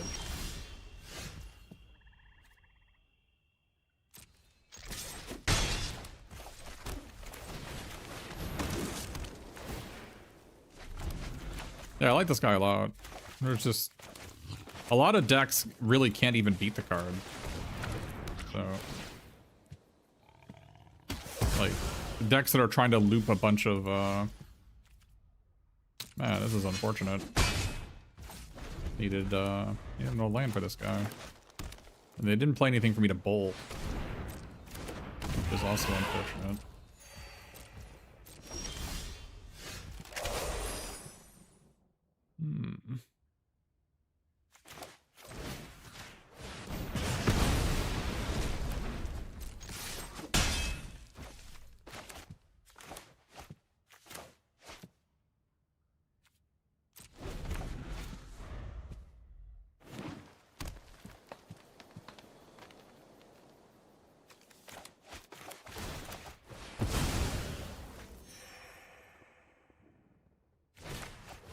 Nice.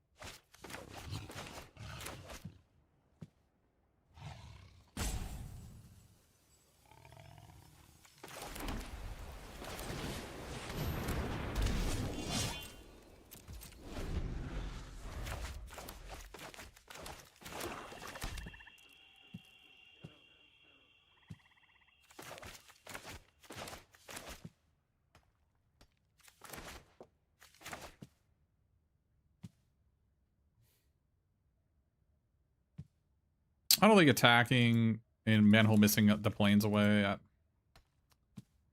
That makes, if I don't hit a land, I can't play this guy, and I think playing this guy is better. Now, maybe playing the land was wrong, was I'm not going to kill anything with this.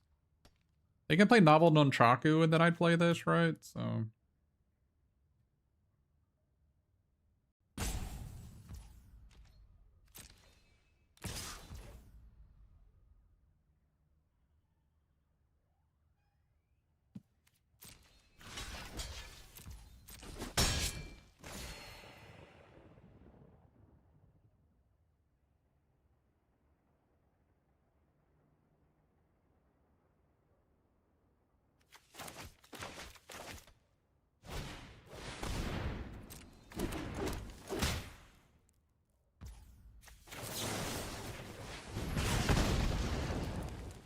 I played this game before, chat. I've played it before. This may surprise you.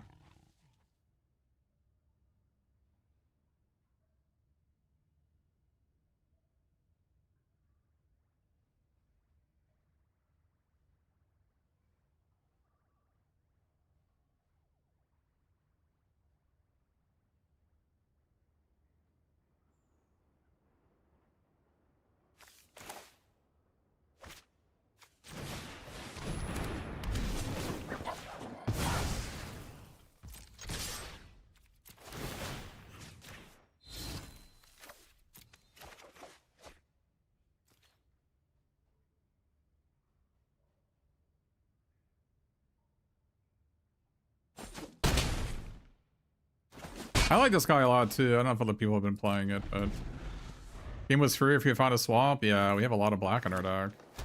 We also have 2 Omni Cheese pizzas along with all the black mana. But fortunately, it's only a 3/3, so that's much less of a problem.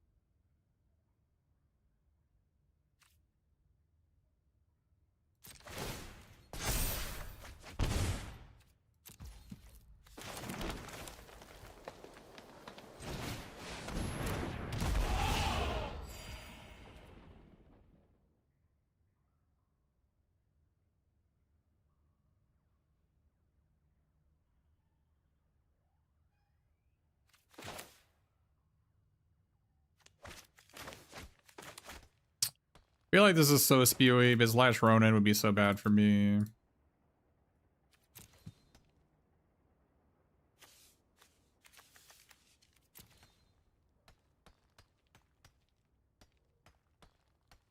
feel like this is just so spewy.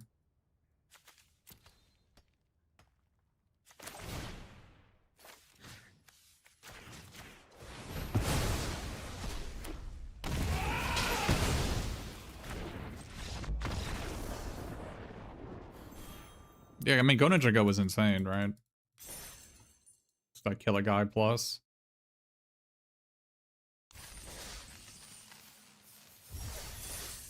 Oh, nice. Oh, deck was good. Anybody in chat have questions? Deck was really good. Worst card was this guy, because it's hard to cast this guy, but... I really like Foot Mystic. I like Foot Elite, I like Foot Mystic. I like Null Group, I like Casey Jones when you've got these pizzas to grab. It's okay if he only hits like half the time, because you're gonna flicker him or rebuy him or whatever. How many pillows do I use? I don't know, 4 or 5. Kind of depends. I used to be like a 1 or 2 pillow guy in my youth, but nowadays, gotta have one for every limb in my head, you know?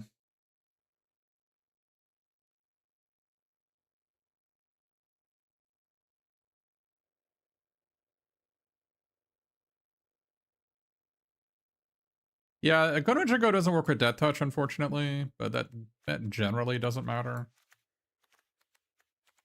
But, I mean, this deck has a lot of removal, right? Like, we have 1, 2, 3, 4, 5, 6. So we have 6 removal and 2 rebuys. That's a lot.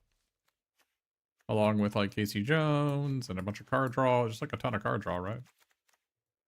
And, oh, yeah, this guy, too.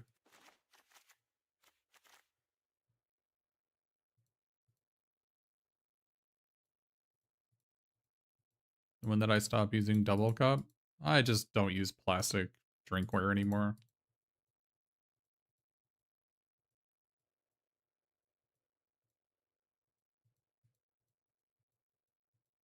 If the mono looks bad in this deck, then you're a goose, because the mana is quite good.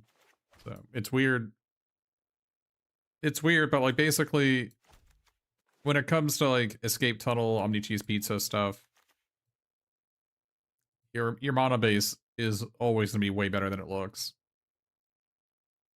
Like your Omni, when you cast your Omni Cheese Pizza, if I have a bunch of swamps and mountains and I draw a green card, this is gonna cast the green card. So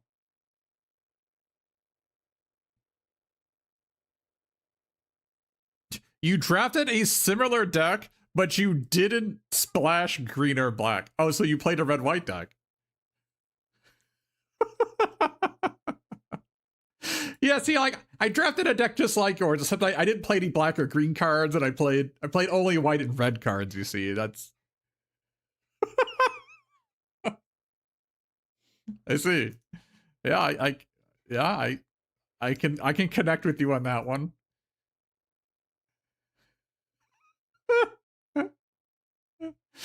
Yeah, you see, I had basic plains and basic mountains, so like our decks were like 99% similar.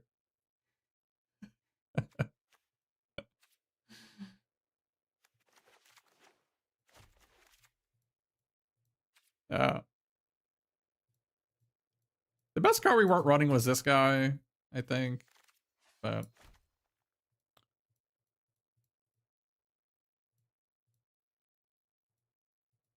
I know this pile looks like just like a pile of cards, but that when you play your 4-color decks, that's kind of what they look like.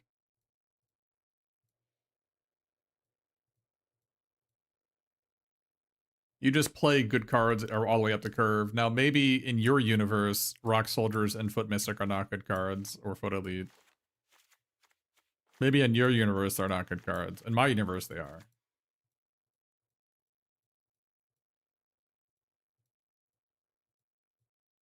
Like, Foot Soldiers impresses me every time I see it.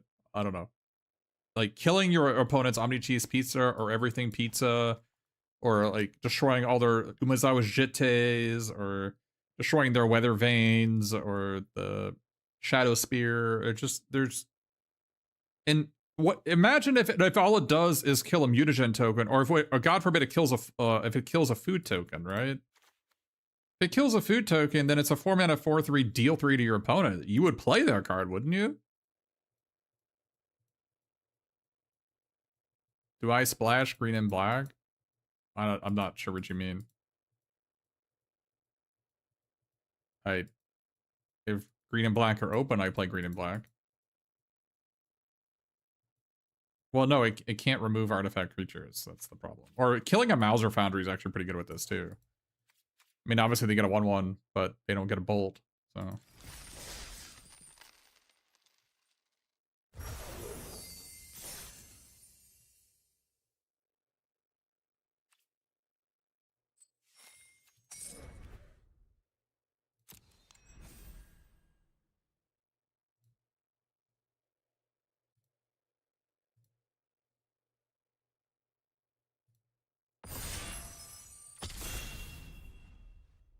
Pizza Face is, I don't know. I think mid is a fine way to evaluate it. Between mid and mid plus. Wow, is this pack terrible? These two?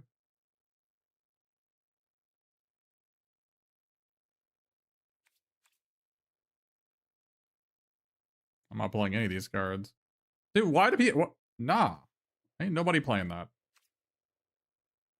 You mean to take nobody? Isn't Omni Cheese Pizza better than nobody? I'm like pretty sure that's true.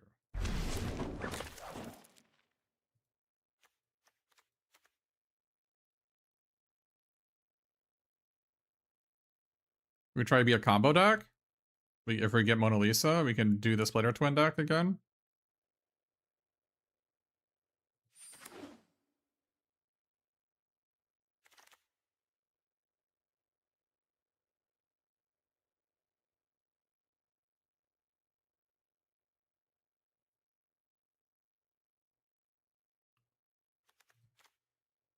I think this card sucks.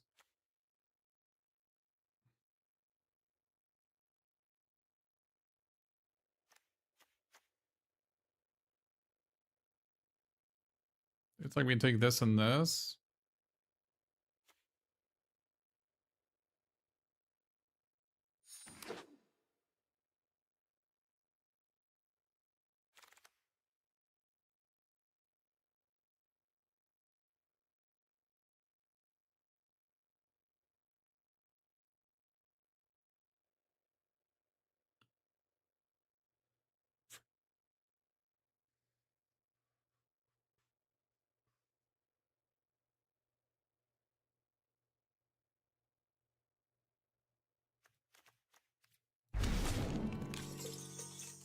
Wow. You're impressed by skateboard? I have not been impressed by the skateboard. Well, skateboard can bugger right off.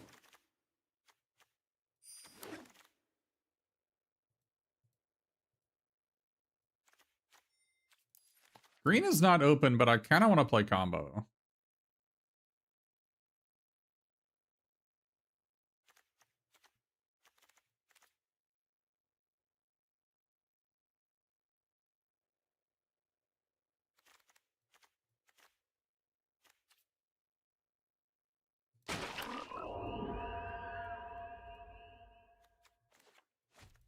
The Dimension X is for the everything pizza that we're going to get.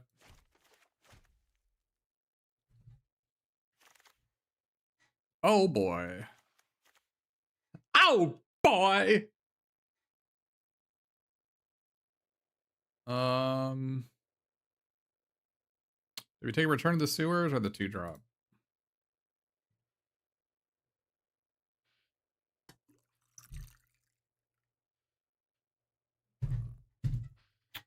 Oh man, I don't like Return to the Sewers.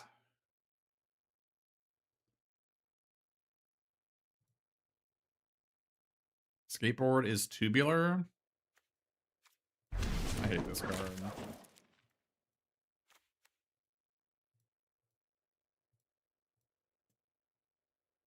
Man.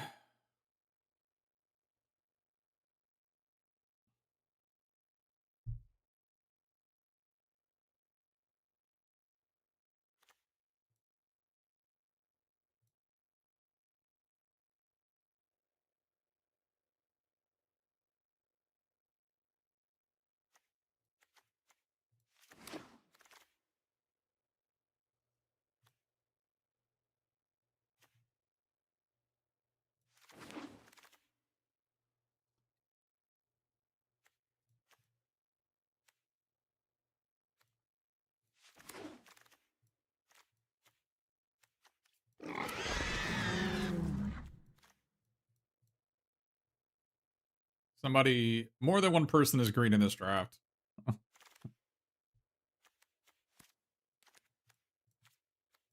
Just, bro, just auto-select it. Like, why are you making me click on it?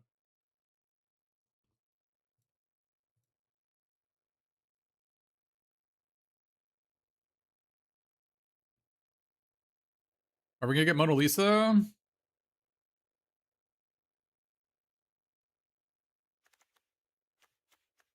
We're gonna get Mona Lisa here, aren't we?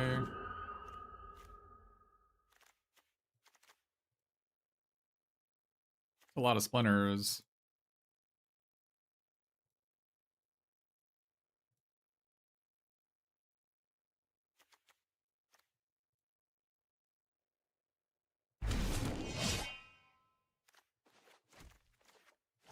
Are we really not gonna get Mona Lisa?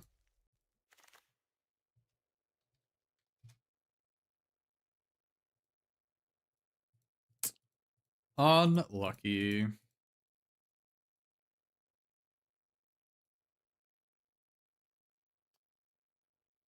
Unlucky.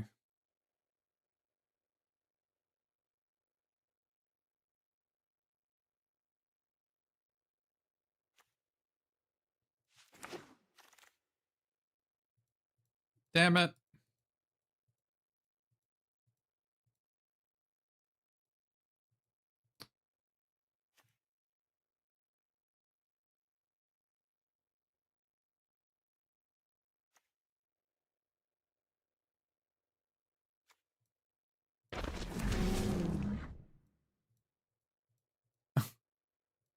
And everybody was just cannibalizing the teamer stuff.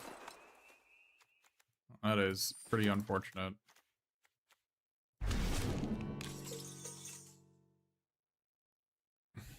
Didn't get Mona Lisa.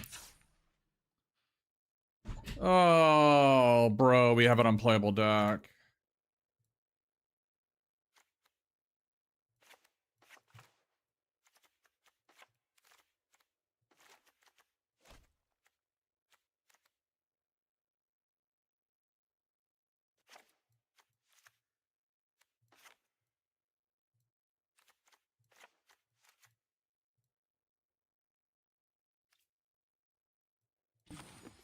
We have a completely unplayable deck.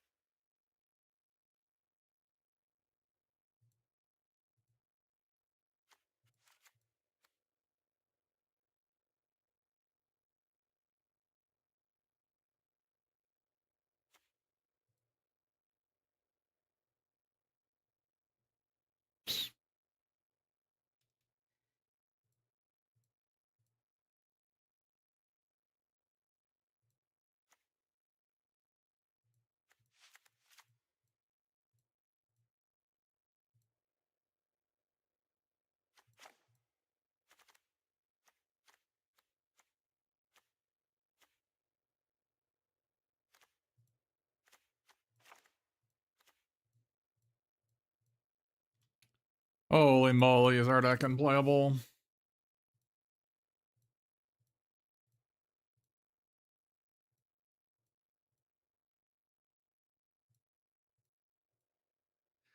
Excuse me, streamer. You need to have win conditions in your deck. Thanks. Appreciate the help.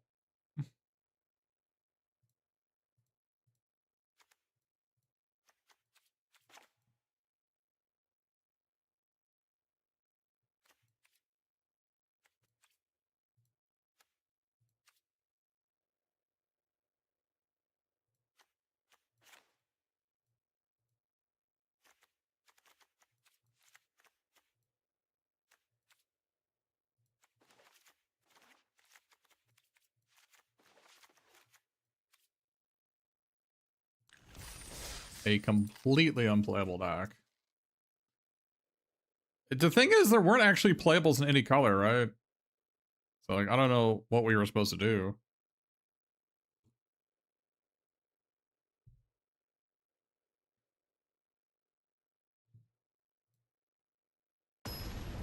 It's 15 creatures, 8 premium removal spells. That's what I heard from the greatest of all time, Luis Godvargas, on the best limited podcast, Limited Resources. Maybe if you listened to their podcast, you would draft a better deck. Thanks.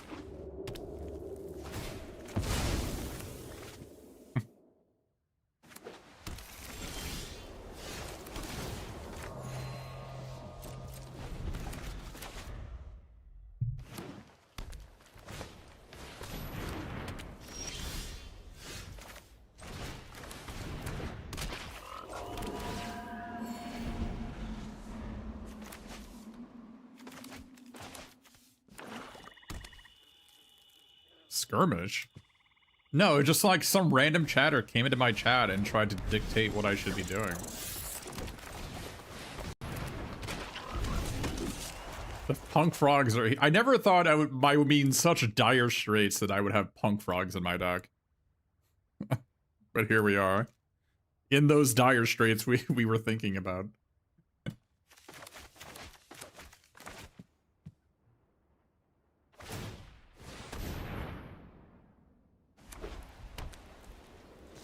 They didn't even free attack me. Oh, enemy. They don't have an island.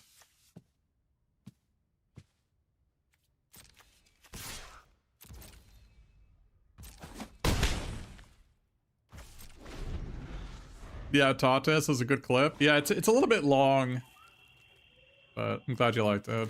It's a good clip.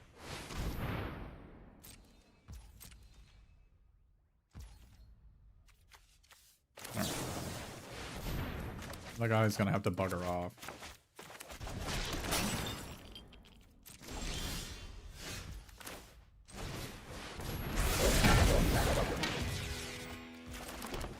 Do I attack for one, or do I draw a card? I guess bringing them, or I can use the mutagen. Mutagen's a way better play and attack instead.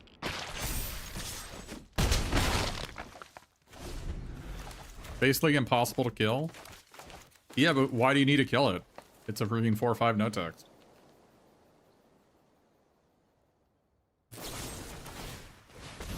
Alright, I mean, our opponent seems to think differently.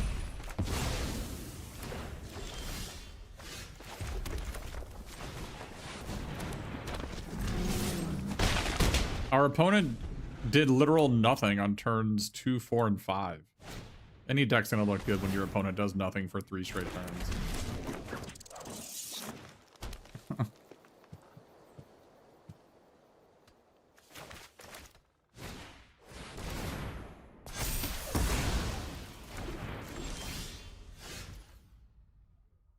Look at our combo.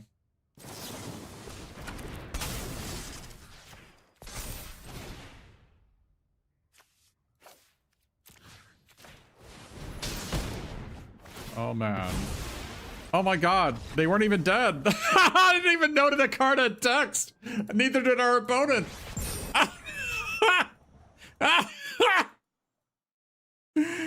Alright, well. I'm glad our opponent agreed with this.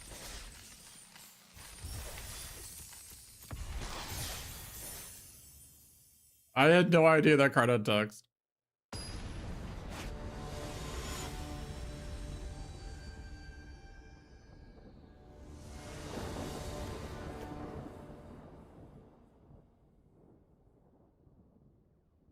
I mean, if we just draw a card we can play on turn 2 or 3, that sounds great, right? Like, we draw a Frog Butler, our hand's completely insane. Oi!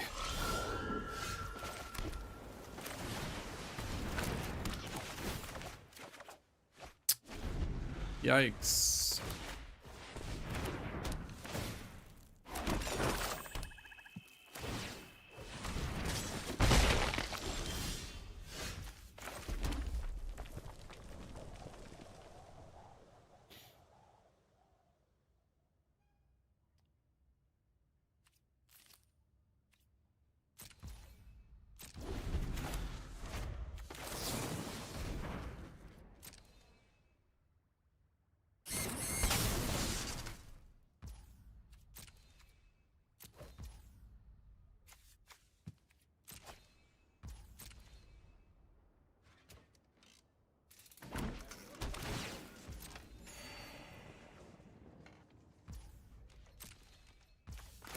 Basically tapped it because if their best thing to do on turn with 4 mana was to play this, then their hand's probably pretty mid.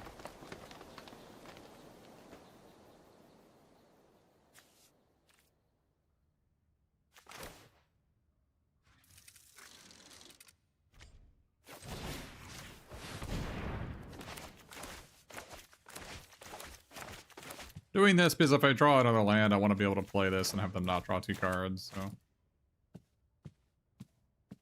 This deck looks like a vape shop? What?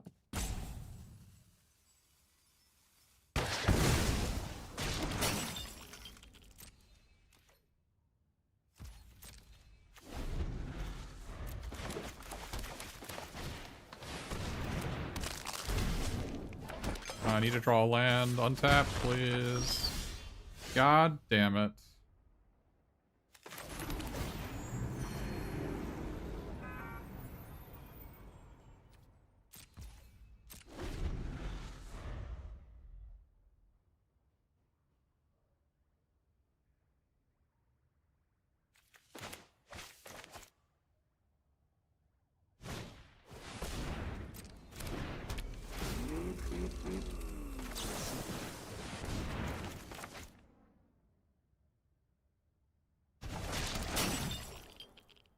Oh, they can just search for that guy. Oh, I didn't even know. Oh, man. I didn't even know you could do that. It's fine. I thought, like, oh, it's a shuffle effect. I'm gonna get him.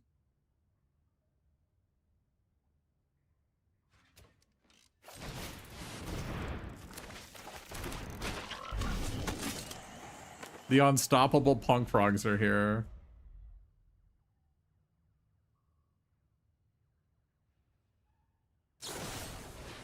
What the?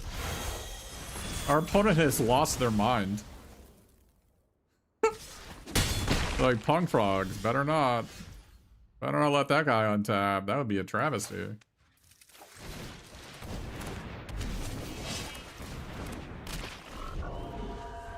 Our deck looks like a real delight.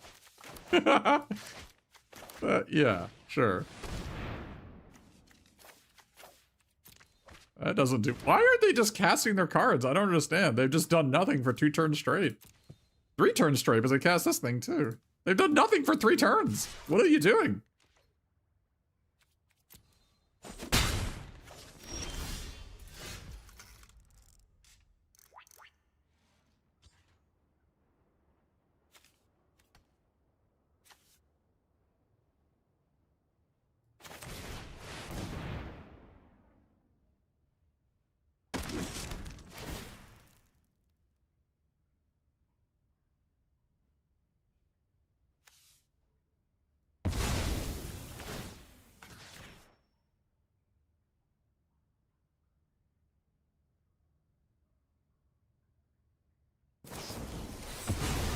My goodness.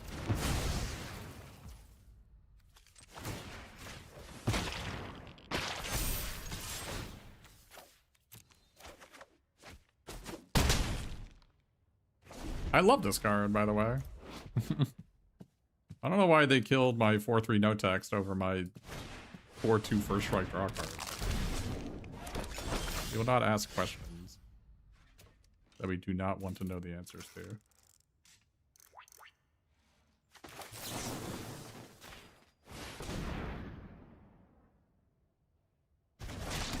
My guy is devoted to the mighty pizza face.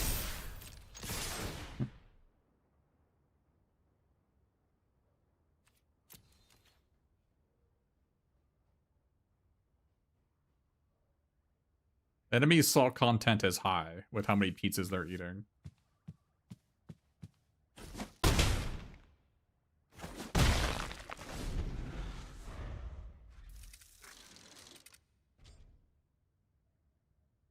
Are they gonna make a different play?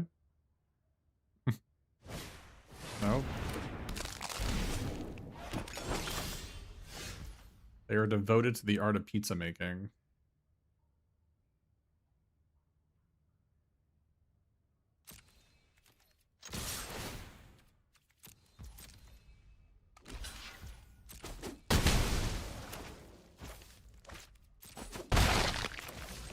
It is here.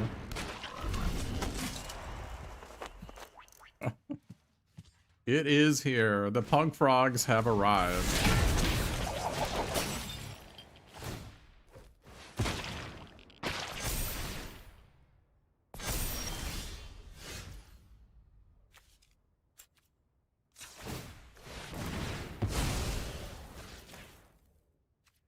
I'll take action.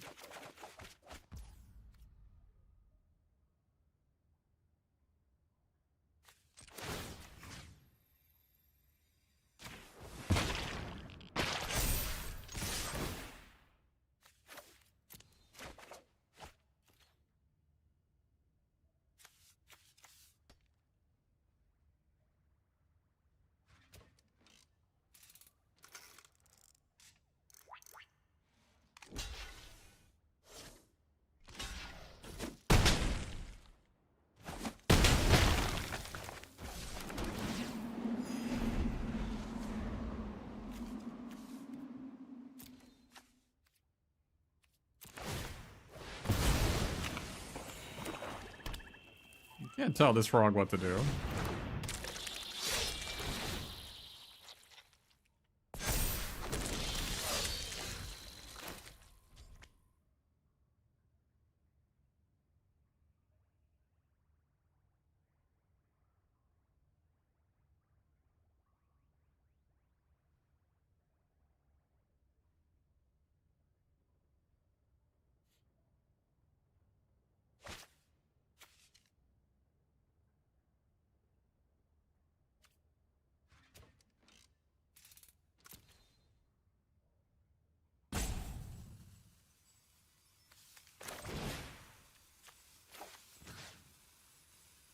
I mean, I guess we kill...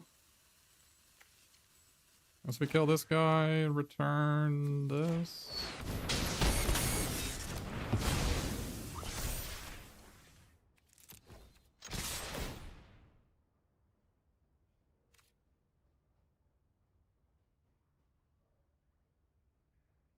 I don't know, I guess it's fine.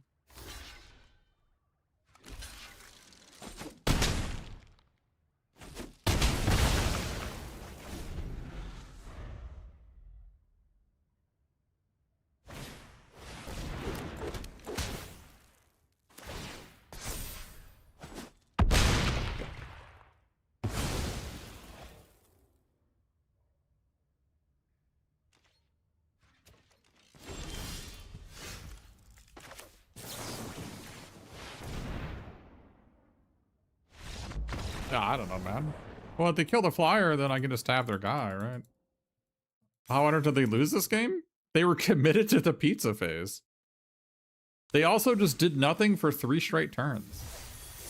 Like, they had 5 mana, or they had 6 mana, and then they maybe discard 2 cards, and they played a 2 mana 1/2, and I don't even, and the other turn they killed the frog. They just did nothing for 3 straight turns, so. And I also won because I disenchanted their party, dude. I think that tuner green card that destroys flyers or artifacts or enchantments, I think their card is a really good main deck card. I mean, this has to be a mulligan, just doesn't do anything. I mean, I guess we have to keep this. Maybe get rid of this and just put it back in our deck, right? We need our defensive, our punk frogs to hold.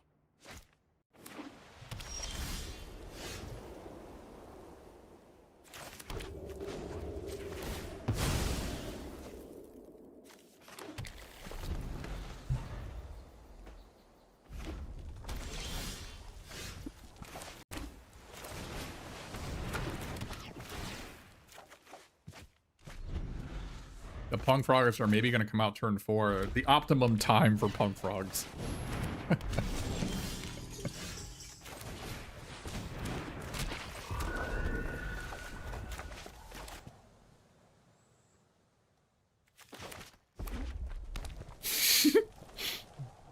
Is there a time? Is there such a time? But, oh, I put my disenchant on the bottom, chat. Unlucky.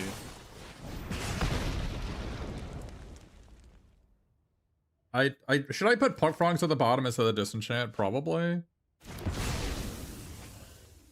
That's unlucky. I mean, I thought I could get it later, maybe. It was a mistake. I don't need Punk Frogs. I mean, does anybody need Punk Frogs? Let's be honest.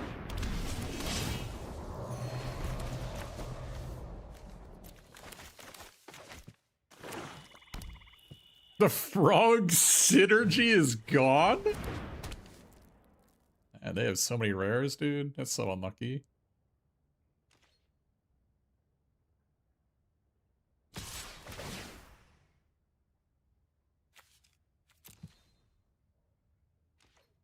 And they didn't discard a card. That's terrifying.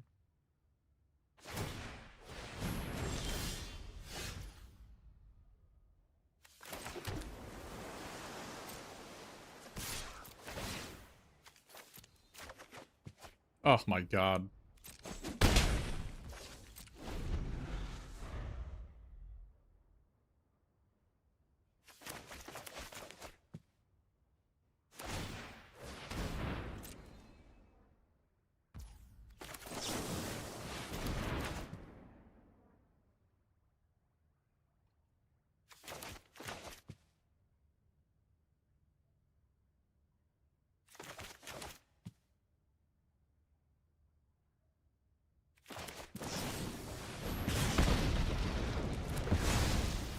They don't know about the frog. Oh! We redrew it, chat. We're geniuses.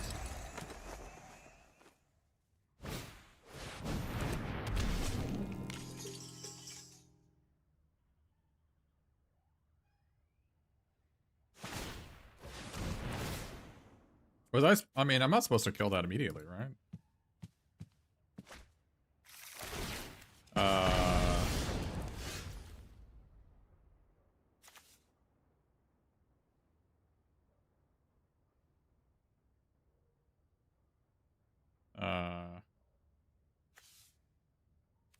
You just kill this guy?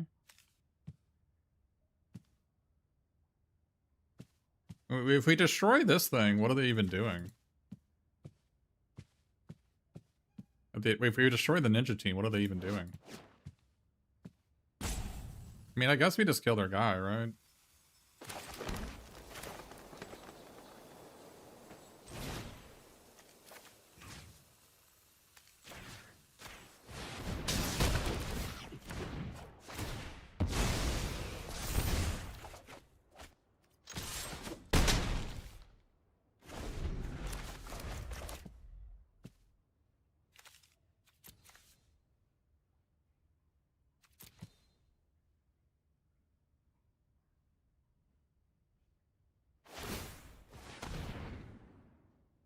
They can't cast these things, right?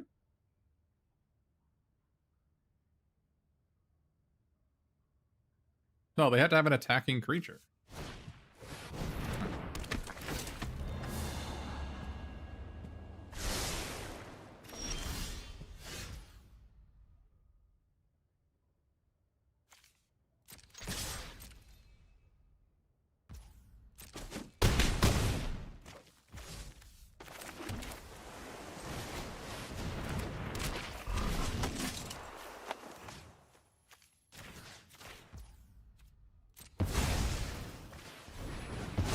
The Punk Frog beatdown just never ceases.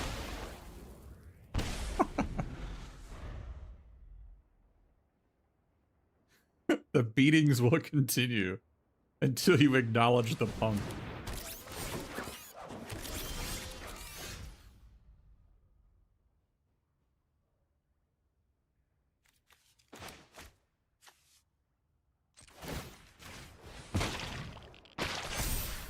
Is it lethal? I mean, I guess. Do I destroy this thing pre-combat? I think I do.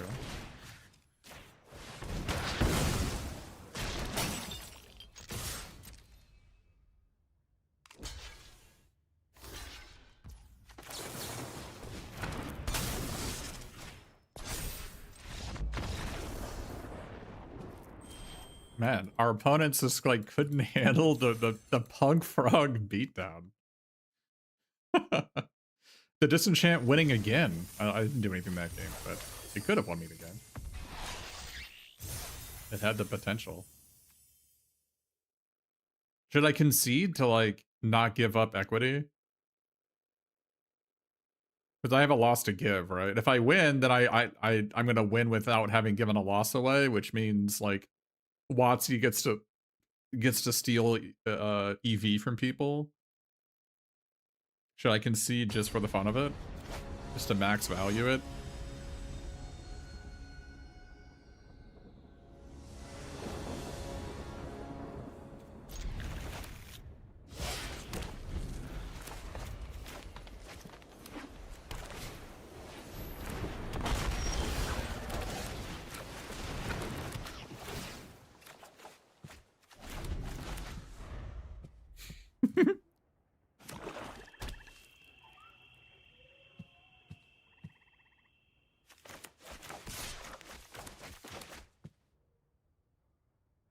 This guy's time to shine is every time, right?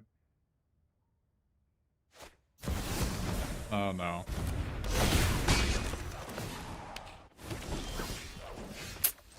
Alright, well.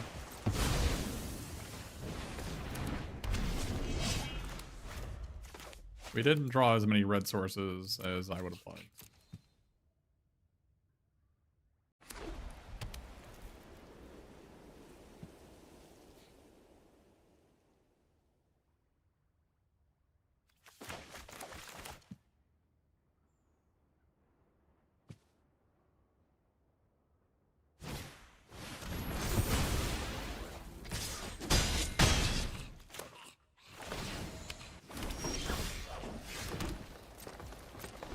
I'm really not enjoying the fact that we are getting one drop rare into rared. I feel like things could be better.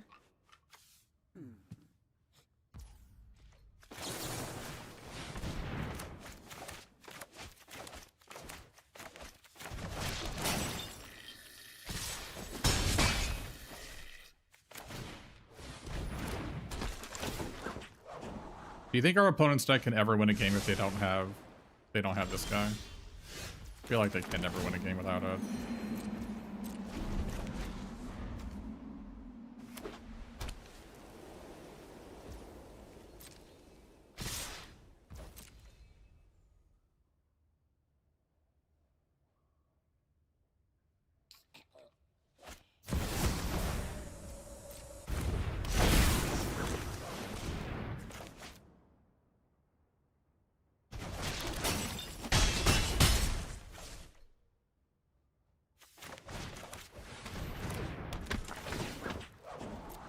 The sneak decks are all, like, they all look like just a pile of unplayables that unless they have the 1-mana evasive creatures, they can just never win.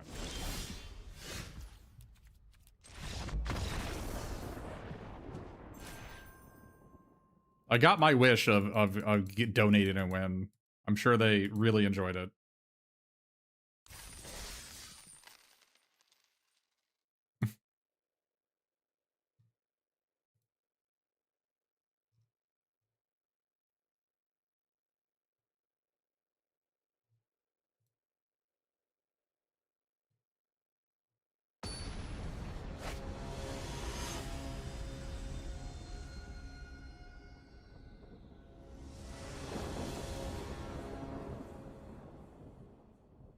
I don't know. I'm on the draw. I've got a turn 2 frog. I'm moving in.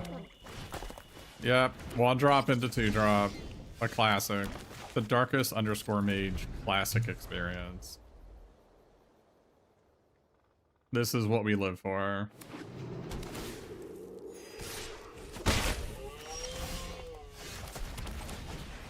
Two-lander on the draw. Let's go. Give me that darkest mage _ classic.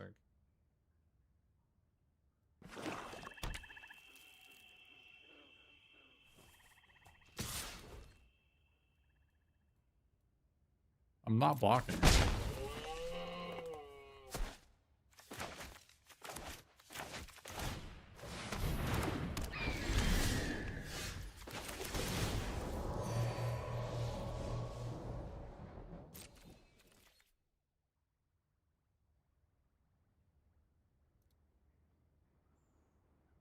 I guess this is never getting better.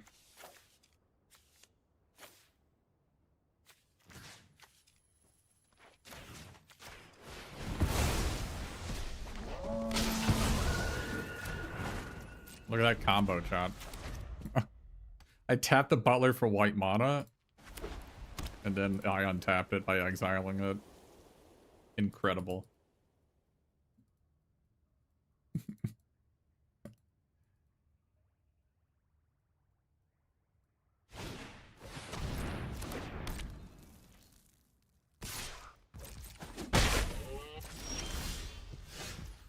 A classic. Another darkest underscore mage. Classic.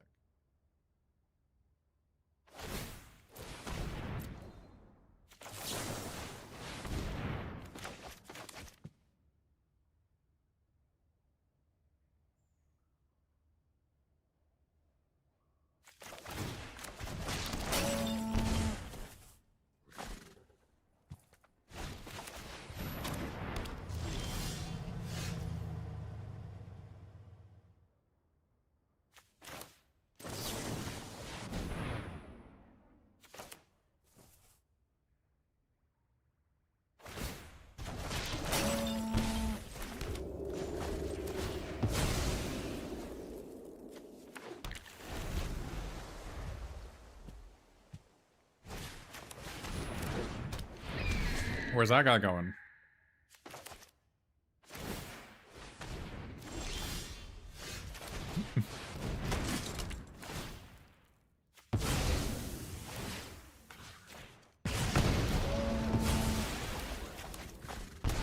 The punk.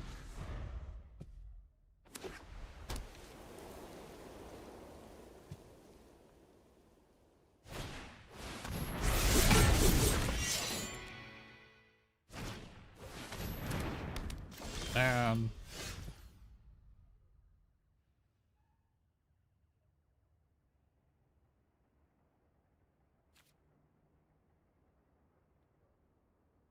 I needed to draw a land, chat.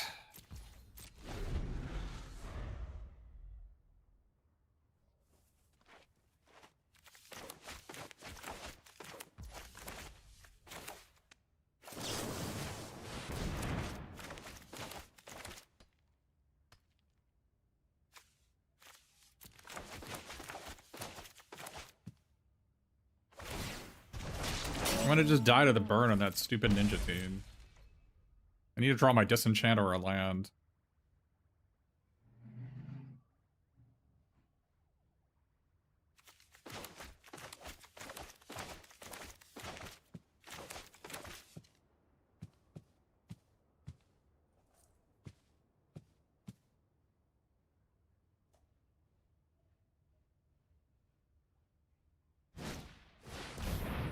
Okay. No, I didn't say untapped land. No.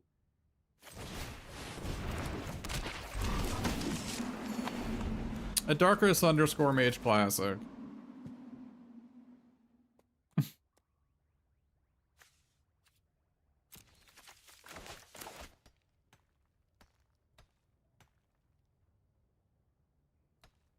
Now I'm dead.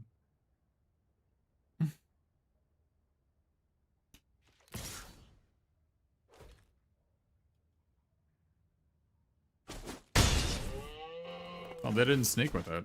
Oh, I guess I can just rebuy it for free. Okay, that makes sense.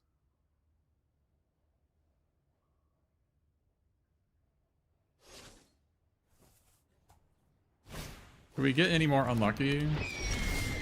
I don't think so.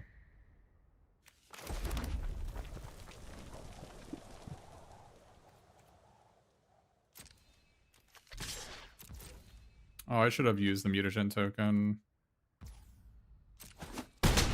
I don't think it matters.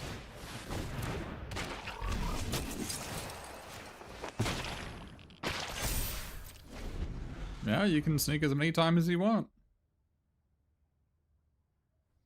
With Ninja Teen and this guy, if you have two of them, you can just pay 1 mana to burn your opponent for 1.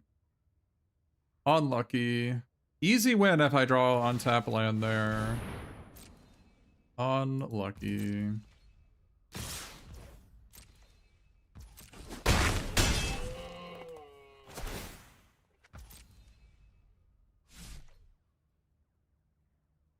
Truly unlucky.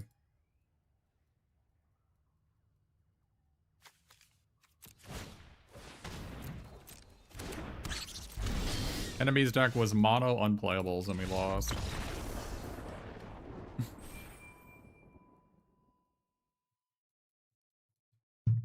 Didn't draw Disenchant, didn't draw an untap land. Oh, yeah, you should always main deck this card.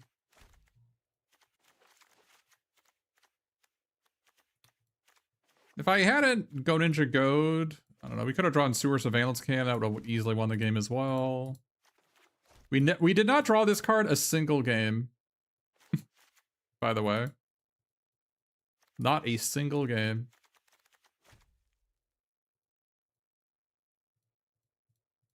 Very cool.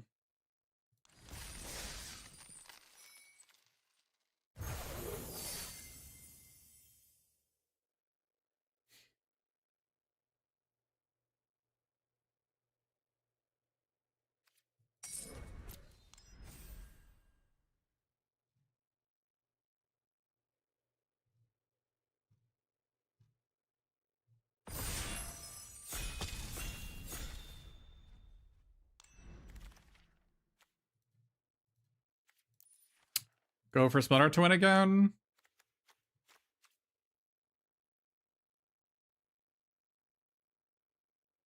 Let's go for Splinter Twin again.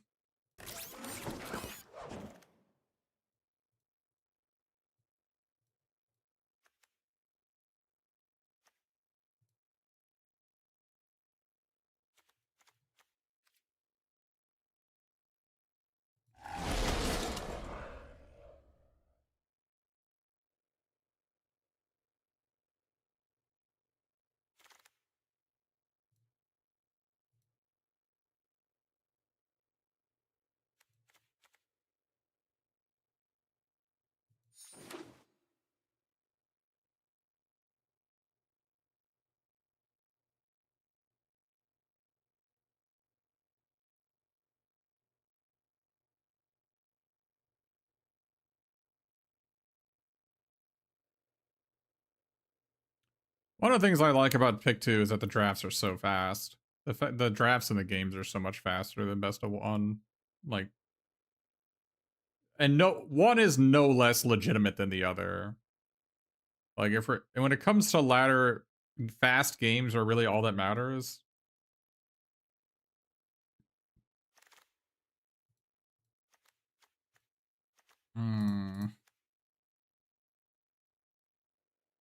They're pretty late everything pizza. Tenderize is nice, but and all these cards are good. I wish I could just take all these back, this whole pack.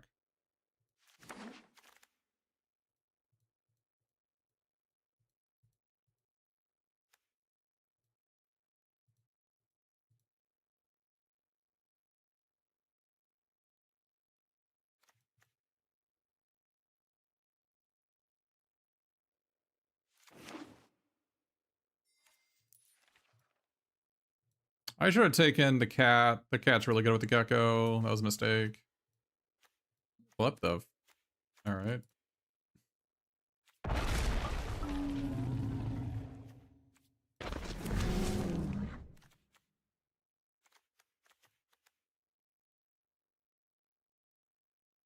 Seem like pretty good cards to pick up here.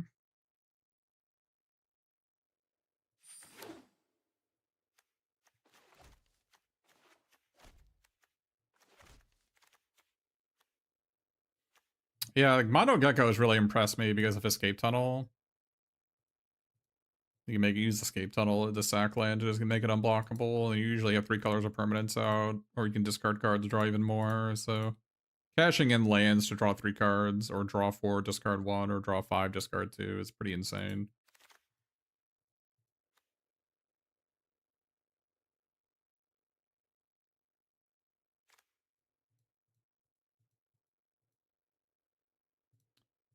This is also really good with the Mondo Gecko. Could take these two.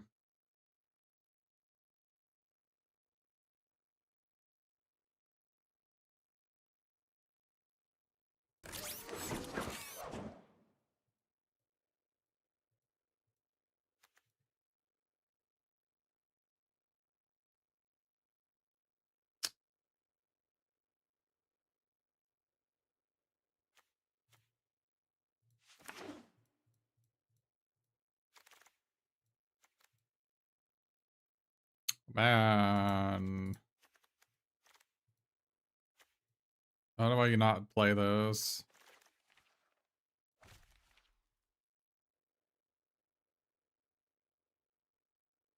I really want this escape tunnel.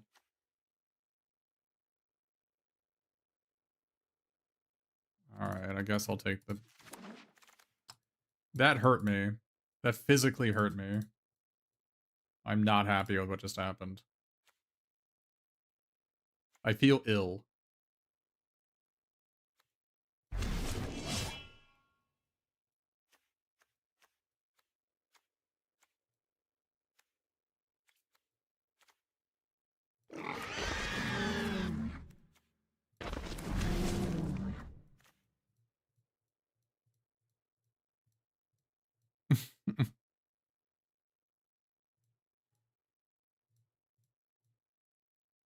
This should come back, so maybe we have maybe one pack to find uh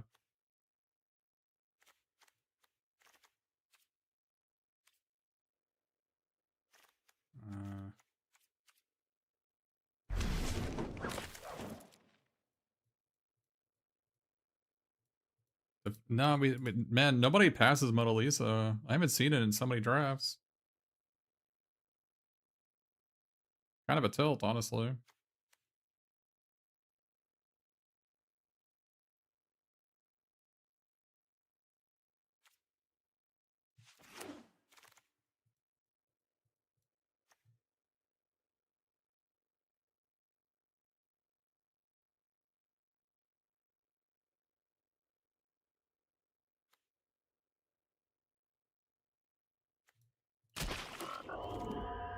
Oh my goodness.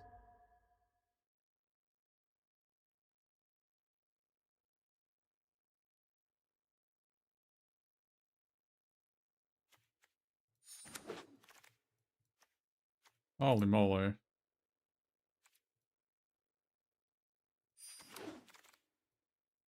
We're just blessed here. What is going on?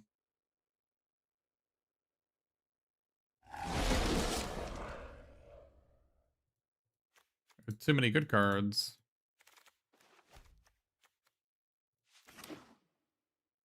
Like, people just fight over the sneak stuff.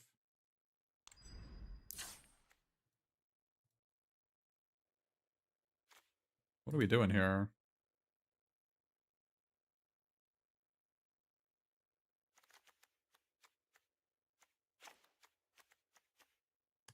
Are we not a cool but rude deck?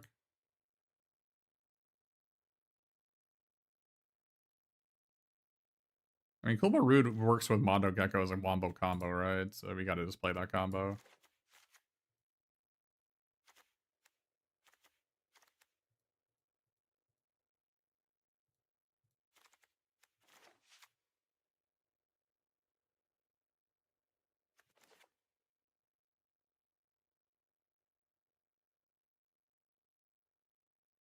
I really like Rock Soldiers.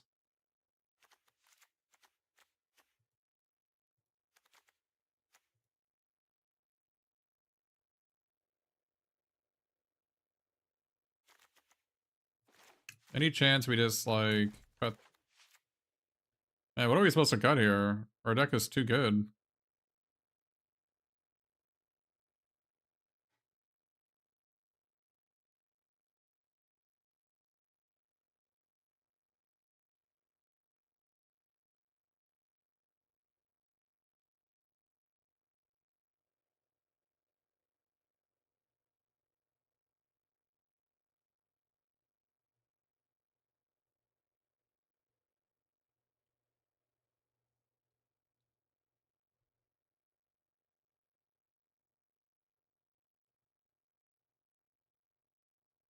I don't like this guy if I don't have the 2-minute tutu, but I guess I have Frog Butler.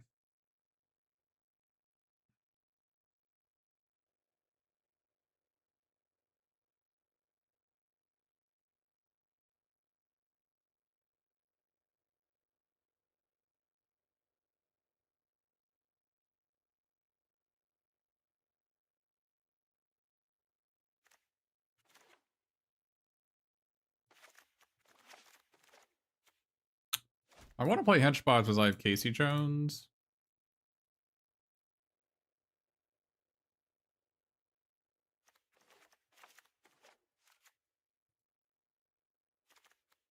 Do we need this guy? We don't need that guy. He is really good, though.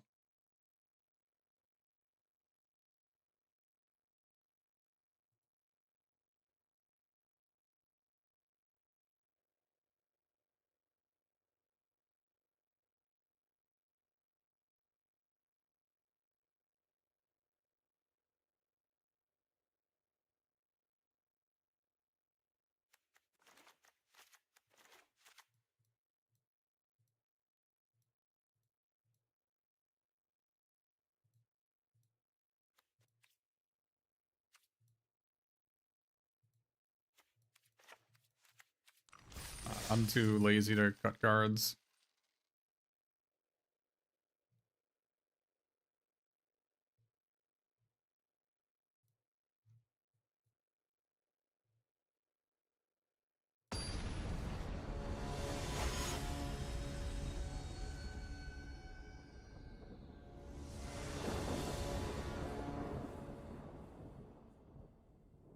Oh, I needed to play the white land for everything pizza. I knew I drafted it for a reason. That was a mistake. That's what it's there for.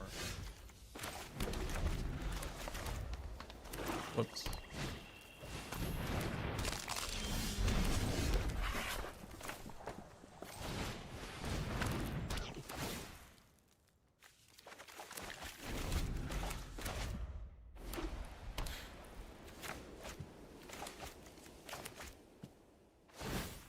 I think these two... I think this guy is probably not necessary in this deck, but...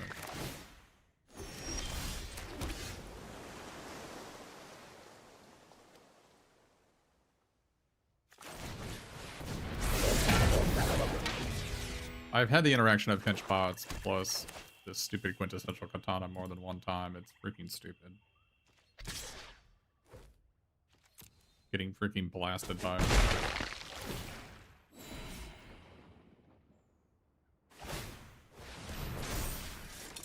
Oh, I thought they were just gonna eat the filter. What are you doing?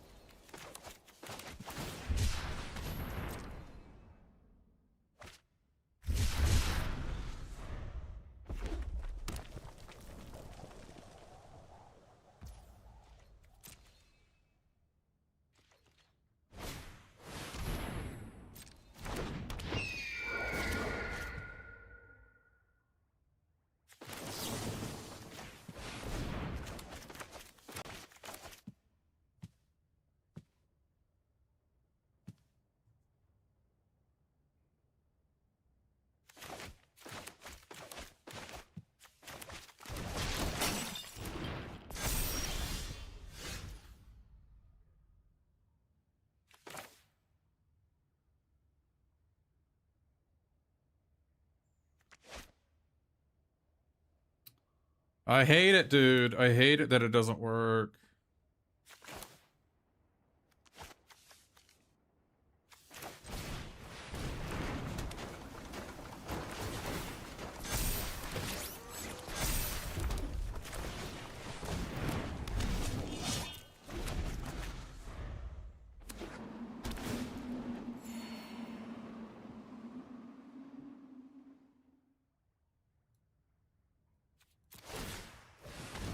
They are adamant that they do not want to trade off that filch for anything, huh?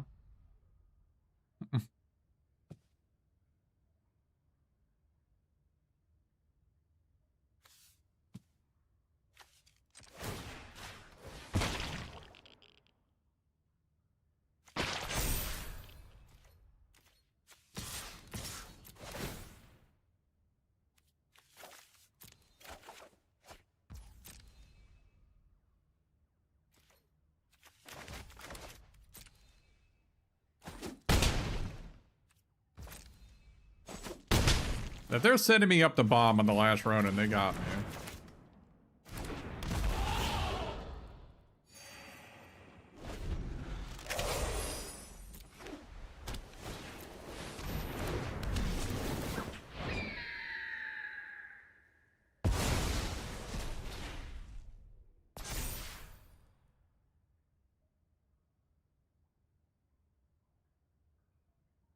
Enemy, you do not want to be not paying for mana, right? What are you doing?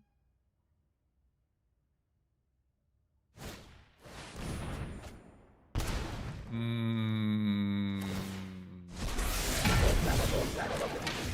don't know about that one.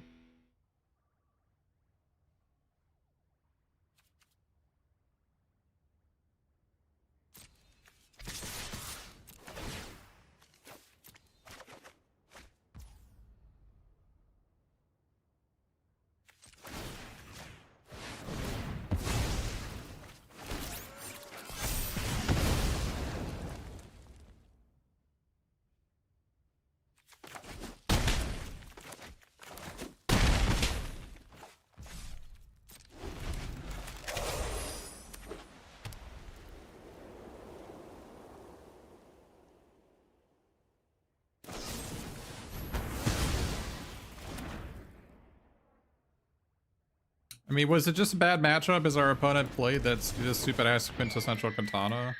Should I just not be playing this guy?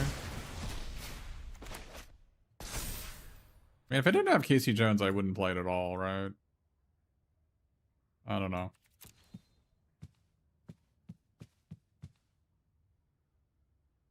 Deck is a little lighter removal. It's an artifact. I got a bunch of artifact payoff stuff.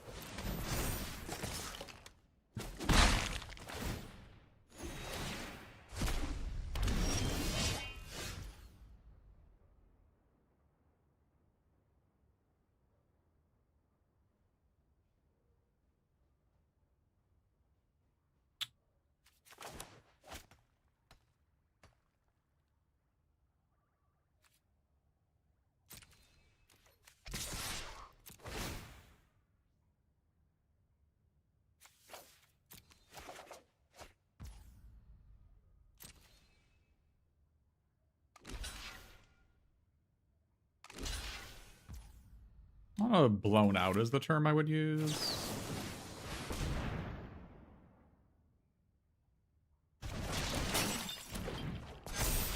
Like, getting rid of their giant growth seems perfectly fine.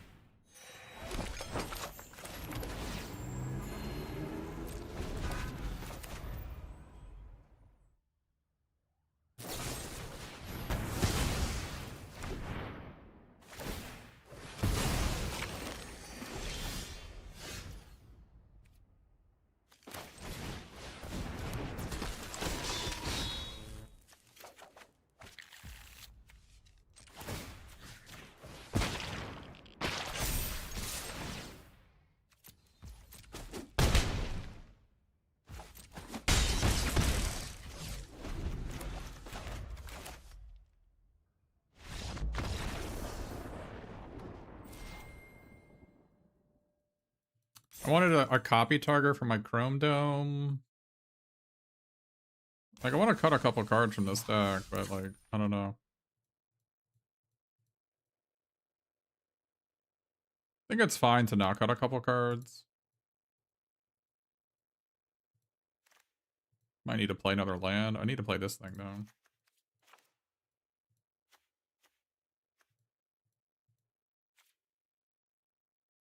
Is this the best common looter they ever printed? No. I mean, Gristle Glutton was in the previous set. It's probably better than this guy.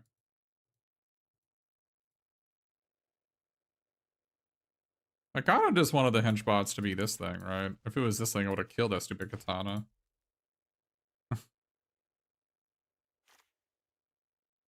This is just so much better against the white-black ninja decks. Because a lot of the ninjas don't have ETB abilities, and this is, like, so good against April. It's so good against the, like... I don't know.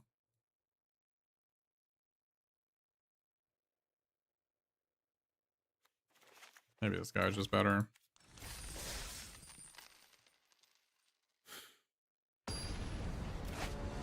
That 2-3 just sets you up for disaster too often does it do that.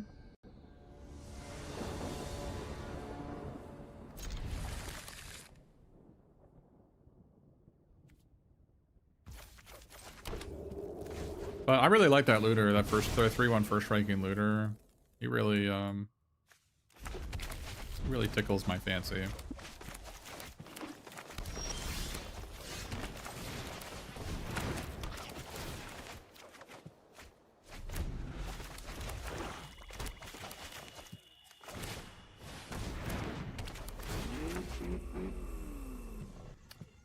Be pretty good here if I drew it. Did not draw it. That's alright. We're gonna be here a while. We play this turn 4 or this guy? That guy has not performed as well as I thought he would. Michelangelo weirdness to 11. I know he has an insanely high win rate on 17 lands, but I don't know.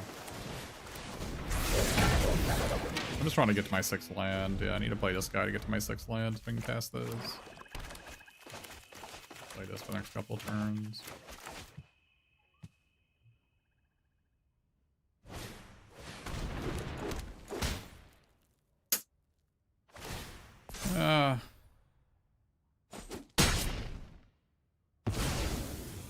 Putting this on top of their deck makes sense if they don't have another one of these, but they probably do.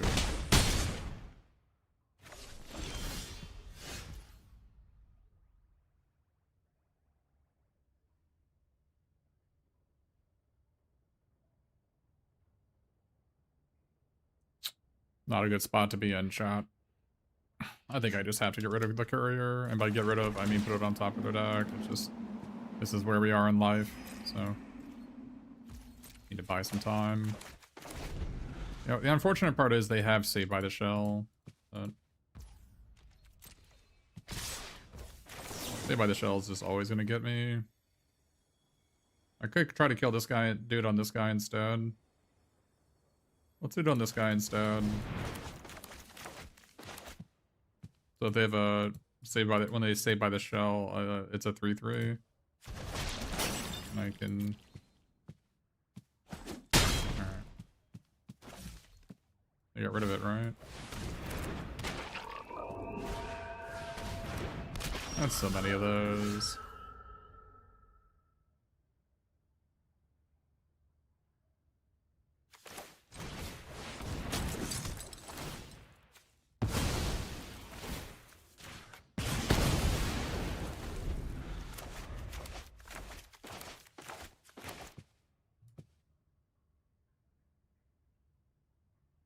Can I draw an untapped land here, please?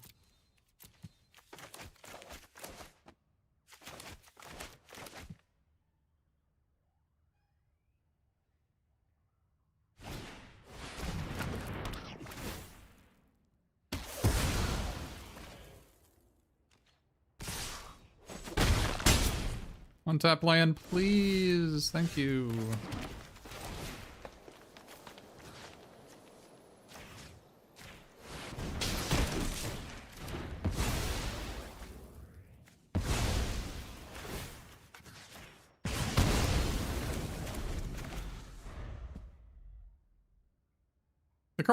This card is so stupid.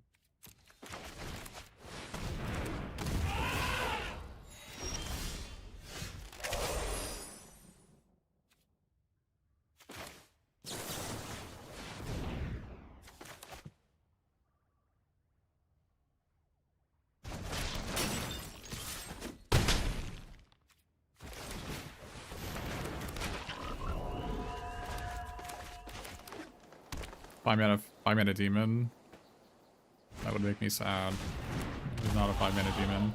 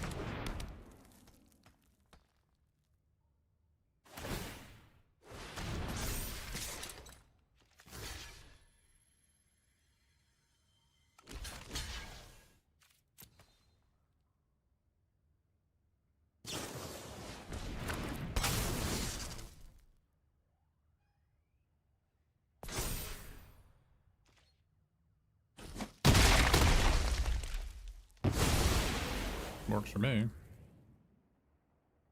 See why I like playing Rock Soldier's main deck, by the way?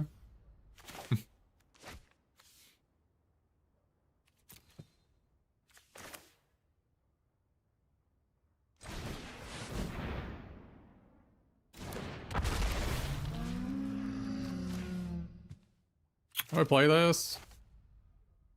Or do I save her for Donnie?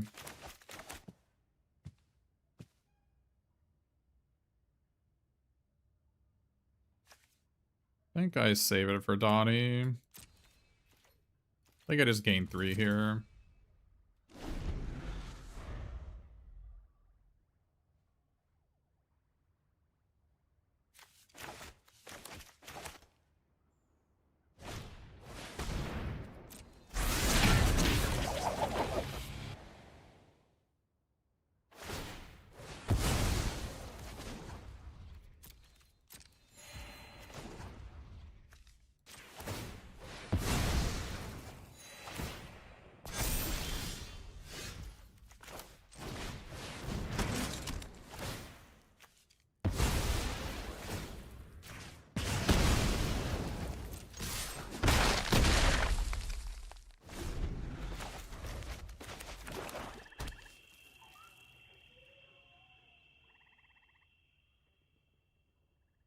Last run wouldn't even be that bad as I got this, right?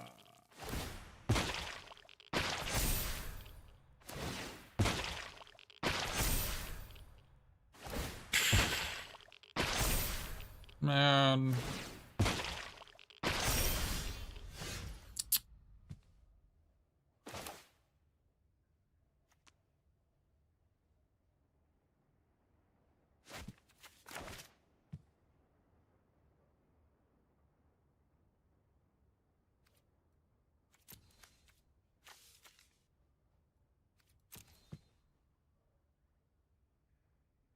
Gonna hit Chrome Dome here.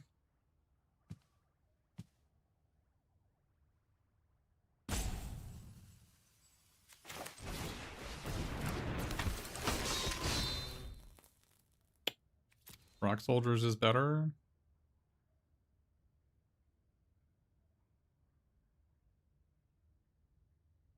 Do we like Rock Soldiers here? Or do we like Chrome Dome?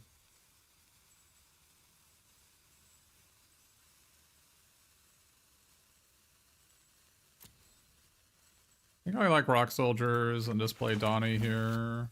I could also play this, but I think I'm gonna play Donnie and then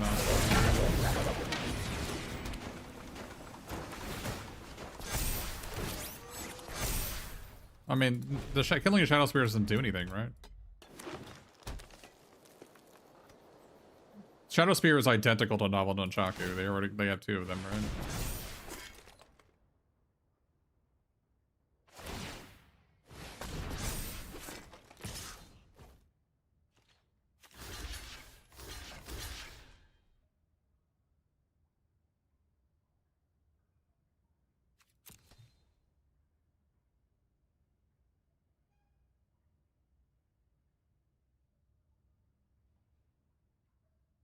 I should have blocked with these 2 instead of Donnie, actually.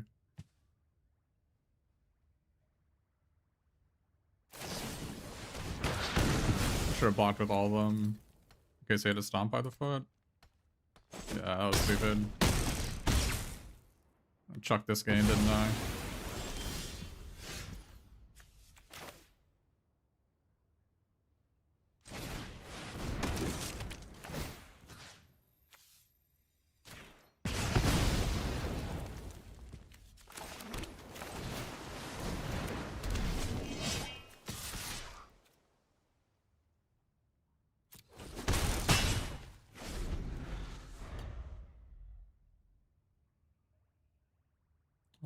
Stupid to not block with Casey Jones there. Chuck the game in directly into the gutter. Should have not attacked with a 1-1. That was stupid. Because if they have another Terminate, I lose here now. 1 damage wasn't worth it. They're at freaking 40.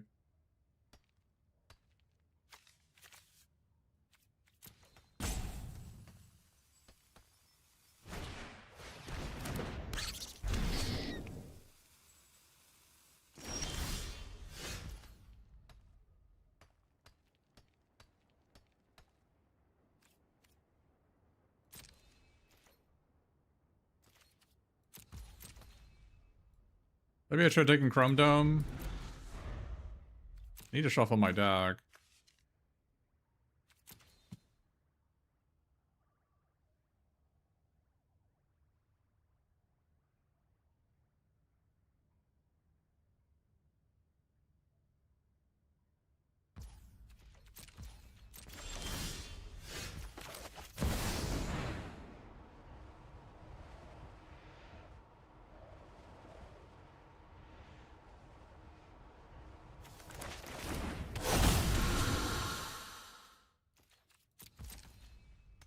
This could also just be the make your move. I can just play make your move instead.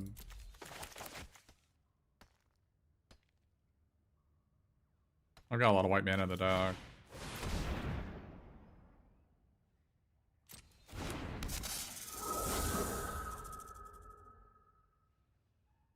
I think I haven't used my escape tunnel yet.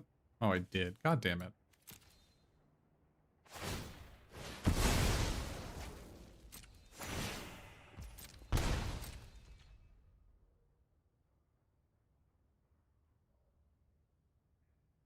I chucked this game, playing too fast.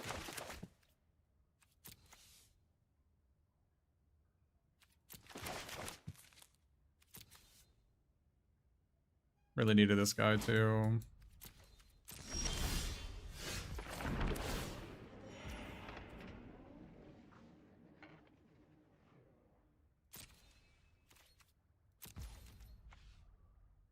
Hey, Lucky Martyr, thanks for the prime. You wanted to trip somewhere, I think.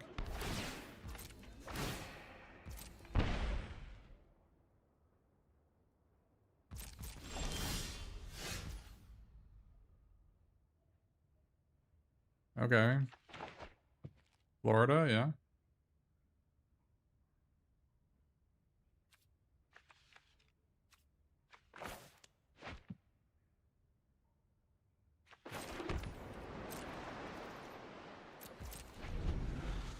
Not really killing the trample equipment? It's not doing anything. Why do I need to kill it? It doesn't do anything.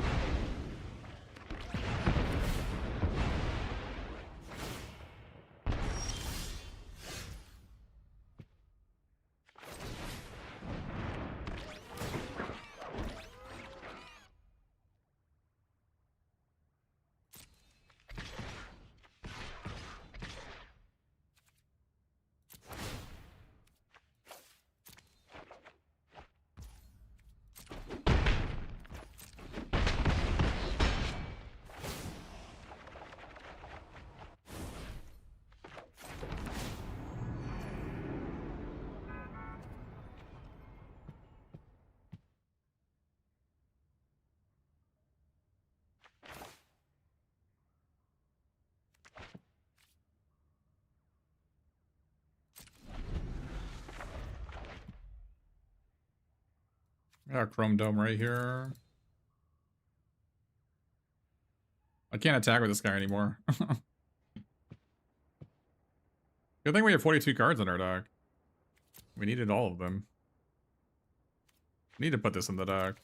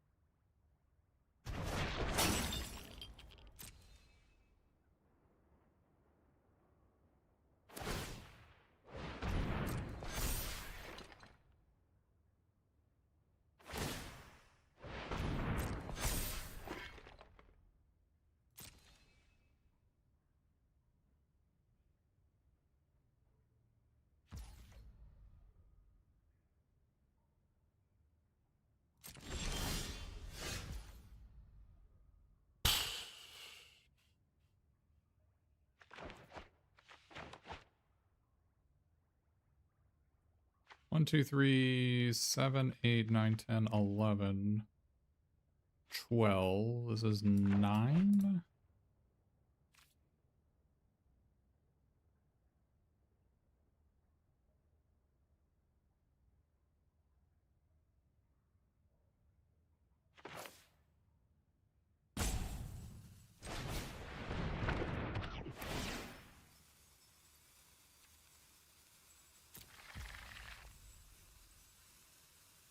One, 2, 3, 4, 5, 6, 7, 8, 9, 10.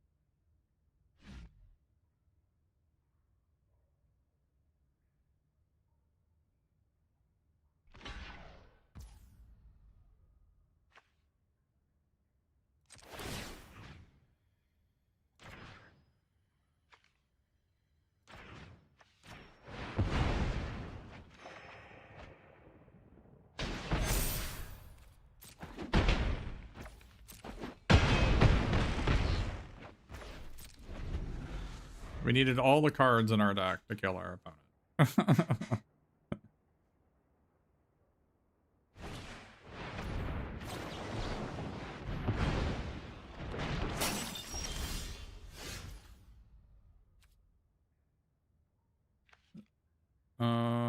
Are they dead if I cast this? Or at 25. This is 1, 2, 3, 8, 12, 13, 14, 15, 16. And the Chrome Dome is +5, so that's 21. I can crack these two, that's 23. So I cannot kill them here.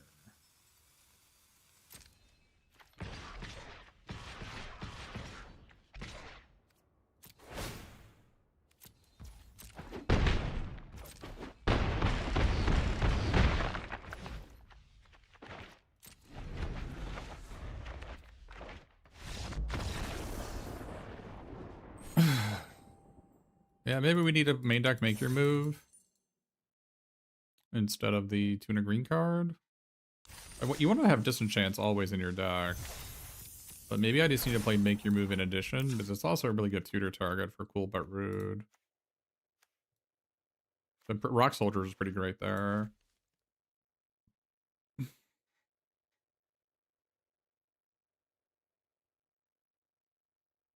I mostly like the Mechanized Ninja Cavalry because it's like an okay 2-drop, and it's a white permanent for the Gecko, and it's two artifacts for this guy, 2 artifacts for this guy. Maybe I just need to play this though, because I can draw my whole deck every game, so I don't mind just having another tutor target.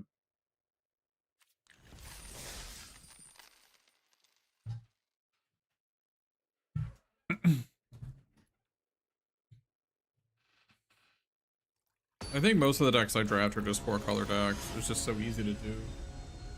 You don't even have to be green to be able to be 4-color deck. I was like a non-green black Rakdos deck earlier, so.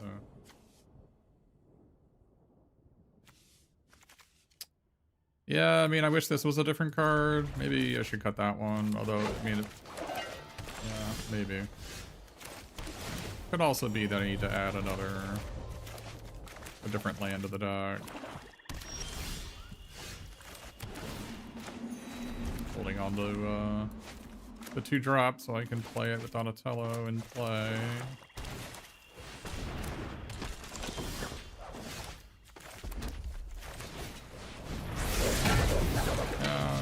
Kind of awkward here.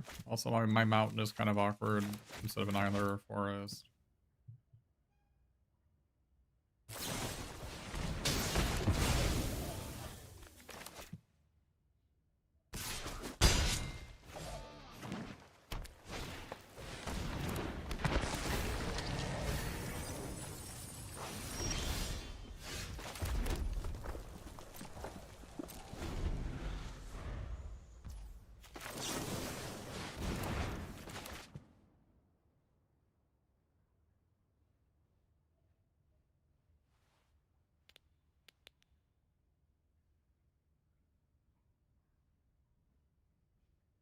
Our hand would be a lot better if this mutant chain reaction with any other card.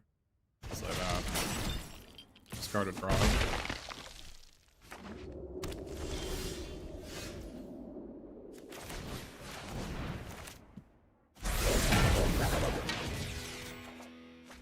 Good draw. I don't think we crack our thing here. Our mutagen token. If we draw General Trag, we need to have an artifact in play.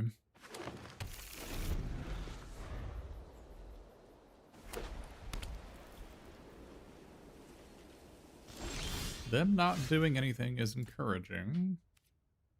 Anything in here for me to... Nothing?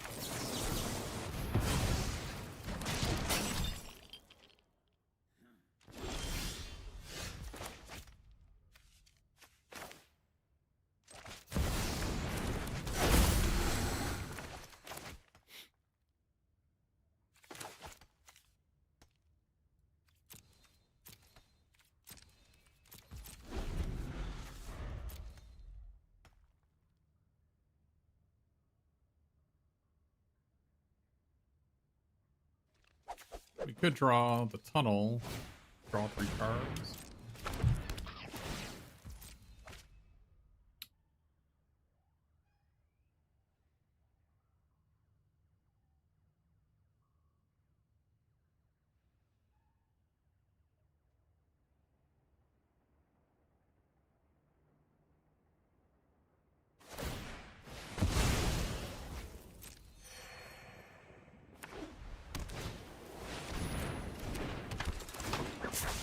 But, I mean, I kind of just want to draw a forest, but I guess drawing 3 cards is better.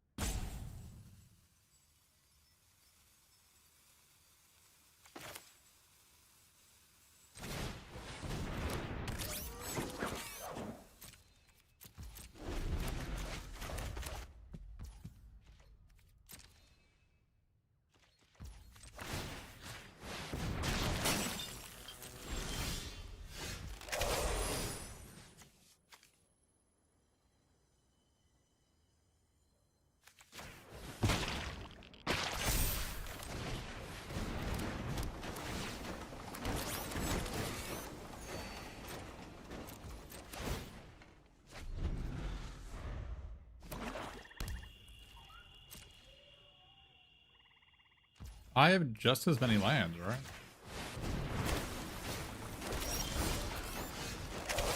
Here we go.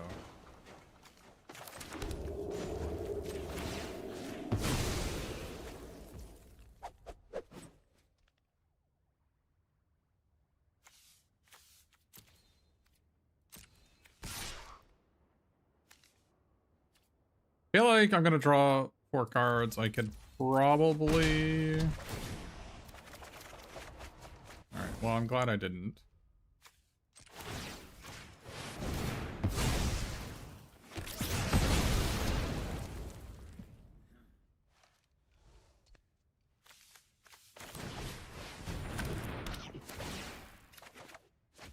Alright, we're just gonna move in next turn.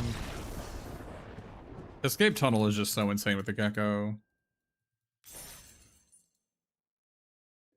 It makes me think that maybe April is better than people think, because April is similar, but at uncommon. I mean, draw 2, discard 1 is less good, but you can just dump mutagens after you activate Escape Tunnel. You can just dump mutagens on them, right?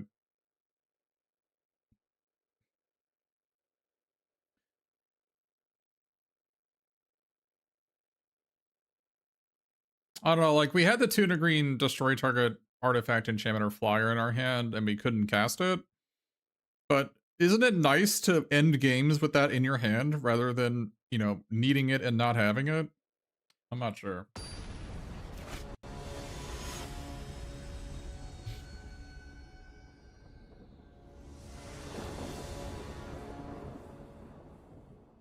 His hand just needs a mountain, and his hand's insane, right? So, basically best possible if you draw a road.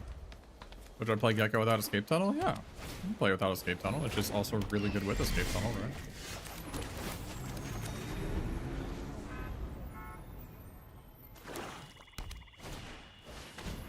This guy is not playable. I would endeavor to never have this card in my deck. Okay. Well, I also, I guess, endeavor to never have mountains in my deck. Maybe I should have mulliganed this, just because I needed to draw a mountain and I've only got like 7 in my deck.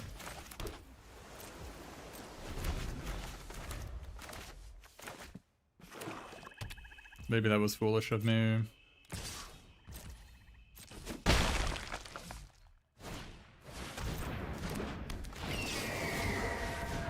Can I draw a red Saurus? No. Any red Sauruses? I guess we actually have like, we actually have 10 red Sauruses in the deck, right? 11 if you count Frog Butler. I guess it was correct to keep, I just got unlucky. I'm like 1 and 3 on 4 draws. Yeah.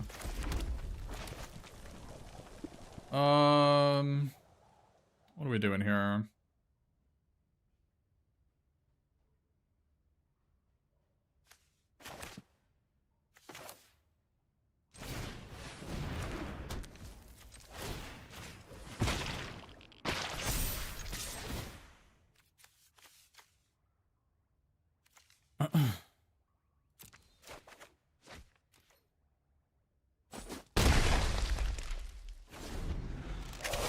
I maybe should have discarded a creature so I can play this next turn, but...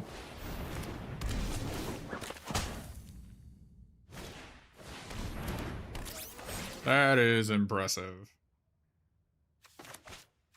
I guess I should have discarded this instead. I forgot that this guy can't get back this thing.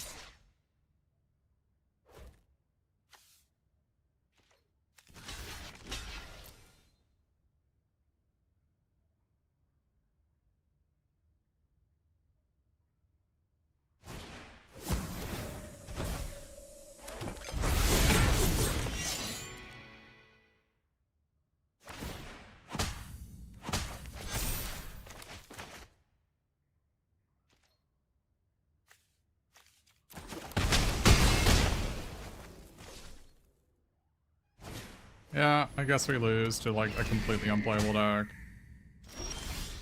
Because he just never drew land. Till turn 6. If I hadn't attacked with my guy, I also couldn't lose. My 4-mana guy. But am I playing around the hench pots of all cards? I don't think so.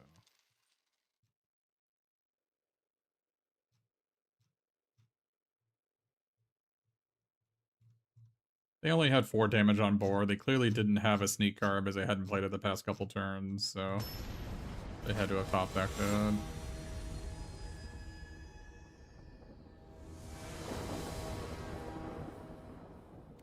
It was probably just a mulligan, is the short answer.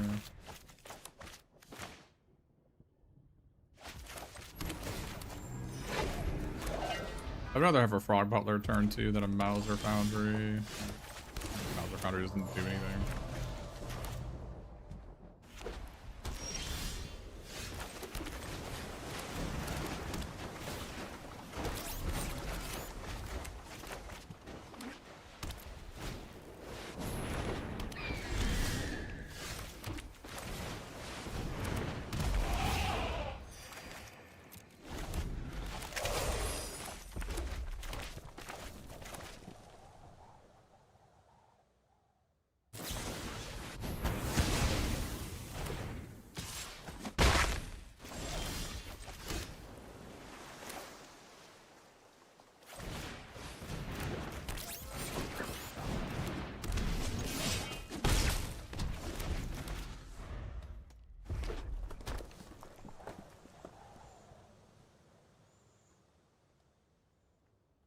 The 4-mana draw 3 put a land into play. We have not drawn it a single time, right? That is the wrong target. And I will not tell you to do otherwise.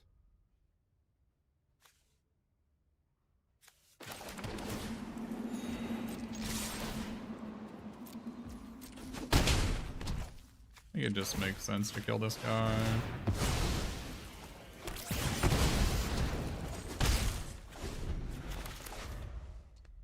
I'm not discarding your card. My hand is kind of loaded, right? I don't know about loaded is the right term, but it's a good hand.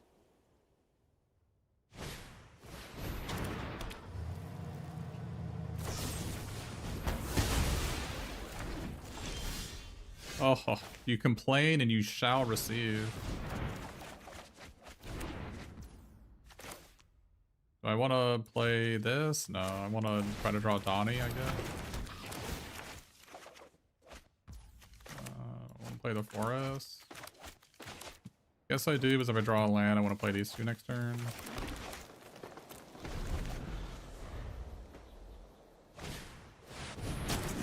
Where's that guy going?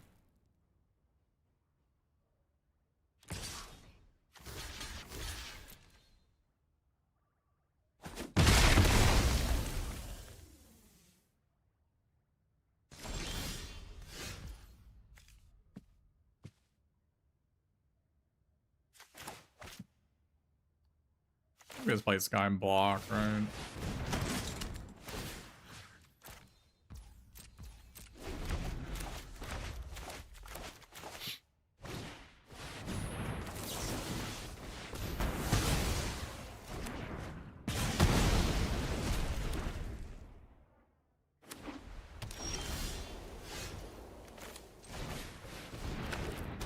If they had the 7-mana Raph and Leo in their hand, I am going to be very, very, very sad.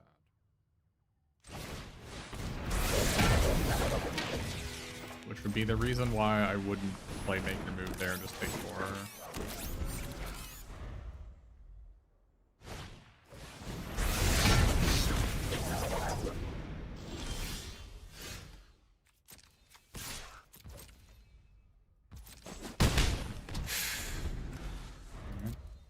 How many lands in our deck? 1, 2, 3, 5, 6, 7, 8, 9, 10. 7 lands out of 21 are lands. 7 lands out of 21 cards. So 1 and 3 to draw a land. And by 1 and 3, I mean 100% to draw a land.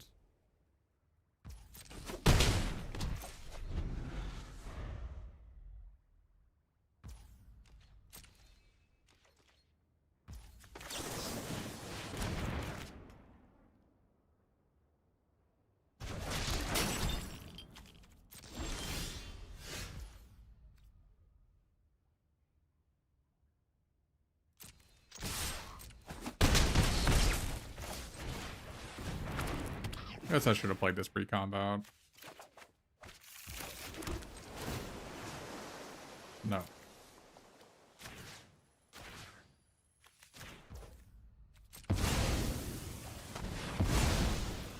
Forgot this was instant speed. I mean, this deck was really good, so I think playing more than 40 cards was correct in this deck. It was so easy for me to get decked.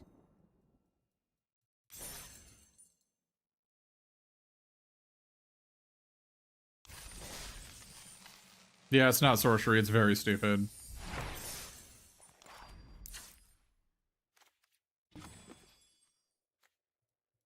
Yeah, I mean, over everything pizza was insane. Escape tunnel plus gecko was insane. Ooze spell was great. It's possible that I could have just not played this main deck. I don't mind playing it main deck though.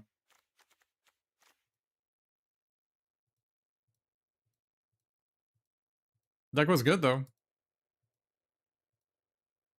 Would have liked a second escape tunnel. But yeah, deck was really good.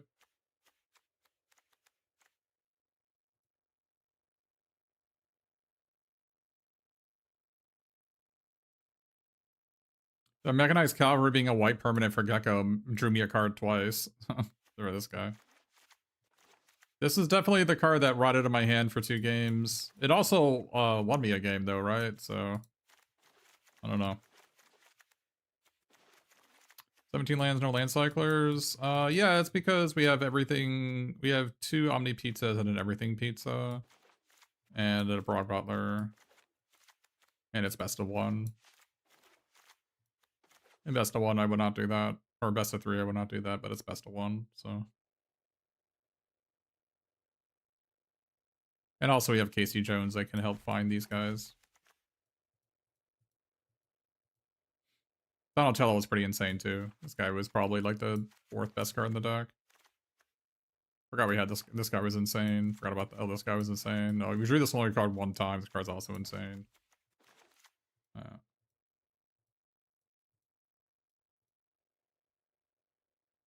Yeah, this is just I don't know. I don't really see a reason to draft 2 color decks.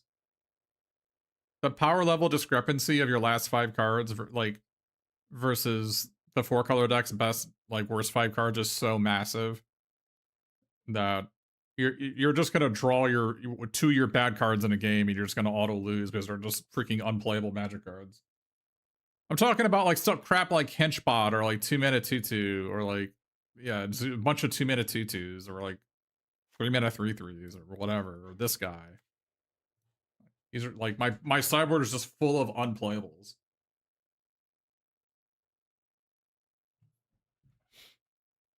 Now, to be fair, Total Blimp and this guy are fine, but yeah, and plus when you have Omni Cheese Pizza, I kid you not, even if you're a green black deck, you should be never passing this card. I don't, unless you're exactly white black sneak, you should never pass this card. Even if you're green black, splash 1 island, 1 mountain and play it. I am not joking. I have done it before. It'll be the best card in your deck. There is no reason why you should ever pass this card. Unless you're exactly white black.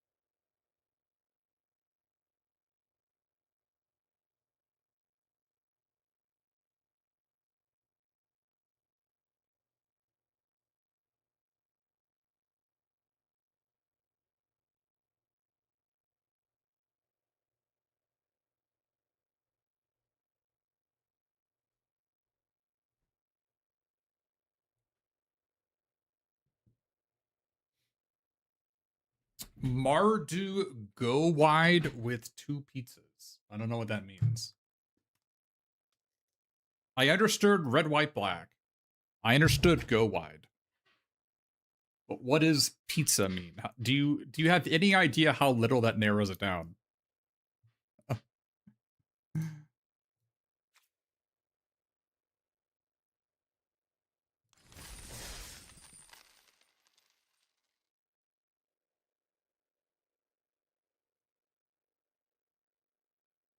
I had 2 Go Ninja Go's in a Mardu deck earlier, and the Go Ninja Go just wrecked all my opponents.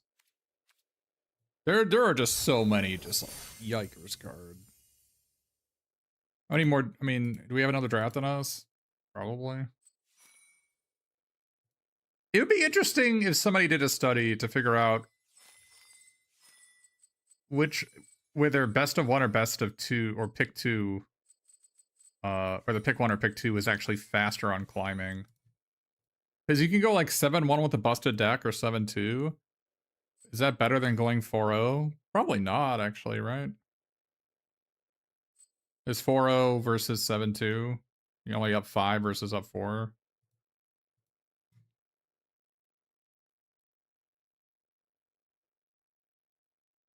The +3, +3, -3, -3. I found that card to be pretty mid-minus. But have we discovered what makes this set made for pick 2 yet? Nope.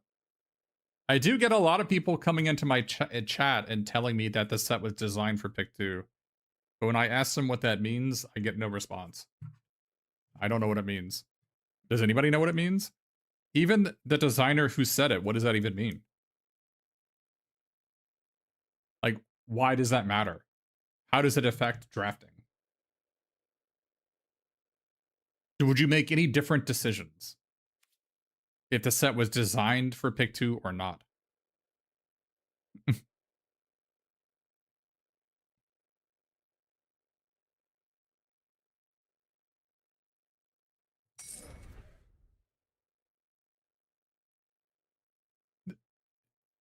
It was 0 ways to block? Yeah, I don't... Why isn't your opponent just taking it and killing you on the counter swing? Like, one of the problems I have with that +3, +3, -3, -3 is if your opponent doesn't cooperate with you or just blocks one of your creatures, it's not very good. Because you miss damage a lot of the times when you do it, right? Because you're bouncing one of your creatures.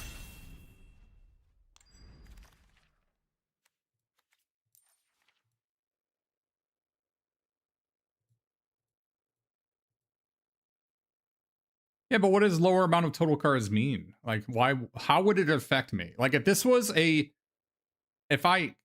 you showed me this pack and said pick the 2 best cards, but then you said pick the best 2 cards out of this pack, and I want to let you know that the set was designed with pick 2 in mind. How would that affect my decision anyway?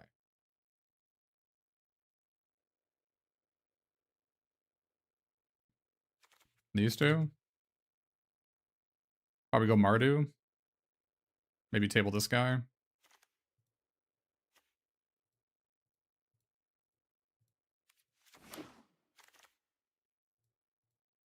Okay.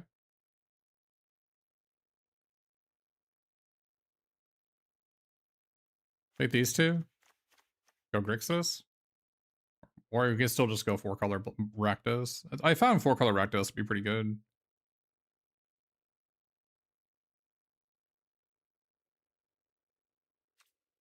Kind of frustrating passing this thing, though.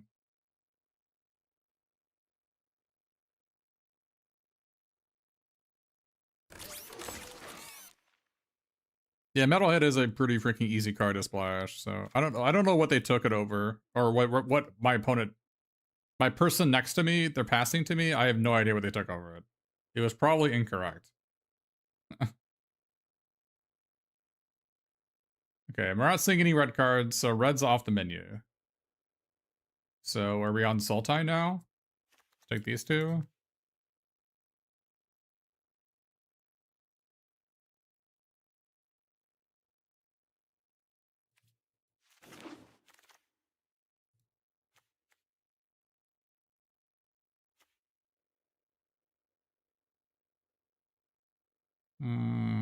not seeing any green cards now.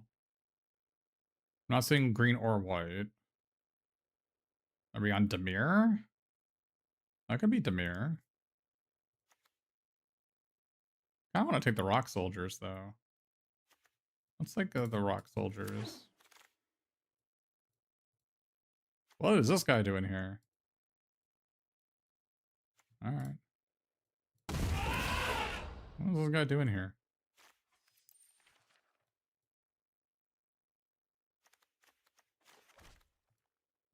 It's designer code for giving this set a chance.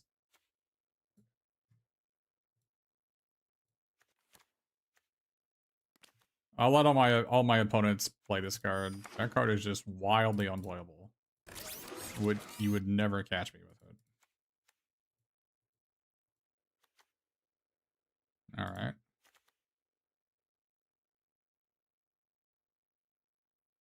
This card's pretty good. You say mutant and it just hits most of your deck. Or you say ninja and it makes this guy a 3/5 plus a 2/2. Holy moly.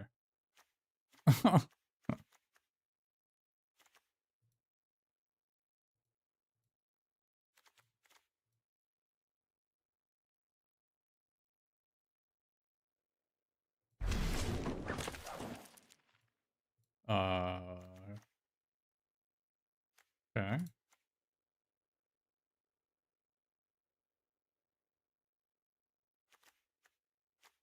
Maybe take the nunchaku and try to table the kitty?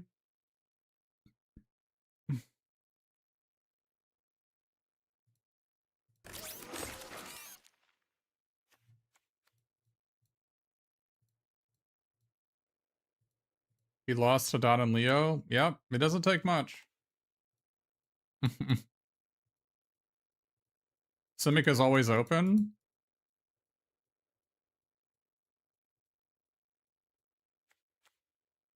I don't think green is actually open. I think the people in the back in the draft just don't know what green cards are good.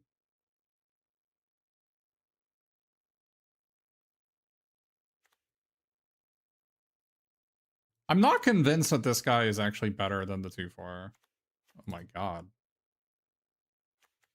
Alright. And we also have these two in the pack, but...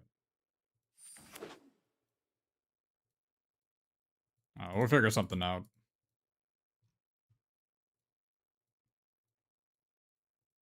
Could just be Teamer here. The black cards don't do anything that I have, so we're probably just Teamer. We don't need anchovy pizza when we have spicy oatmeal and 2 novel nunchakus.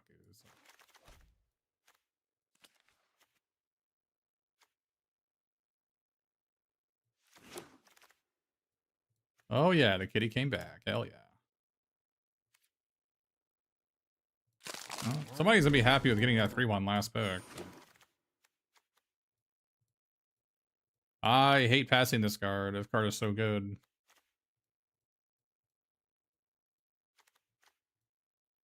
Oh, what do we want to do here? I kind of don't want to pass neutrinos. We just take it.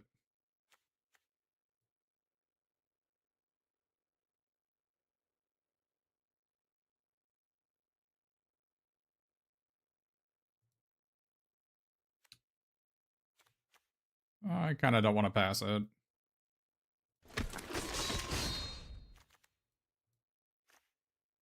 Finally see Mona Lisa.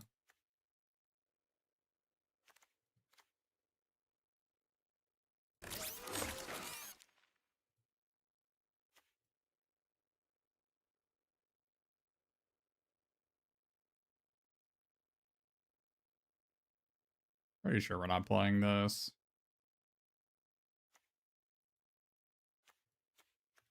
What I need is... How do I... Wait, what happened? Wait, what? What? Get out of here. What? Oh my god, dude. Are you serious? What a fumble. We didn't get any frog butlers. Which is a disappointing thing to have happen.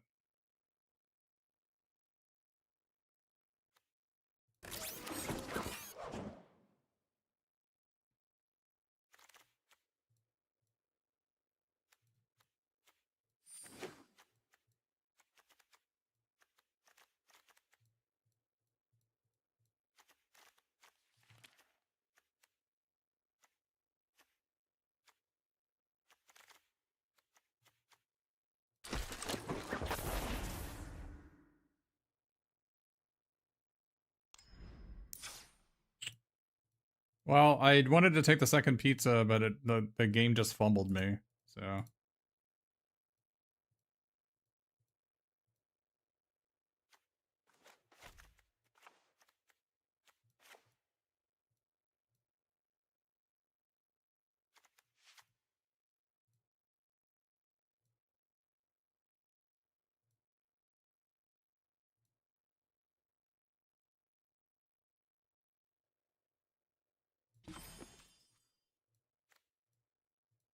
We needed a way to sack these nunchaku. We unfortunately cannot sack the nunchaku.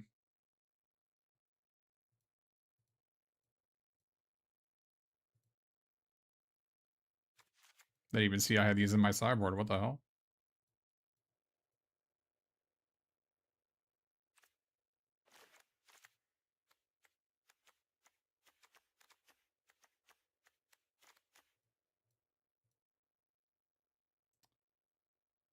Question is...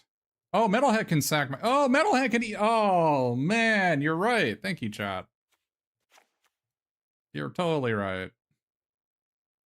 You're better than me.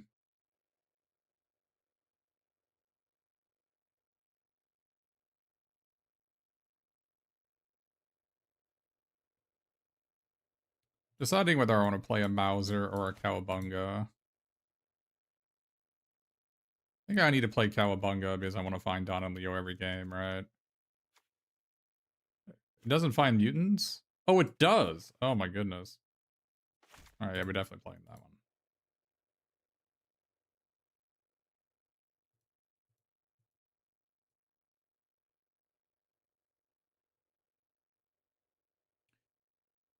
We just not play the second Casey Jones and just play...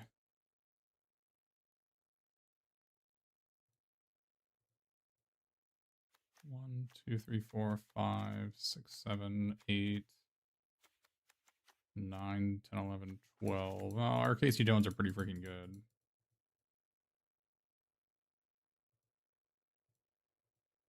I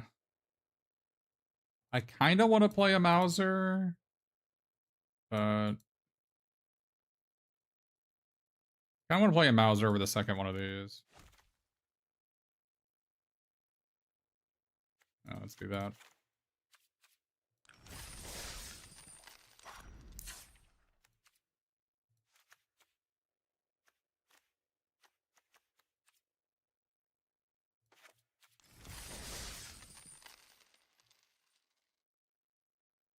Why do I want to sack the Nunchaku? So I can return it with my Brilliance.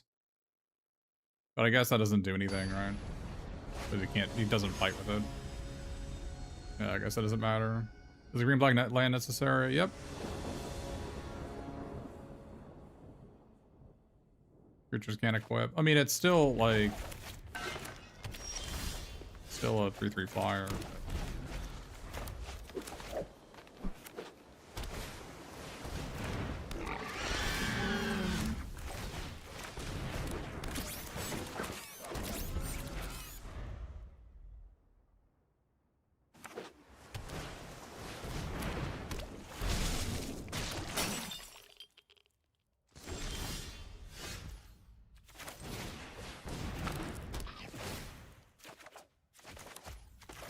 Green black land is for everything pizza. Maybe you didn't see it. You need mana of every color to sack it.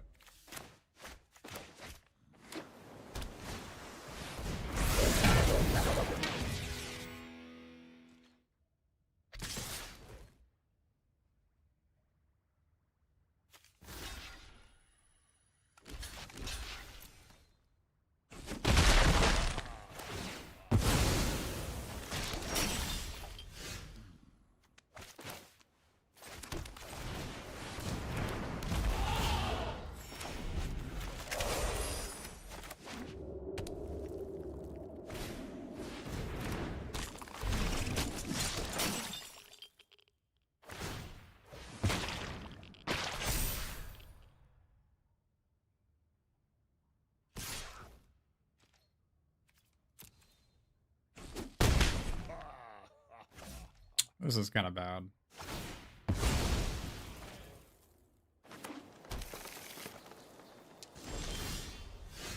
They have a trick that costs 1 mana.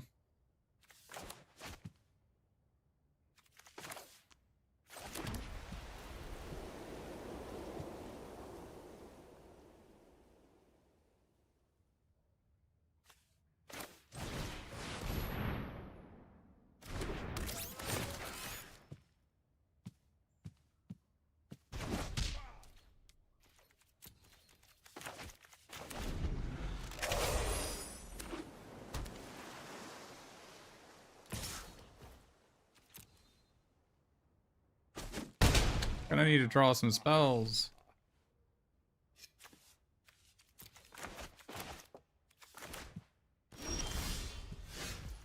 That's not a bad one. See why the green-black land is so good here?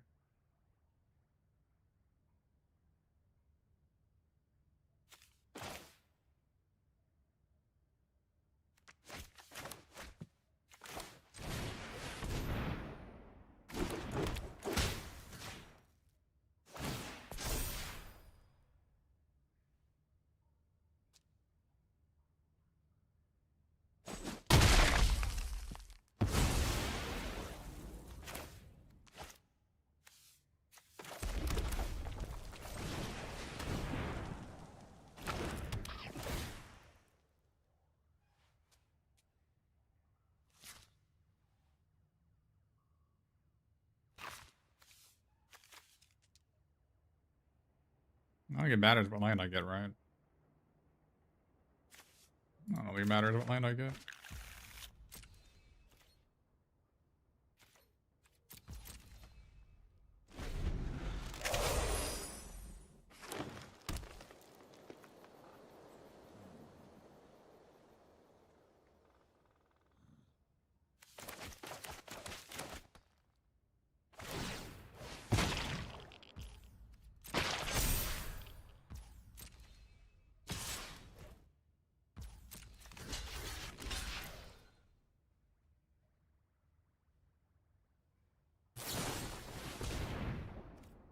I've got no idea why they didn't just use that. I was pretty sure I was just about to say how I knew they didn't have that card. I knew they didn't have it because they didn't use it to save their guy. But then they just made a play like that. I don't understand it. I should have just taken the 5, I guess.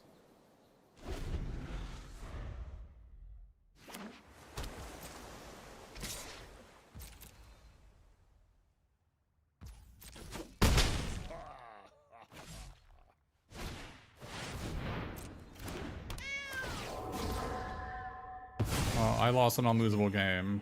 Congrats to me.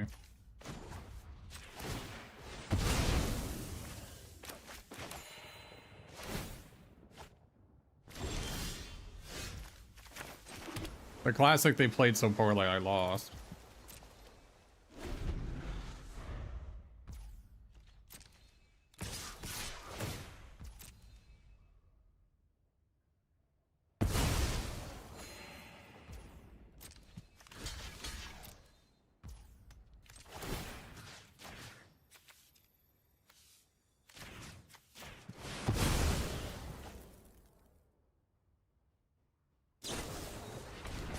Yeah, I mean, I knew they had that card the whole time.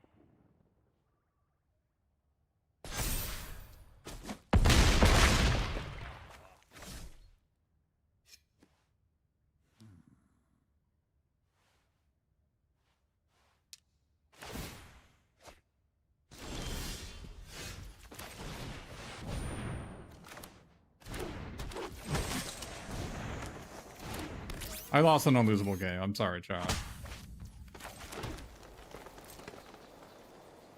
All I had to do was take the 5 the previous turn and I win.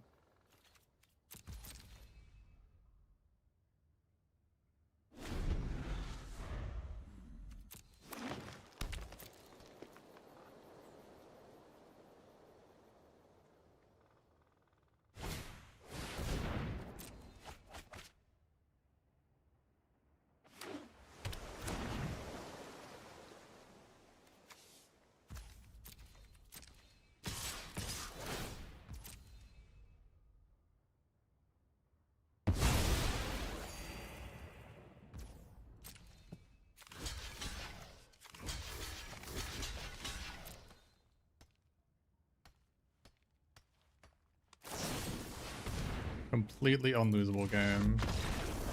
All I had to do was just take the damage, but they played so poorly they won.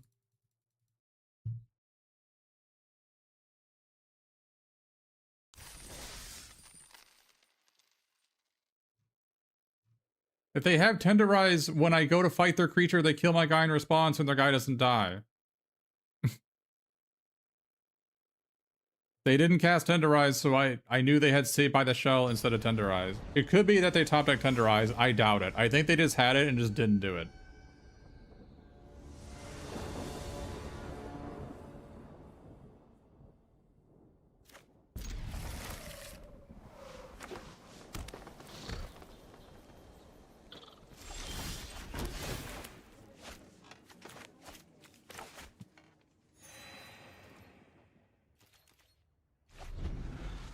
If they even had thought about it, I would have not made that block. But they didn't even think about it. They just like put their guy directly into the graveyard.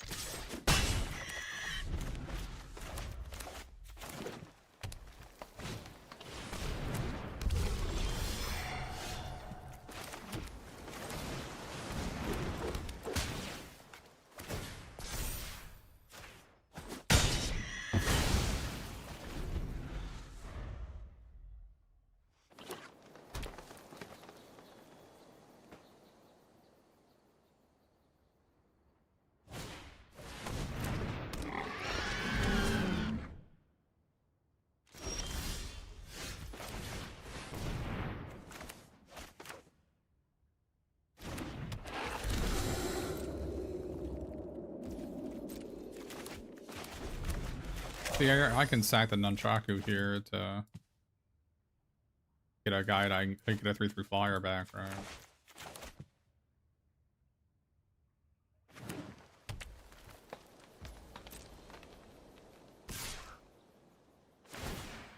Alright, take 7. Has anybody played with this card and liked it? Seems tough to utilize. Your opponent plays like that 2-mana 1/1. You know what I'm talking about? The 2-mana 1/1 make a 1/1, and you're like, yep, never attacking with this card.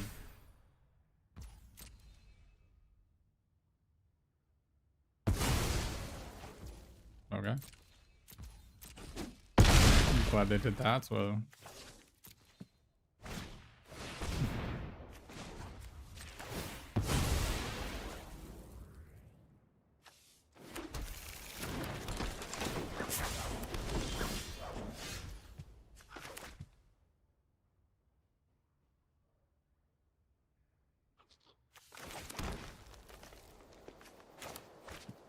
So I can pay 3 to equip this. Then attach for 2. I can play this guy.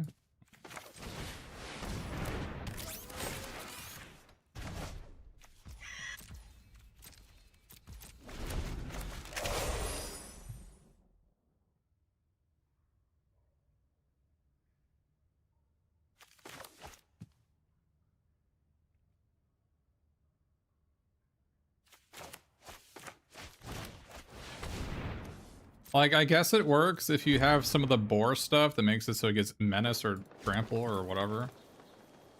The other bebops.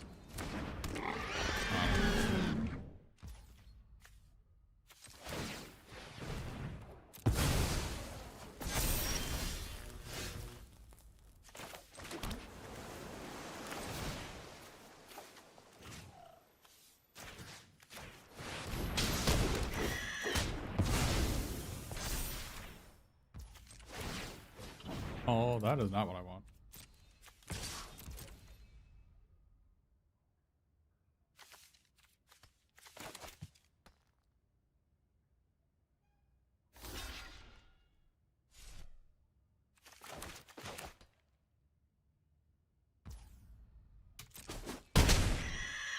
Yeah, unfortunately, I can't use the ability because it has to be when you do, and when a creature can't equip to another creature unless they have reconfigure.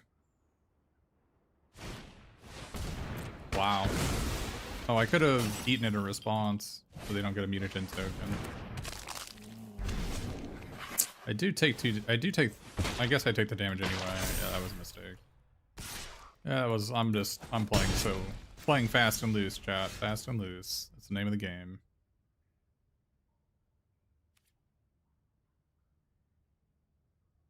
I'm getting blasted by this foot mystic.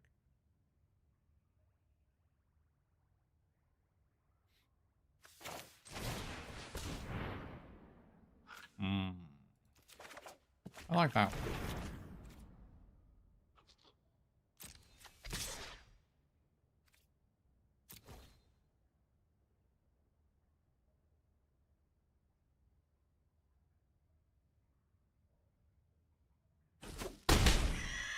I'm not gonna try to... There's no way I want to be that greedy, right? I mean, I guess if I brick, I just play the 4/4, right?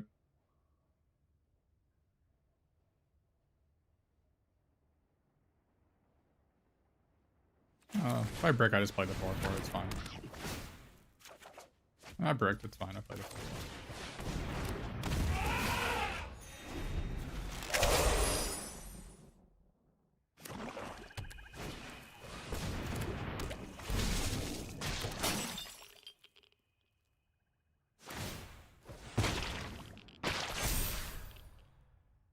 Are many people at TMT fans as well? I don't know. Maybe it's just the nostalgia thing. Like, I remember watching TMNT as a kid, but I was never like... I wouldn't say I was enamored with it. It was like certainly a thing that people like... The thing that people enjoyed, I suppose, but I don't know. I don't know if it was really that big of a deal.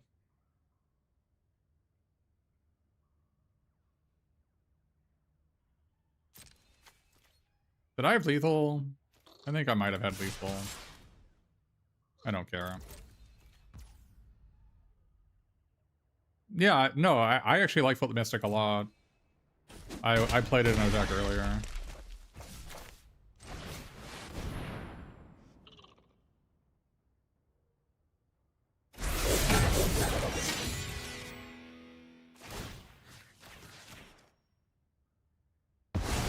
Maybe it was better to draw a card. I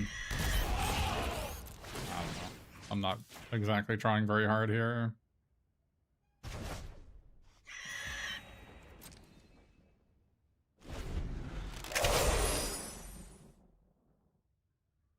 I didn't want to play this, but one of their only outs is last Ronin, and might as well not give them an opportunity to kill all my permanents. Probably a reason to have flickered this instead, but the 2 life doesn't matter. Should have taken a card in case they have last Ronin.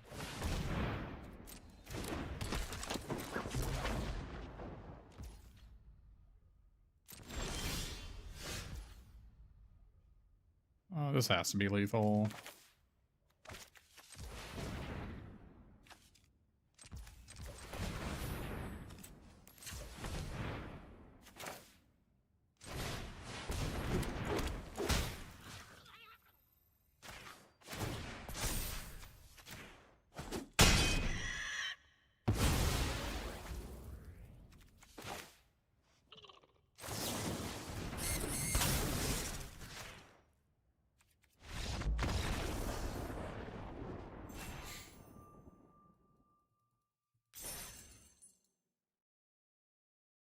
No, I like the Foot Mystic. It's also just good against the sneak decks because it's 2 bodies and the lifelink is really good, and it's a 4-drop that can block April.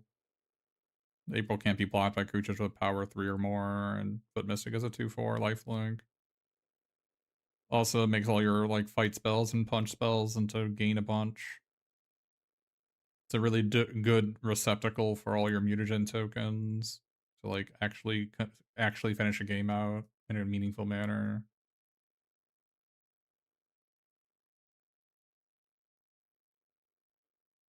It's also a good flicker target for like Go Ninja Go or a sneak target.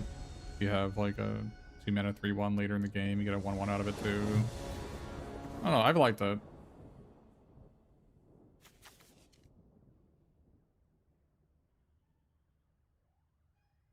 think I'm all this, unfortunately.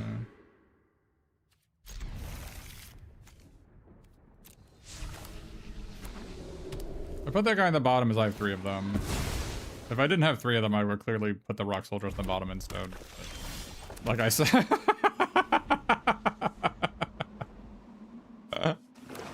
You see why I put it on the bottom.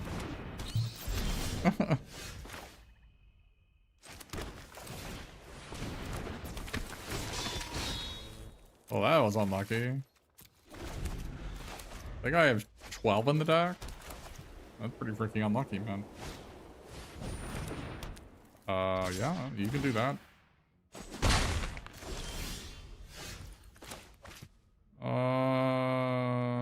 Yeah, we'll just play this guy, I think. If I draw a land, that's good. If I don't draw a land, we'll just Cowabunga looking for one. I don't think it's... maybe playing the land is better because this guy is flying anyway. Can't block it. No, playing this is better. Now that I think about it. I couldn't find a green-blue tap land. Yeah, this is better. This is better than playing this guy. Playing too fast here.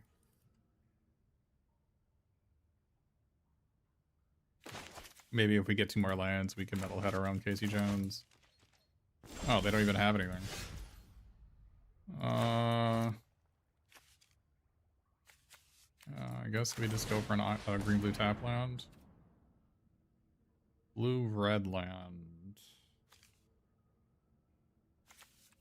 Island does nothing, right? Blue-red land.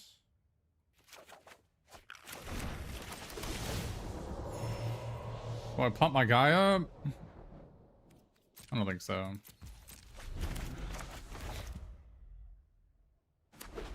Anybody played with this card before and have it be good?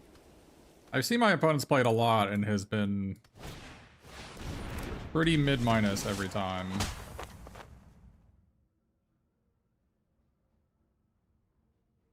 I don't like seeing that one. Things could be better.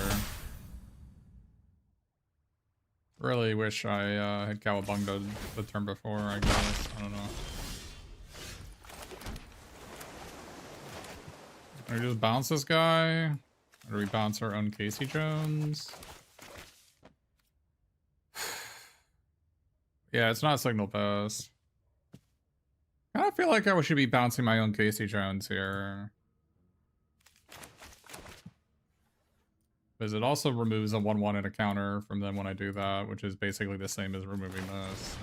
But I also draw a 2/1 that's going to draw a card.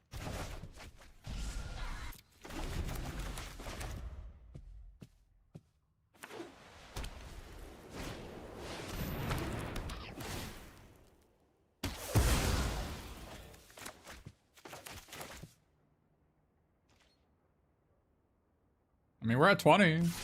We got a little bit of time before that Mutanimals kills us.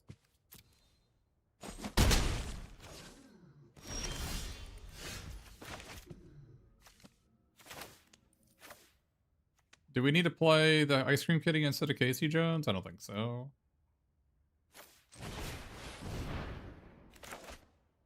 I guess if we hit everything pizza, we can actually... Ooh. Oh, good thing we bounced our own guy. No attacks here. We're just gonna... This guy can get menace. I guess he gets flying. I guess it doesn't matter. I'm gonna use a counter here. Oh, we should use a counter in Casey Jones. This guy... This guy gives +1/0. Okay, we're not playing very well, chat. We're not playing very well. I'm kind of tuned out. Kind of tuned out. Yeah, this is not going to be able to kill that, unfortunately. I should put the counter here. Okay, they don't know about it, I guess. Maybe it doesn't matter.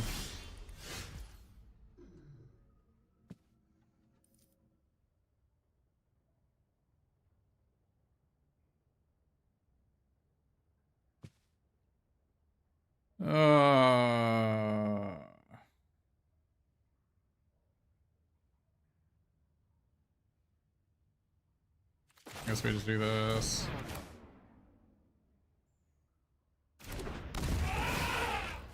This guy is so good. I got it like 10th pick. I don't know. Did people not read the card?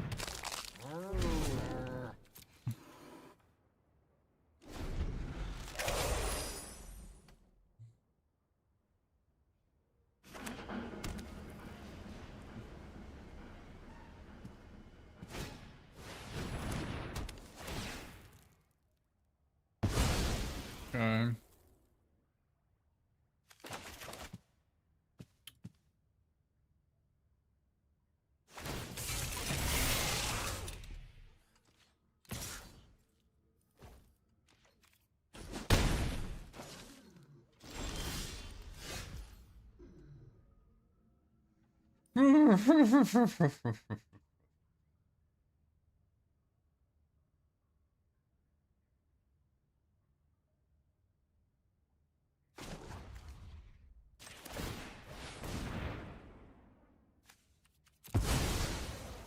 Got a bunch of life gain in play. Okay, okay. Alright.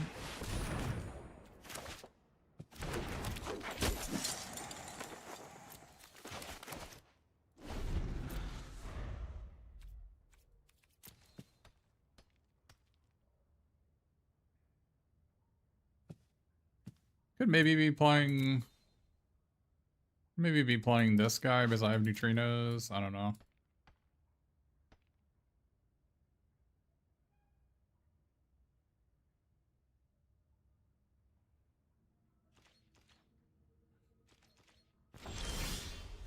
Oh, that's pretty good. Oh, this can actually let us... Ooh, this might let us... Might let us rock soldiers the turtle blend so we can tap all their creatures.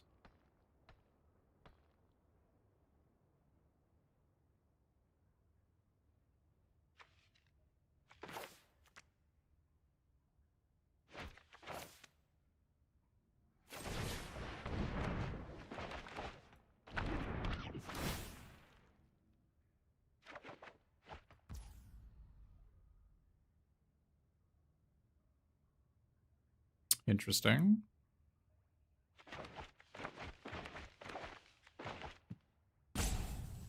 Alright, play this guy.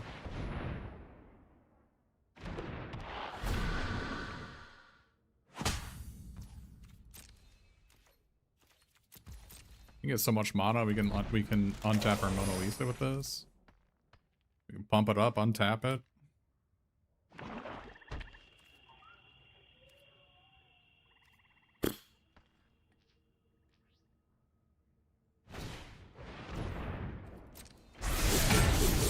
Okay. That's a 5/3. That's pretty good.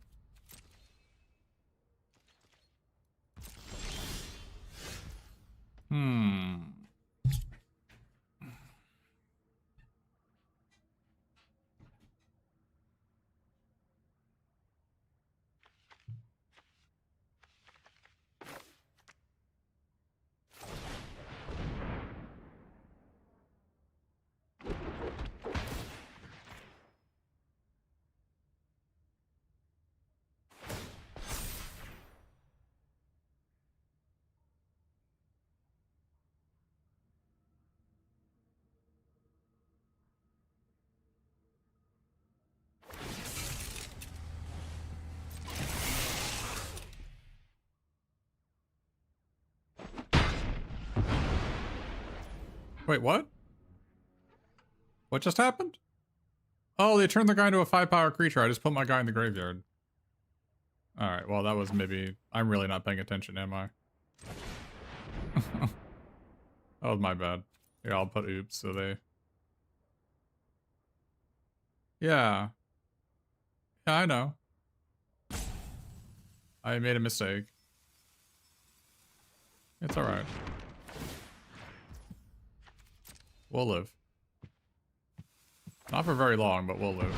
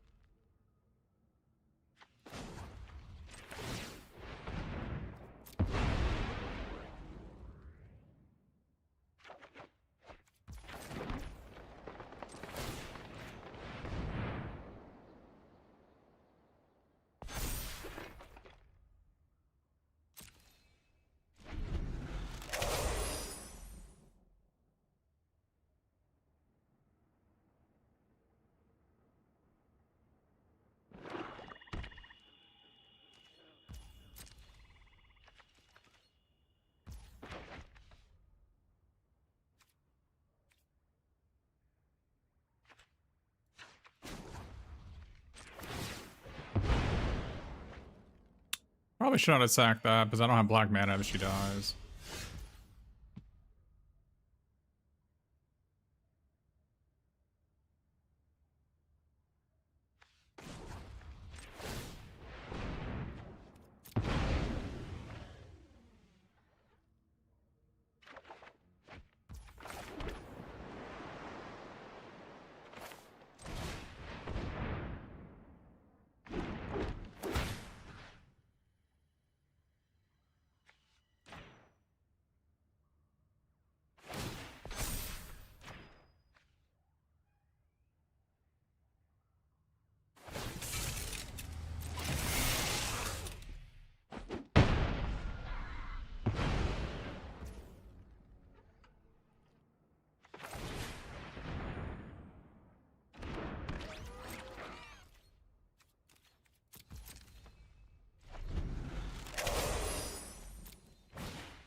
We're about to go through our entire deck here.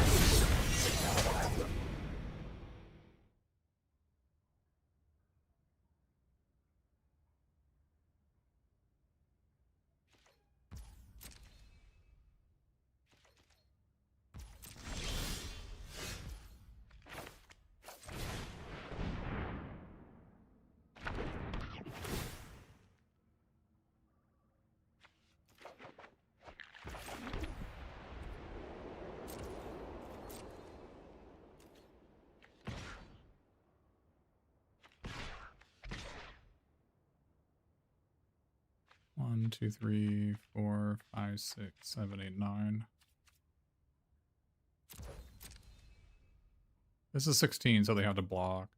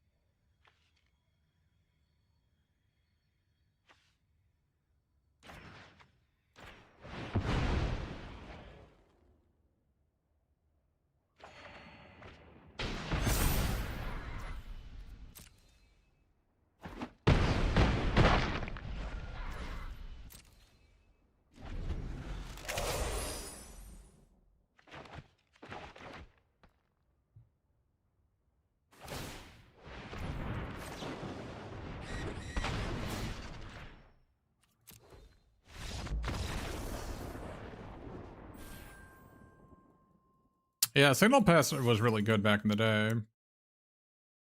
1 mana 0/1, Battle Cry can only be blocked by flyers. Yeah, we tried to throw that game in the trash can pretty hard. I'm like barely functional.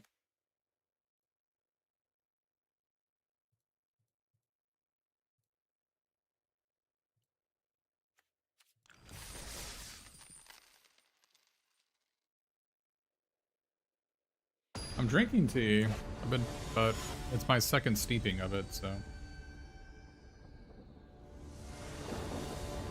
Yeah, just another 4-color deck. What a surprise. Kind of what you expect from the Darkest_Mage. Sloppy play. Playing poorly and winning anyways.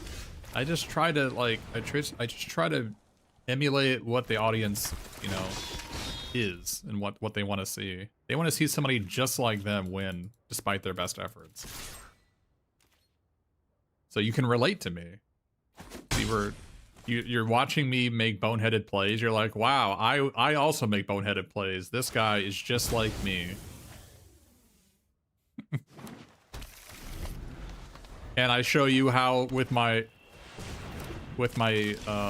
unflinching will and my determination, I continue to play despite making mistakes. I power through, and I'm able to win the game despite my best efforts. But then I do well in a tournament. You think you can do the same? Yeah. I mean, no. You can do it. I have faith in you. Where's my nunchaku at? I'm gonna show this kitty who's boss.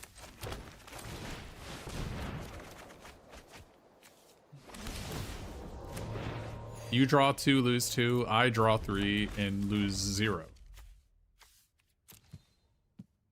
You still won the game, so not relatable. That's fair.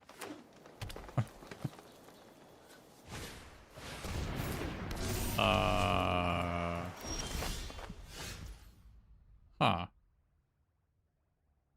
That is a bit awkward.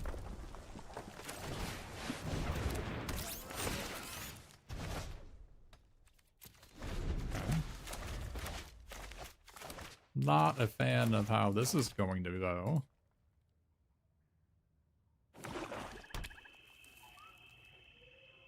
Metalhead does not appreciate Leatherhead.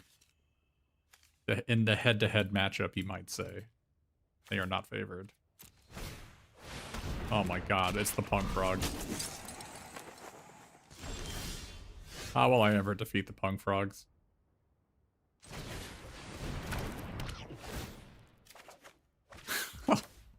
You've got to be joking, then.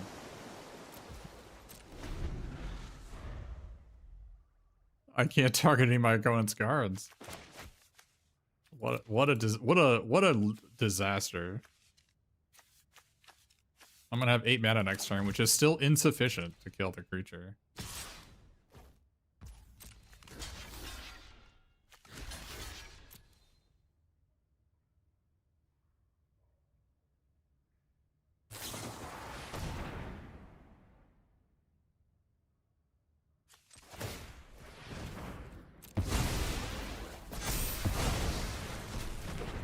Are the punk? Wait, what are you doing, opponent? Opponent! You're putting your cards in the graveyard. This is not where they belong.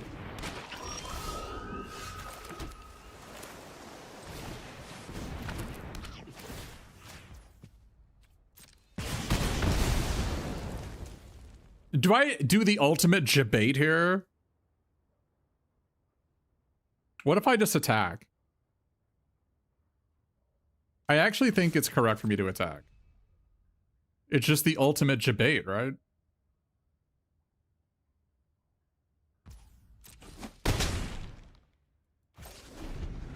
They get a mutagen token and I lose? Well, that's gonna happen regardless. I really need that thing to not have hexproof.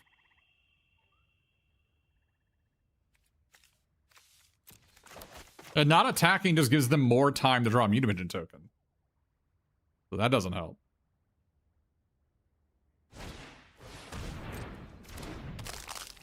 You think my opponent is just like thinking in their mind, there's just no way this guy, there's no way he just threw his 5/5 in the graveyard. There's no way he just put his guy in the graveyard. They saw through it.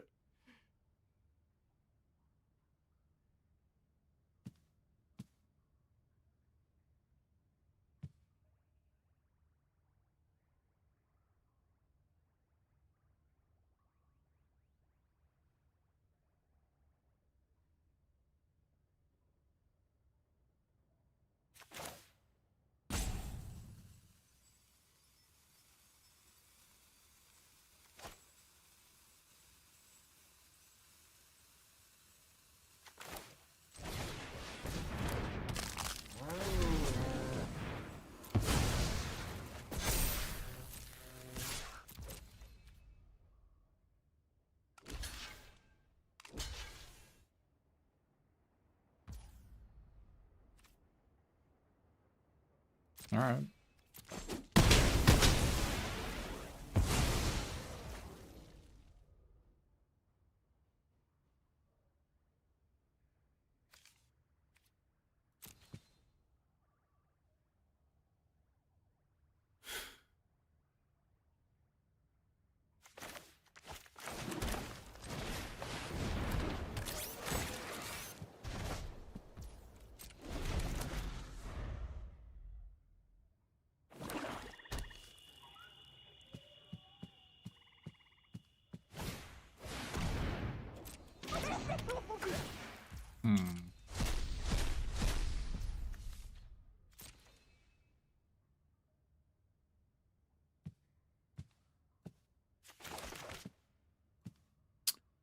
Not a fan of that.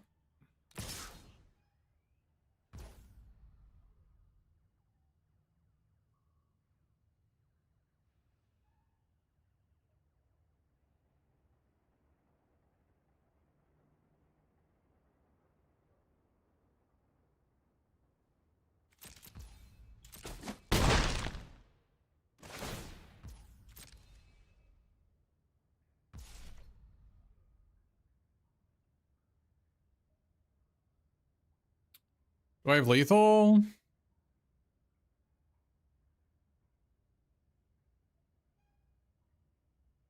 Am I one short of lethal?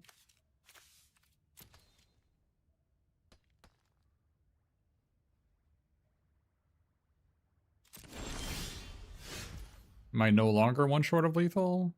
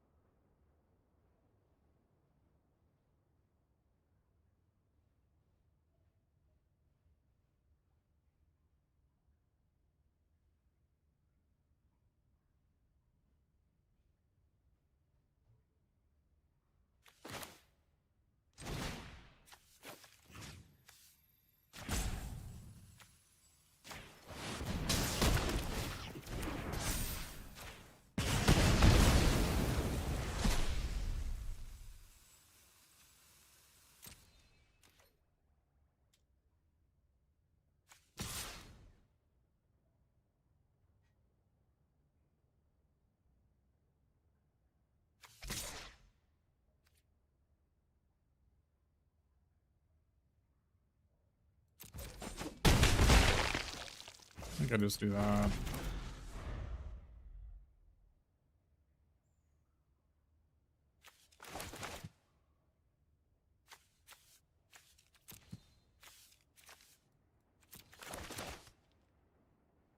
It's bizarre that our opponent has this leatherhead and we've had a ton of artifacts in play and our opponent just never chose to kill any of them.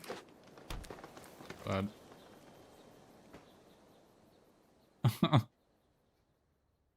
they must really value being hexproof.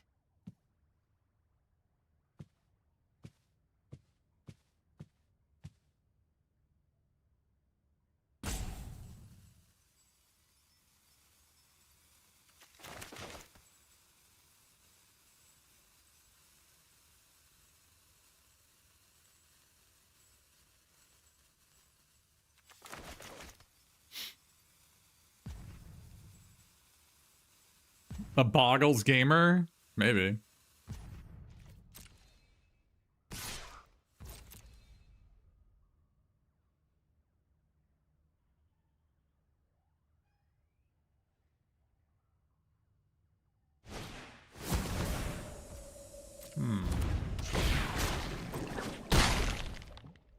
Okay.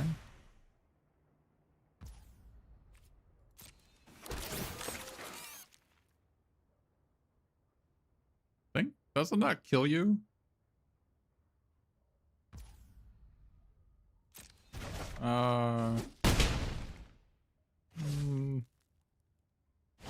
I think our opponent chose to kill themselves.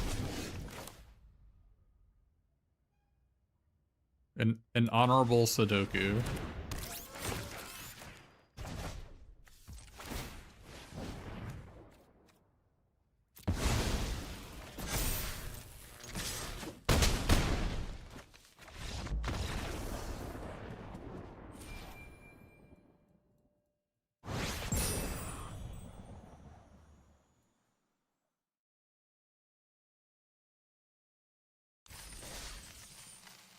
Oh, that's the other card is Shark Shredder. I was looking at 3 cards. There was like a bunch of mind controls in the set, and that's one of them. And by the way, Neutrinos is target creature you own. So if they steal your creature with Krang and Shredder, or that shark that our opponent played there, they played both of them, or the Kitsune, you can just steal it back. I lost a match earlier because of that. Also the land, the rare land, my opponent had it and I couldn't get shut and I couldn't win. Because I couldn't play any of the cards I got off it. Is there any way I play this turn one instead of the illegitimate business? Probably just Cowabunga for... The problem is no, we're not gonna Cowabunga turn one. We're gonna play illegitimate business because if I see Mona Lisa, I want to take it, right? So most of my red source is ETB tapped anyway, and so I want to have more information when I cast this. See, this is good. This is good. Because if like I drew a forest and then I reveal a Mona Lisa and a mountain, I'd rather take the Mona Lisa, right?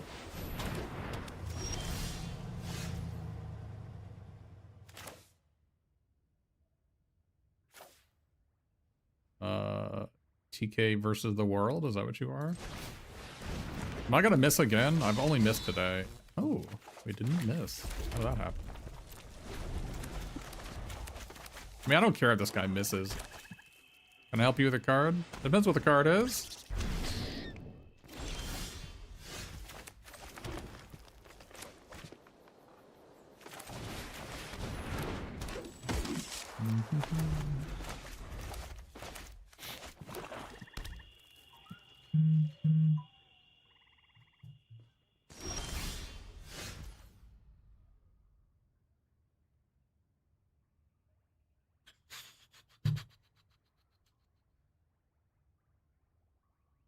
Oh, I don't... You have to type exclamation card inversion behemoth. I've got no idea what that card is, sorry.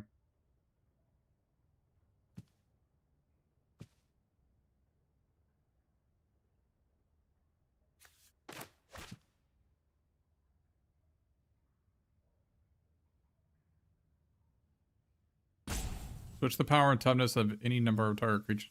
I mean, if you target your opponent's stuff, then I suppose that would be fine. We draw a land?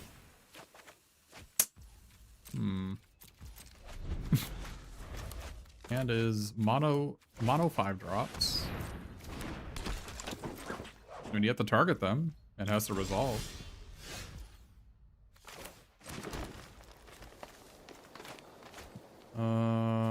Doo-doo-doo.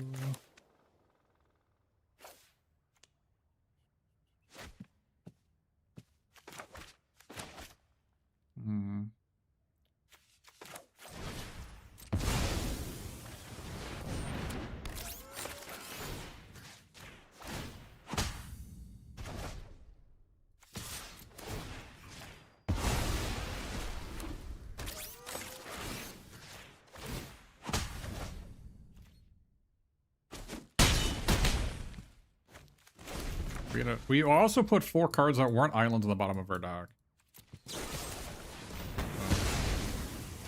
Okay.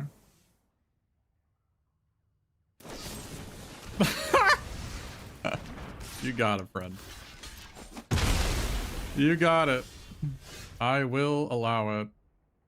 Oh, that made my block look really bad. I wasn't expecting to block. Like, my Nunchaku on a 2-1 doesn't kill a 2-2, right? It lives.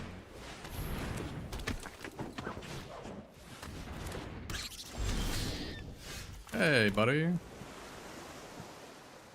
Doo-doo-doo. What are we doing?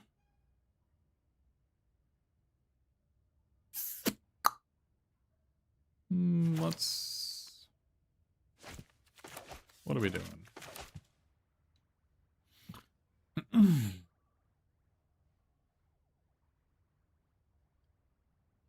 What are we doing?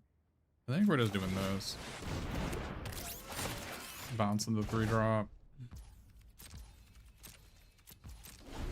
I could maybe have eaten my guy and attacked for 5, but I think that's a way to lose. We don't have to lose. We don't need to be that aggressive.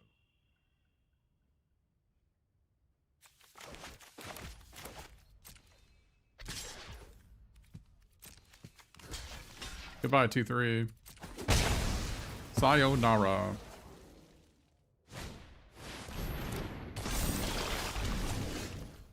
Hmm.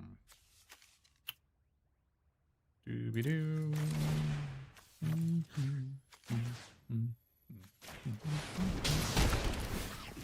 Imagine in any universe where you pass Brilliance Unleashed. I don't know. I would never pass that card unless I'm exactly white-black. Every other deck, you should just open it and play it. Even if you're green-black, you should be playing it. This is not an exaggeration. This is not a joke. We are not JK.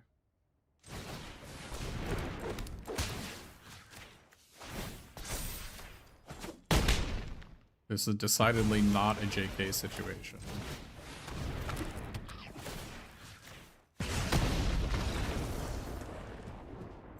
I have had many green-black decks where I have one island and one mountain for the Brilliance Unleashed, and it won me every game I drew it.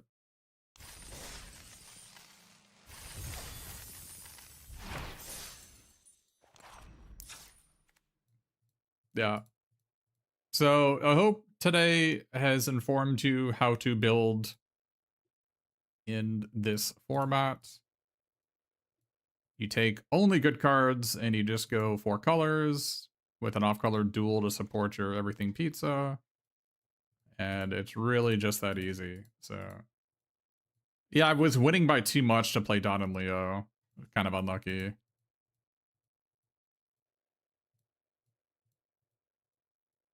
If I didn't have neutrinos, I would probably be playing these two. Or maybe these 3, actually. If I didn't have neutrinos, but neutrinos made it easy. Remember this set was designed for pick 2. Does that mean you just get busted ass uncommons and multiples? Because that's what it sounds like.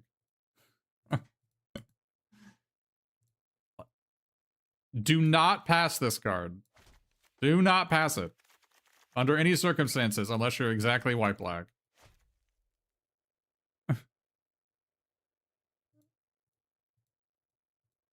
The thing is, you can draft greedy because the 2-drops, the 2-drops are all defensive and really easy to cast. Like, all 3 of these are very good, and even Casey Jones just trades with any 1 or 2 that they have, right? Mausers are great defensive 2-drop. So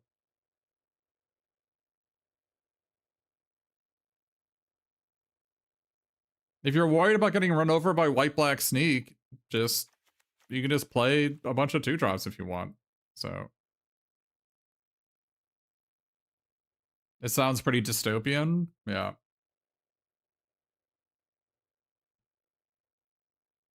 I don't think there's really any value to going 5-color as opposed to 4-color.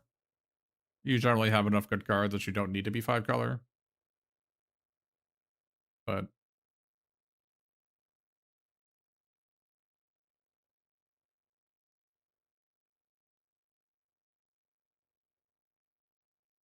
they even have Cowabunga, so that, like, Cowabunga is a card that also just amplifies the rares and uncommons you receive. Right? Because all the rares and uncommons are either mutants, ninjas, or turtles. So if you just want to draw your rares every game, I mean, I guess this one is an elf rebel. Outside of this one, you're gonna hit every single one of them, right? So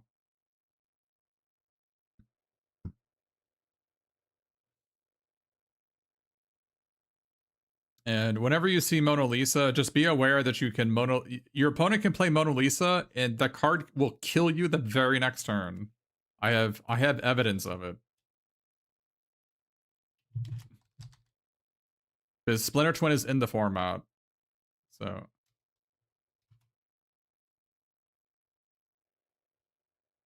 yeah, if you see a Chrome Dome, just go for the combo deck. That's what I would do. But you can even just be blue-red and splash just for, like, Mona Lisa and the +2/+2. It's fine. Yeah, Chrome Dome is the 2-mana artifact, the 1/3 that you can pay 5 to clone an artifact. Mona Lisa attached to a mana equal to its power, and then there's the guac, there's the marshmallow pizza that untaps a creature and gives it +2/+2. It's an artifact. So you get infinite life, infinite mana, infinite power on all your creatures. So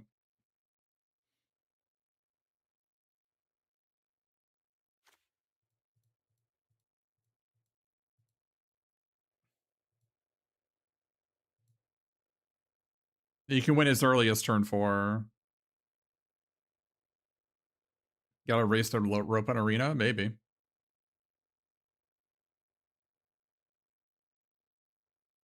I mean, you do win pretty fast. If you don't want to, like, cast the marshmallow pizza 10 times, you could also just cast your hand and pass. I mean, it's turn 4. What are they going to do? I mean, you have infinite mana. You can probably figure something to do with infinite mana. In that clip I posted, I had everything pizza. So, Mona Lisa taps for a ton of mana very fast, just to be aware. And all you have to do is clear the way of whatever blocker they have, or give it trample with Nunchaku. Not that hard.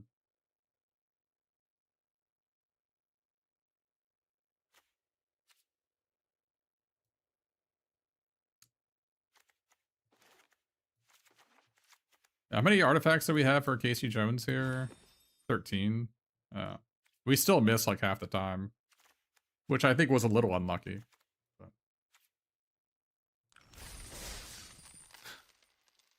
I have been playing 41 or 42 or 43 cards a lot in this format just because it's so easy to draw your deck. And I don't want to get decked. But you don't have to do that if you don't want.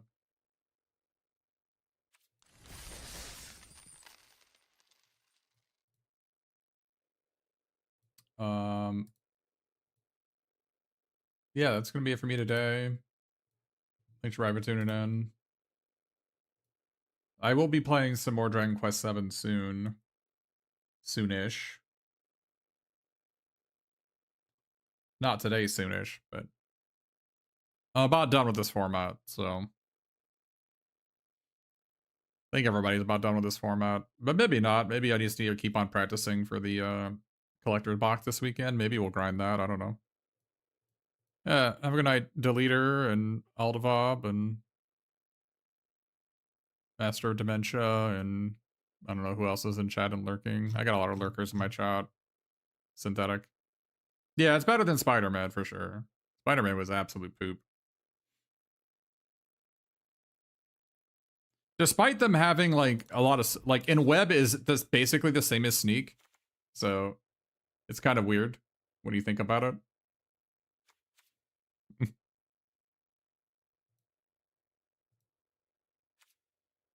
Like in web is bounce a tapped creature, and for most creatures, tapping means attacking and being unblocked, right? So it's a pretty similar mechanics.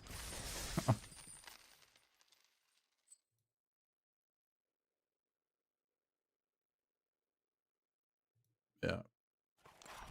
I think I will say a big part of it is also that they don't have, it wasn't a fake set, right? You know, it wasn't, the Ninja Turtle cards are the same online as they are in real life, unlike Spider-Man. Like that part of it, I know, like when it comes to licensing, I get it. I understand why they do it. It doesn't make me like happy to see it. Understanding and being happy are different things. And I am like that. If the Marvel set is the same way, which apparently it is, that set's going to be horrific. So, like, the art quality is going to be really low. At least in my opinion, like the art quality for Spider-Man, for like the fake online Spider-Man set, was really low, right?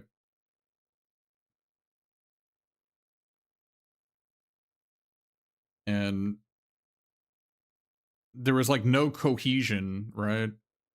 Yeah, Synthetica, I talked about that earlier, where like I remember I tried watching one of the regionals, and my opponents, like I couldn't understand the cards at a glance because I didn't recognize any of the Spider-Man cards. Like the 2-mana 2/2 that taps for green or red, or untaps whenever you play a 4-mana. It's like a, you know, that card's played in a lot of decks, right? And I didn't even recognize it. Like I saw some of them in play, like what the hell is that card? And also that 2 blue black 4/4, like I don't even know what it is in real life, but like, and did you know that green red 2/2 is an avatar, which means Overlord can't get it back? his avatars, his Black Overlord of the Balemurk says non-avatar creature. It's like I would have, like, what is going on?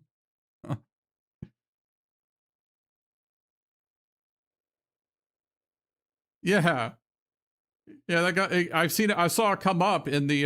There was like an Insidious Roots deck that played both those cards, and it's just like, holy crap! Are you serious?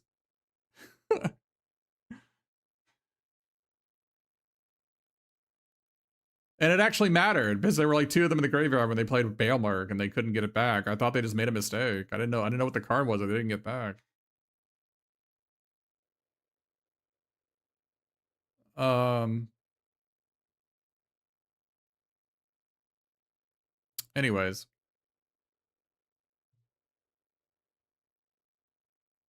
yeah, Leyline Weaver into it. Yeah, and also right. There's also just like a bunch of avatars in the avatar set too, right? But they aren't actually avatars, aren't they? Humans or something, right? They're like human allies. They're not actually avatars. Yeah, it is my birthday, 42nd birthday. Thanks everybody for the well wishes on that.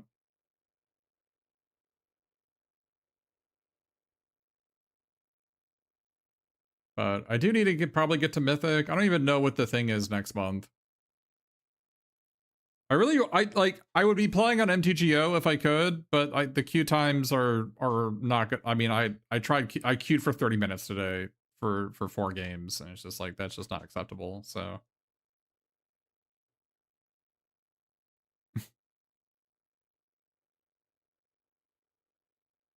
I have to play an arena, unfortunately. I would really rather not play an arena, but this is the world we live in. I think I am under the understanding that that pick 2 is better than pick 1. And not because it was designed for it. I just think I think it's the draft is faster, the games are faster. There's like so much less downtime.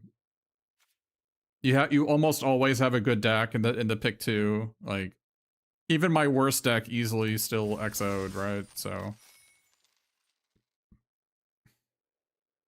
and honestly, yes, you could 7-0 in the best of 1 queue, but you're more likely to 7-2 in the best of 1 queue. And if we're counting, or if it's 7-1, and if it's, I can just do 2 drafts and go 4-0 and 4-1 or something, and we're the same thing, right? So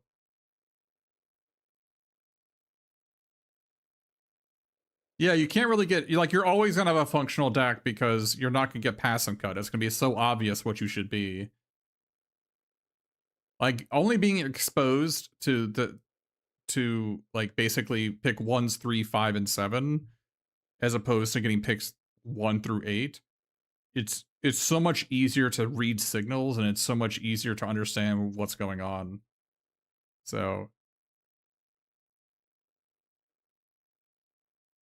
yeah, and also like I think the floor on this one is a lot higher.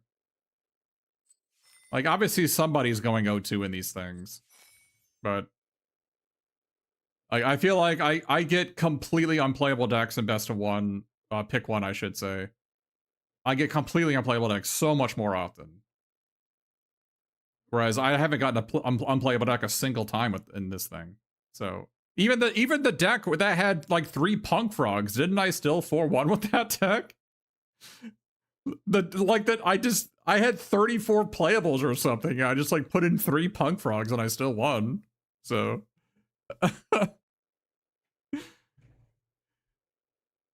I think pick 2 is better than pick 1. I mean, but maybe it's not better if you are. I think pick 2 is better if you are open to drafting 4 color every time. I think if you want to draft a 2 color deck, I do not think pick 2 is better. I think pick 1 is probably better for you. But If you drat 4 color, it is always open. It can't not be open. It's open every single time. So it doesn't have to be green base. I was Mardu base earlier. You don't need to be green base. Anything is fine. There's so much card filtering, and there's so much mana filtering or mana fixing. It doesn't. You can do whatever you want. Just take the good cards and then take the dual lands and just fill your deck with complete trash for the last 6 cards, because your trash cards will trade with your opponent's like high picks.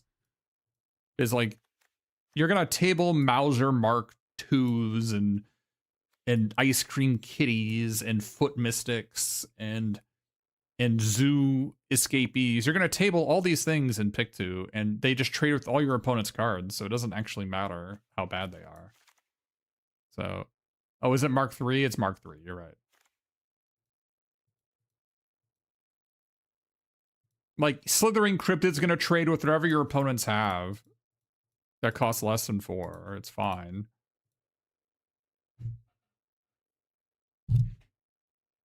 The cards in the white-black decks are so terrible that you can just throw any piece of cardboard at them and that's good enough.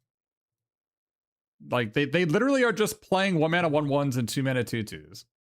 So as long as you just like could do anything the first 3 turns of the game, you're not going to lose to them. Mauser Factory? I don't know what Mauser Factory is, but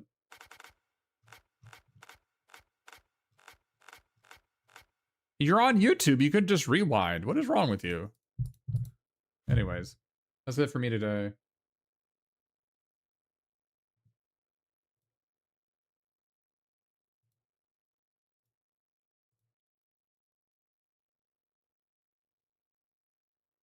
I see Isaiah's on, so